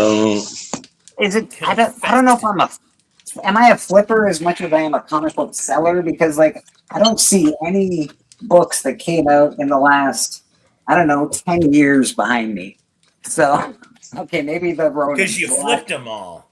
The last Ronins came out. All these are pretty old. You already got rid of all the new ones, mate. You already You got know what rid I of them. mean? Is it flipping or is it selling? Come on, let's be honest. Yeah, I don't go out and buy a whole bunch of brand new books the day of, and then like, all right, this is $40. Oh, I can do this all day. YouTube comic book seller confesses that he doesn't care to support the industry. All caps. You wouldn't believe what he thinks. It's true. Yeah, that's what I think too, Evil. I think that's what flipping is versus selling. But hey, what do I know? You know, everybody's got their bag, baby. I do like selling comic books. I enjoy it. I think it's fun. I think it's cool. I'm just gonna start a subtweeting you. You're very into it this year. I feel like you're selling more and more than you probably ever have, honestly. Yeah, I don't want my whole bag to be about selling comic books because I just like comic books, but I do sell comic books. So no, I'm saying you're selling more now than you probably. I mean, you do way more online YouTube sales than you did last year before, for sure. Yeah, I'm on Astonishing now, so it's a little, You're a player, yeah. I'm a player. I can handle that shit. They have a sale tonight. They do have a sale tonight. Ching, ching, ching, which I'll be on. How long has this fucking run been? Because I can only handle it for about 6 weeks. How long have you been doing this shit? A couple months now, like a few months. But I take a few weeks off here and there. Feels like fucking half a year by now. It feels like quite a while. If it's not, everything has to be fun, right? I don't want to do things if it feels like I need to, or I'm struggling, or it's just nice to hang out. It's nice to sell some comic books, pay some bills. I don't know if you know this, but bills are bloody expensive these days. So, yeah, man, it is what it is. At some point, I'd like to buy a house, or at least like a piece of land that no one could kick me off of, that I can die on. Like, just, peacefully. Like a grave plot? Yeah, like something that I could just hang out and just die there, like without anyone going, all right, I sold the building, you got to get out. No, you still got taxes. $8 million. So that'd be nice. Yeah, I don't know. I'm definitely out of the loop on this. I look at it still, and I'm like, they're not getting enough money for me to jump in yet. Used to sell way more than I did, to be honest. Used to, now you definitely have taken a step back from selling. You've been gathering the last year, I think. I have been gathering. It's been about a year, I'd say, since I sold. I just I don't think that it's a great time. I think it's a buyer's market more than a seller's market. Like, I just want to buy. I don't know, Evil, but I'm gonna look into it, bro. Maybe I can build a little shack, and just be like, all right, this is where I live and die. You can't build a little shack. You got to build a biggie shack. That's true. No, it's true. Yo. It would be nice if you could own just something, but even when you own your own house and your own land, you still got to pay hundreds of dollars in taxes, or they'll fucking take it. So yeah, that's true. But I can make hundreds of dollars selling comic books. It's the thousands of dollars to pay my rent that are difficult. That's a motherfucker. You're right. Everybody's all like, blah, blah, blah. I'm like, well, I'm a single dude. And they're like, oh, yeah, well, everything's cheap. And I'm like, no, not if you're single. You don't have the other person. You don't have your other half. You pay everything by yourself. And guess what? Nobody gives a shit about you. You pay or you get the fuck out. That's the way it is. Yeah. See? Hey, Rube. Evil's in. Yo, Rube, get over here. Jay Obama, how you Hey, doing? Rube.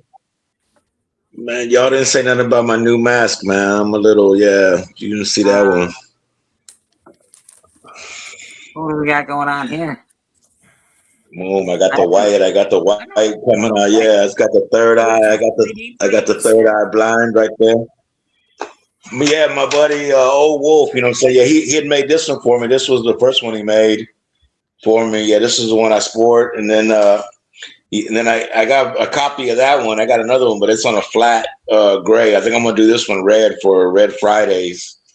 And then he did this one for the white, man, for the formals when I go to yeah, I like this, man. That's nice. And then I like the white for church, buddy. I think though it looks good for church. It's very I didn't know you were wearing a mask. I thought that was your face. Yeah, it just feels normal at this point. That's why I didn't say anything. I know it, man. He also Old Wolf printed this up too, man, with his laser printer. This is laser printed. It's pretty cool. Yeah, it's like raised up. You know what I mean? Yeah. Mike says third eye blind. Yeah, I got the third eye blind, boy. Yeah, man. Yeah, so it's gonna be a busy week this week, man. Yeah, because Comic-Con on Friday, man, it's gonna be big. Yeah, it's coming up quick. A big Comic-Con this Friday. Is that what's happening? Yep. That's fun. Some books here. What are you getting signed, buddy? I got a few things. Yeah, man. I got a little stack here, man. I'm sure I won't get everything signed. You know, I started pulling things. I started a little while ago, but yeah, I got some stuff here over my shoulder. I'll grab it in a minute, man. But I just wanted a little church business. I'm sure you guys covered it earlier, man. But shout out, love and respect, for the people we lost this week. You know, Mr. Chuck Norris, great American actor, and of course, Sam Keith, comic book artist, man. Yeah, I never got a chance to meet that man. You know, a little, selfish of myself, but I wish I would have got to meet him, man. Because I always want to meet that guy. Yeah, he's the man that broke Batman's back. Yeah. Bobby, is this the facts? If somebody takes your mask, are you a lot like Rorschach? Give me back my back. 1 second. Oh, it's my face. Yeah, man. It's part of me. Yeah. I don't mess around. You don't tug on Superman's cape. You know what I'm saying? Yeah, you don't spit into the wind. It's true. You don't go. Yeah. Advice right there. You don't mess around with Jim. Yeah. Jim, don't pee against the wind. It's bad for you. Don't eat yellow snow. I don't know if they're in the song, but these are good generalizations. He doesn't say pee into the wind. He says spit into the wind. Yeah, the other one is not good either. But that didn't quite make the version in the radio version. You don't piss against the wind. You don't piss up a rope. I don't like to pound sand either. I'm looking forward to meeting Dan Mora. I never met him, and he's done a lot of good stuff lately. So yeah, I'm hoping to get a few things signed by him. And of course the regulars, Scotty Young, Jason Aaron, Jim McFood. He's a comic book legend. I never really knew him till recently. His artwork and stuff. I'm becoming a big fan of his style. So I'll be happy to get a couple things signed by him. He's supposed to be there. Yeah. Is Al Milgrom, is he coming or not? Did you know? He is? Okay. Cool. And I'm not sure who Last I heard he was, but they've been making some last minute changes, so I don't know for sure. Right. There's always the last minute changes, man. I know it. But it's gonna be a good one, man. I'm looking forward, and hopefully people out of town, I'm saying, people coming. Southern Comic Geek, he said he was coming in, and Dave Mayers, and I hope we all get together and get to chill out. Yeah. It seems like it's a big con, so you guys get a lot of people from out of town, out of town or close to it, that you don't see too often, which is pretty cool. Well, it's a lot better than Heroes Con because you got Becker and Bobby, and you don't have Legion. So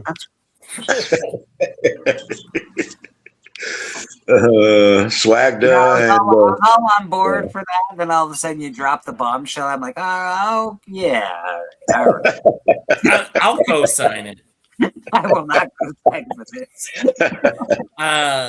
So we got Jason Aaron. Let's see here. I got to start figuring out who I'm gonna. Art Germ, I just feel like is gonna have a crazy line. I have some books I would like to get signed, but I'm not big into standing in line all day either. Yeah. Here's a weird Art Germ book that you wouldn't figure is Art Germ because he doesn't really draw like this anymore. But here's an Art Germ book. Oh wow, yeah, I would have never guessed that. Right? You just wouldn't guess that that's Art Germ. Mark That's Bagley, cool, Chris yeah. Pachalo, definitely getting stuff signed by them. Bunch of the local guys. Is John Tyler Christopher still really popular? Like he had a moment there with that banana peel Wolverine, but I don't see his books really blowing up as much as they used to. I don't think so. Steppo, do you have a watch? Apparently, Sequential Art Overlord thinks you are a watch doer. You have a watch of the day? Do I have a watch of the Yeah. day? He I said, don't. "Please." I don't have a watch. I don't have a watch on. Ah, I don't. When I wear these things, I cover my arms because the edges of the boxes at my age. I don't know if it's Scandinavian. My grandmother and my mother and now my brother as well. Our skin is so thin that it doesn't, like the cardboard won't roll against it. It'll basically just roll the skin back. It nice. takes a long time to heal. It's so I have to wear these because I'm digging into boxes and stuff like that, a rough edge, and I just I look like I've been in a fight and I'm trying to protect myself. Susan I says, remember you were telling me you in a about fight? I said, yes, with a comic box. I just thought you were a Jeff Hardy. And the fan. box won. And the box won. Like, look at Steven homaging Jeff Hardy. Good for you, buddy. I didn't think. Derek Chu's gonna be there. He's pretty cool. Chris Claremont. You guys get, I don't get, like, I get a couple of okay people at mine, but you guys get all Oh, like anybody. who was it that was asking for a watch? Oh, Sequential Art Overlord. Was, I'll go get one to show. all There right. you go. See? Paul Dini. There you go. That's it. Get the Harley Paul Quinn Dini's sign. he's coming. Yeah, Paul Dini's Yeah, coming. Paul Dini. Yep. Ricardo Okay, Federici, okay. Pat Gleason. Oh, Ricardo's going to be there? Yeah. I've got some books pulled for him. Yeah, I got a bunch of books, like covers from him.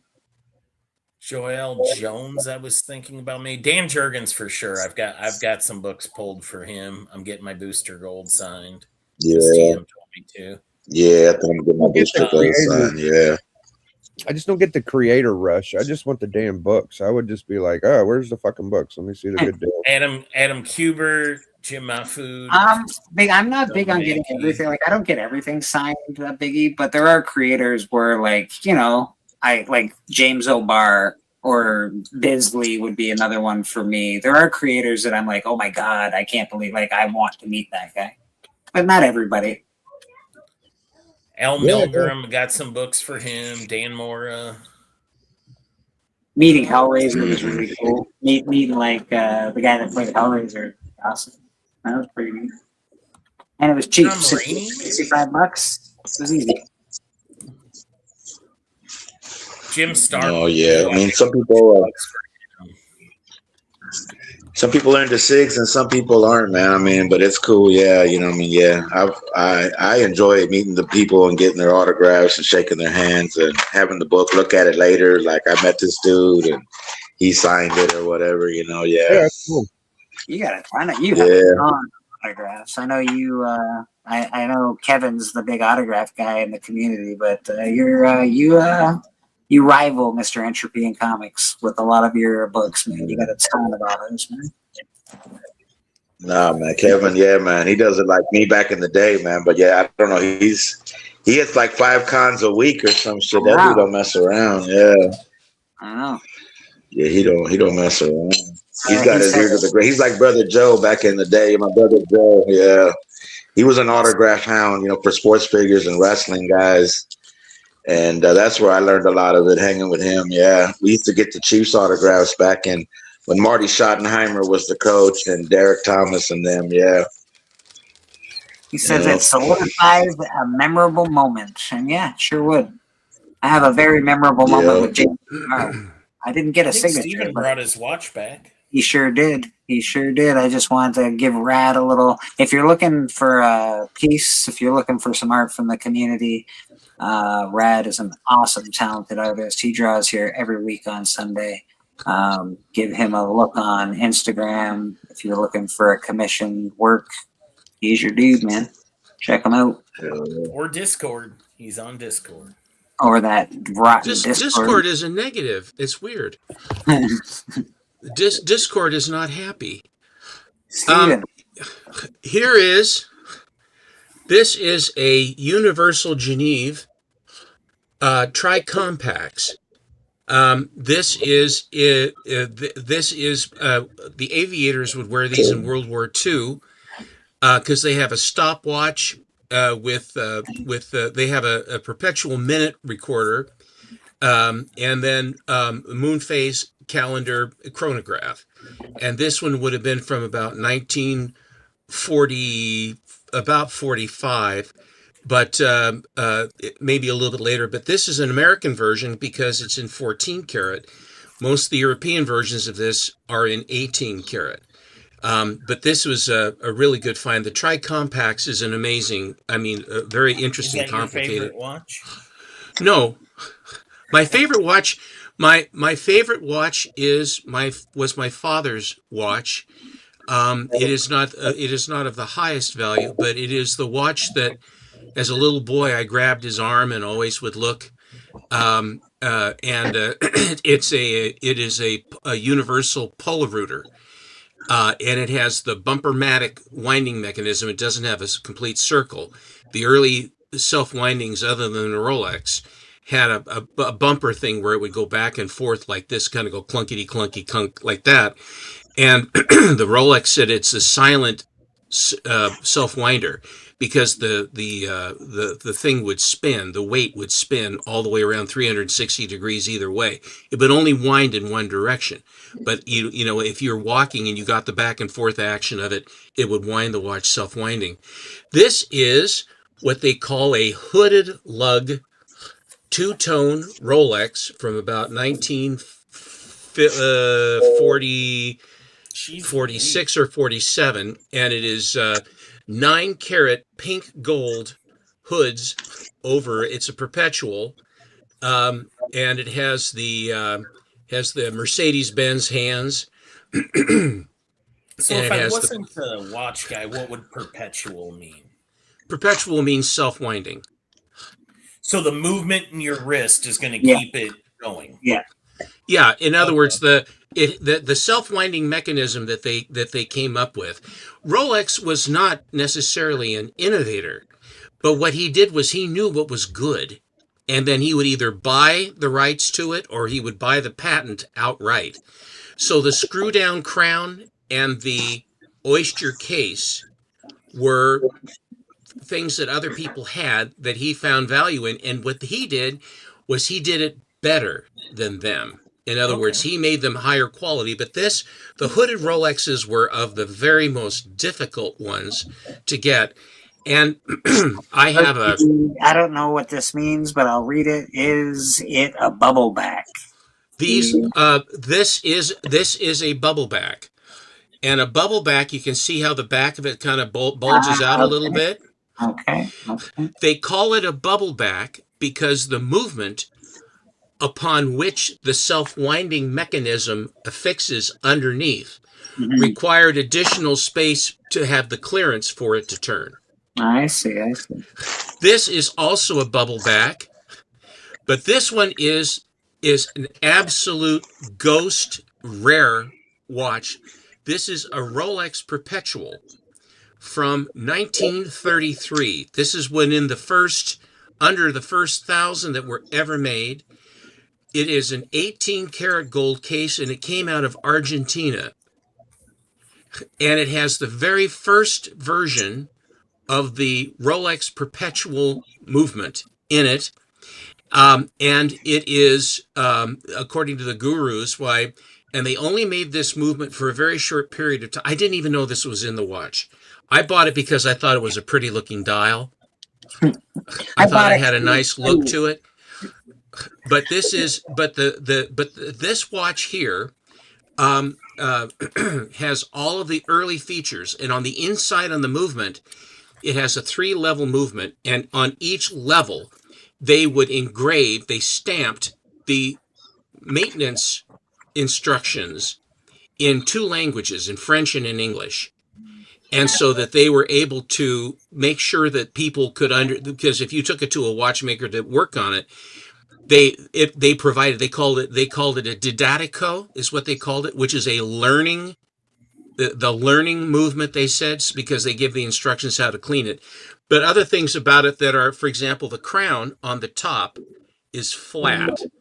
And that's one of the things. And of course it has, you can't really see it too well, but it has the brevet, and it's, as far as the nomenclature. But this watch is unbelievably rare. And the Bubblebacks in the 80s were in 1980s when I first started to collect watches. I loved watches from the minute I had one. My grandparents went to Switzerland when I was a little boy. I think I was about 7, I think they went. And they came back and they gave my brother Doug and I both wristwatches from Switzerland.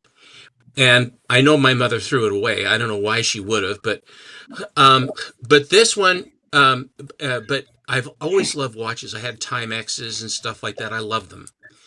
And so when I finally got to my earning years, I went after the Bubblebacks, and there are various others. And I have another one, but the story's too long to teach you or to talk to about. You'll put you to sleep.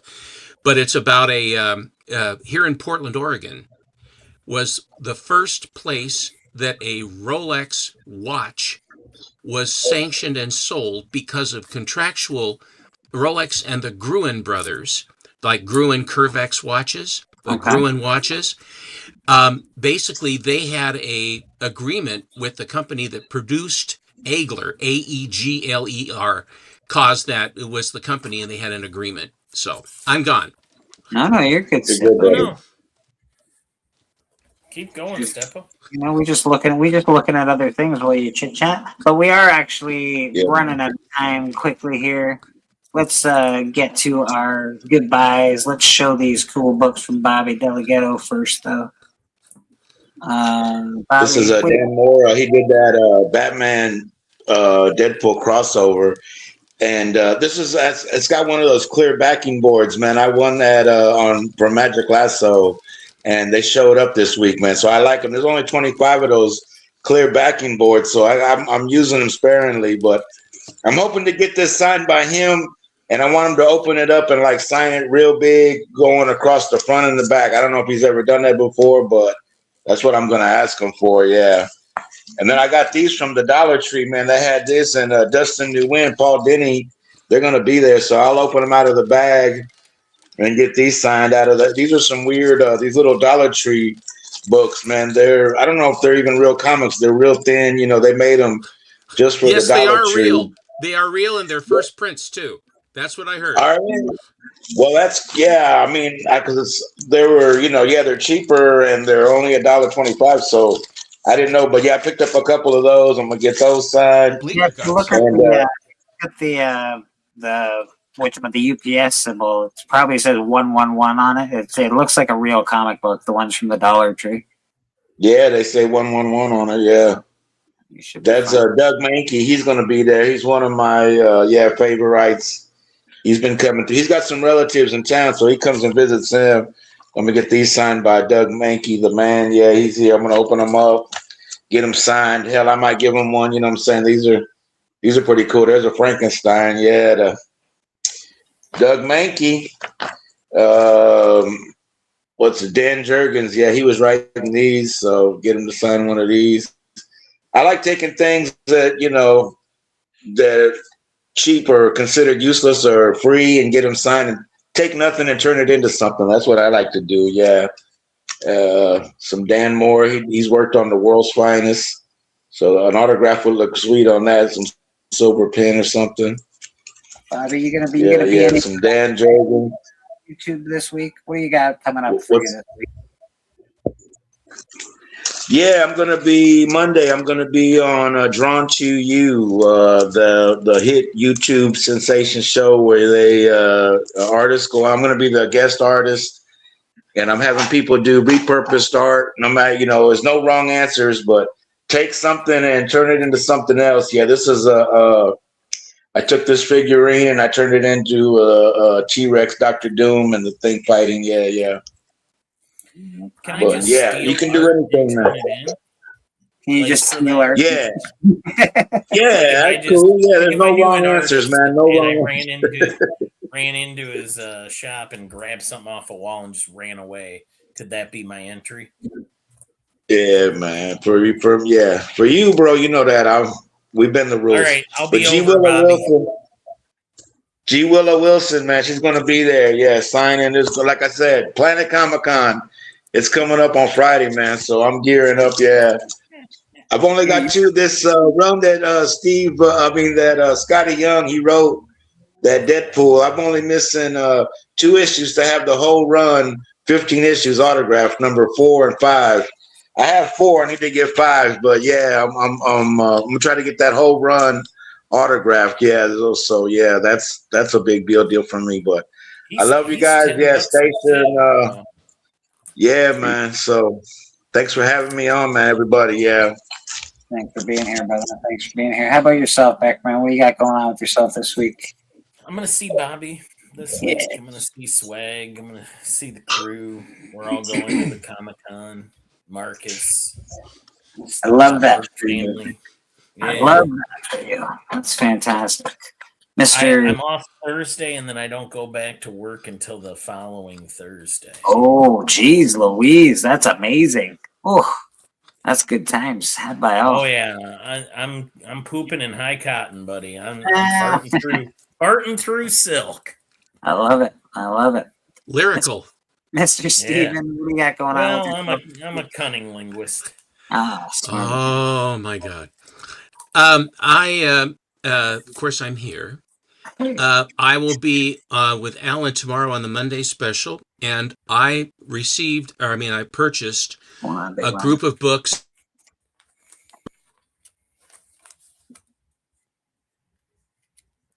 Huh?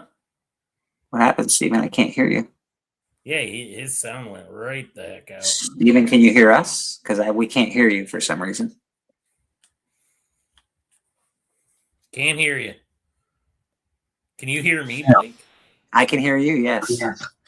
Sorry. So anyway, we're going to do Atlas Horror and Monsters on our Monday show, which should be really fun.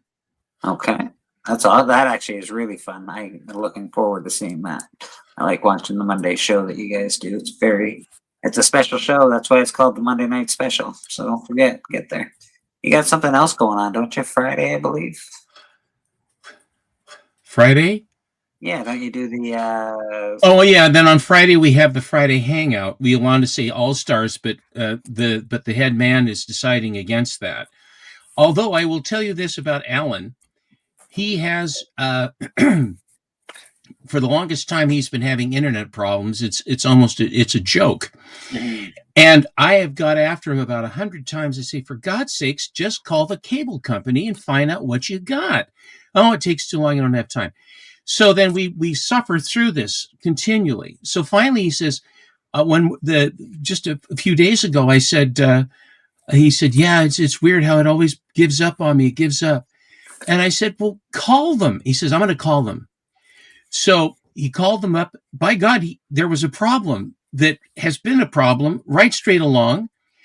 He himself, he says, I thought that then he did the classic. He blamed his wife.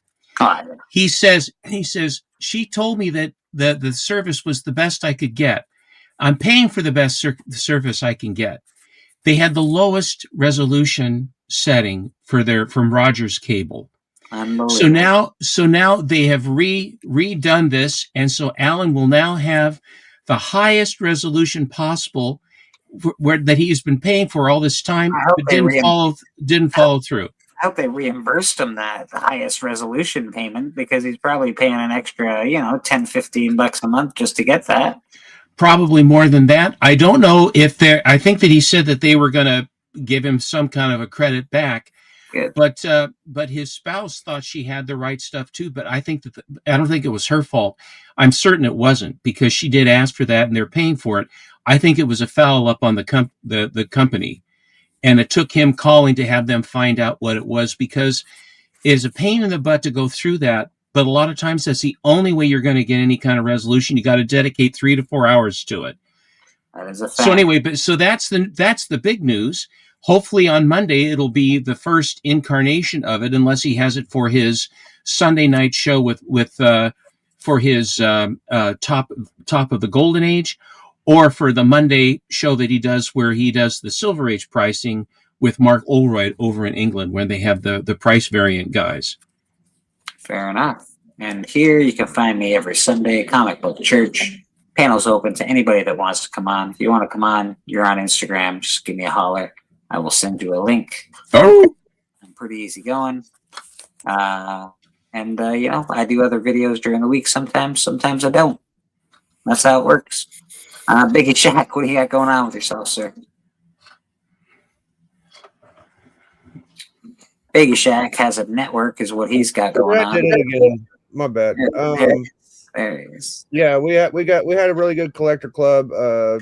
Doc and Steppo got to talk Golden Age, and I'm a learning Golden Age fan, so I enjoyed that very much. And that was a fun show. It really was fun. It was good. Thank you. Alan showed up and did his thing too, and we all kind of just watched and hung out. But this Wednesday we're doing some silly ass Superman book where he's trying to bang his cousin. Matt likes. I don't know why he picked that, but I must have missed that one. No, Yeah. no, that's the one they're doing. That's the one they're doing. And Thursday night, Thursday afternoon, me and TM do the Hot 5 Commandments. I saw TM pick the book that I instantly thought of. I'm glad he picked it. And yeah, it's going to be a good Hot 5, man. You guys should check it out. And I do shows about every day or every other day. So check me on the network, man. That's it. Thank you for having me. Thank you, Big. I appreciate you being here, buddy. TM Nerdy, what do you got going on, man? Pretty much the same, but I'll say it a different way. Every Thursday, catch us for the best speculation in the comic book community. We're award-winning show. Come check us out. We'll show you some books. We'll talk about books that you may not have heard of, or we'll tell you about books that you should be picking up cheap before they possibly go up in price. And that over on the Biggie Shack channel. It's me and Biggie Shack every Thursday at 3 p.m. Eastern. And check us out every Friday for the hit show, the only hit show that you should be watching, the only magnificent show Friday night you should be watching is Biggie Shack's What is he? The Collector Club. Are you pausing for dramatic effect, or were you cutting? Yes, this was the pregnant pause. That's the only thing TM got pregnant. Oh. And then I do have an unboxing coming, so stay tuned for that. I will have 2 big books. One book we mentioned today. Ooh, fancy. We got Rad Art and Comics again. If you're looking for some art, you're looking for someone to do a commission for you, that's your dude. Brad, what do you got going on with yourself, sir? I'll just be enjoying my birthday and vacation. Amen. Happy birthday. Thank you. And then hanging out with us on Discord. Oh, Yep, probably. Doing a Yeah. lot of drawing. Discordian. All right. That's Rad Art. Check them out. And Boston Chris, are you hanging out? Are you back there? Are you hanging out with the fam, Dan? I got this. Yeah. Hold on. Boston. All There he right, is. guys. I'm Boston Chris here, and you can check me out on whatever channel will have me. I hang out on my own channel, or actually Hoodat's channel, with graphic content. Yeah. Whatever Hoodat feels like putting up with me. Thanks, folks. Yeah, Boston Chris, you can check him out on Instagram. I'm part of the Black Order Comic Club. It's always putting up cool books and cool stuff on there. Check them out. Yeah. I just want to say, Boston, dude, you said every word properly. And he's always on here. So we appreciate Boston being here with us. Other than that, I think that's about it. Anybody have anything else they need to promote before we go? No? All right. One last closing thing. Comic books are great. They're really great. Amen. Amen. Well, hello there. This is, of course, the Professor and Robot, and we would like to say thank you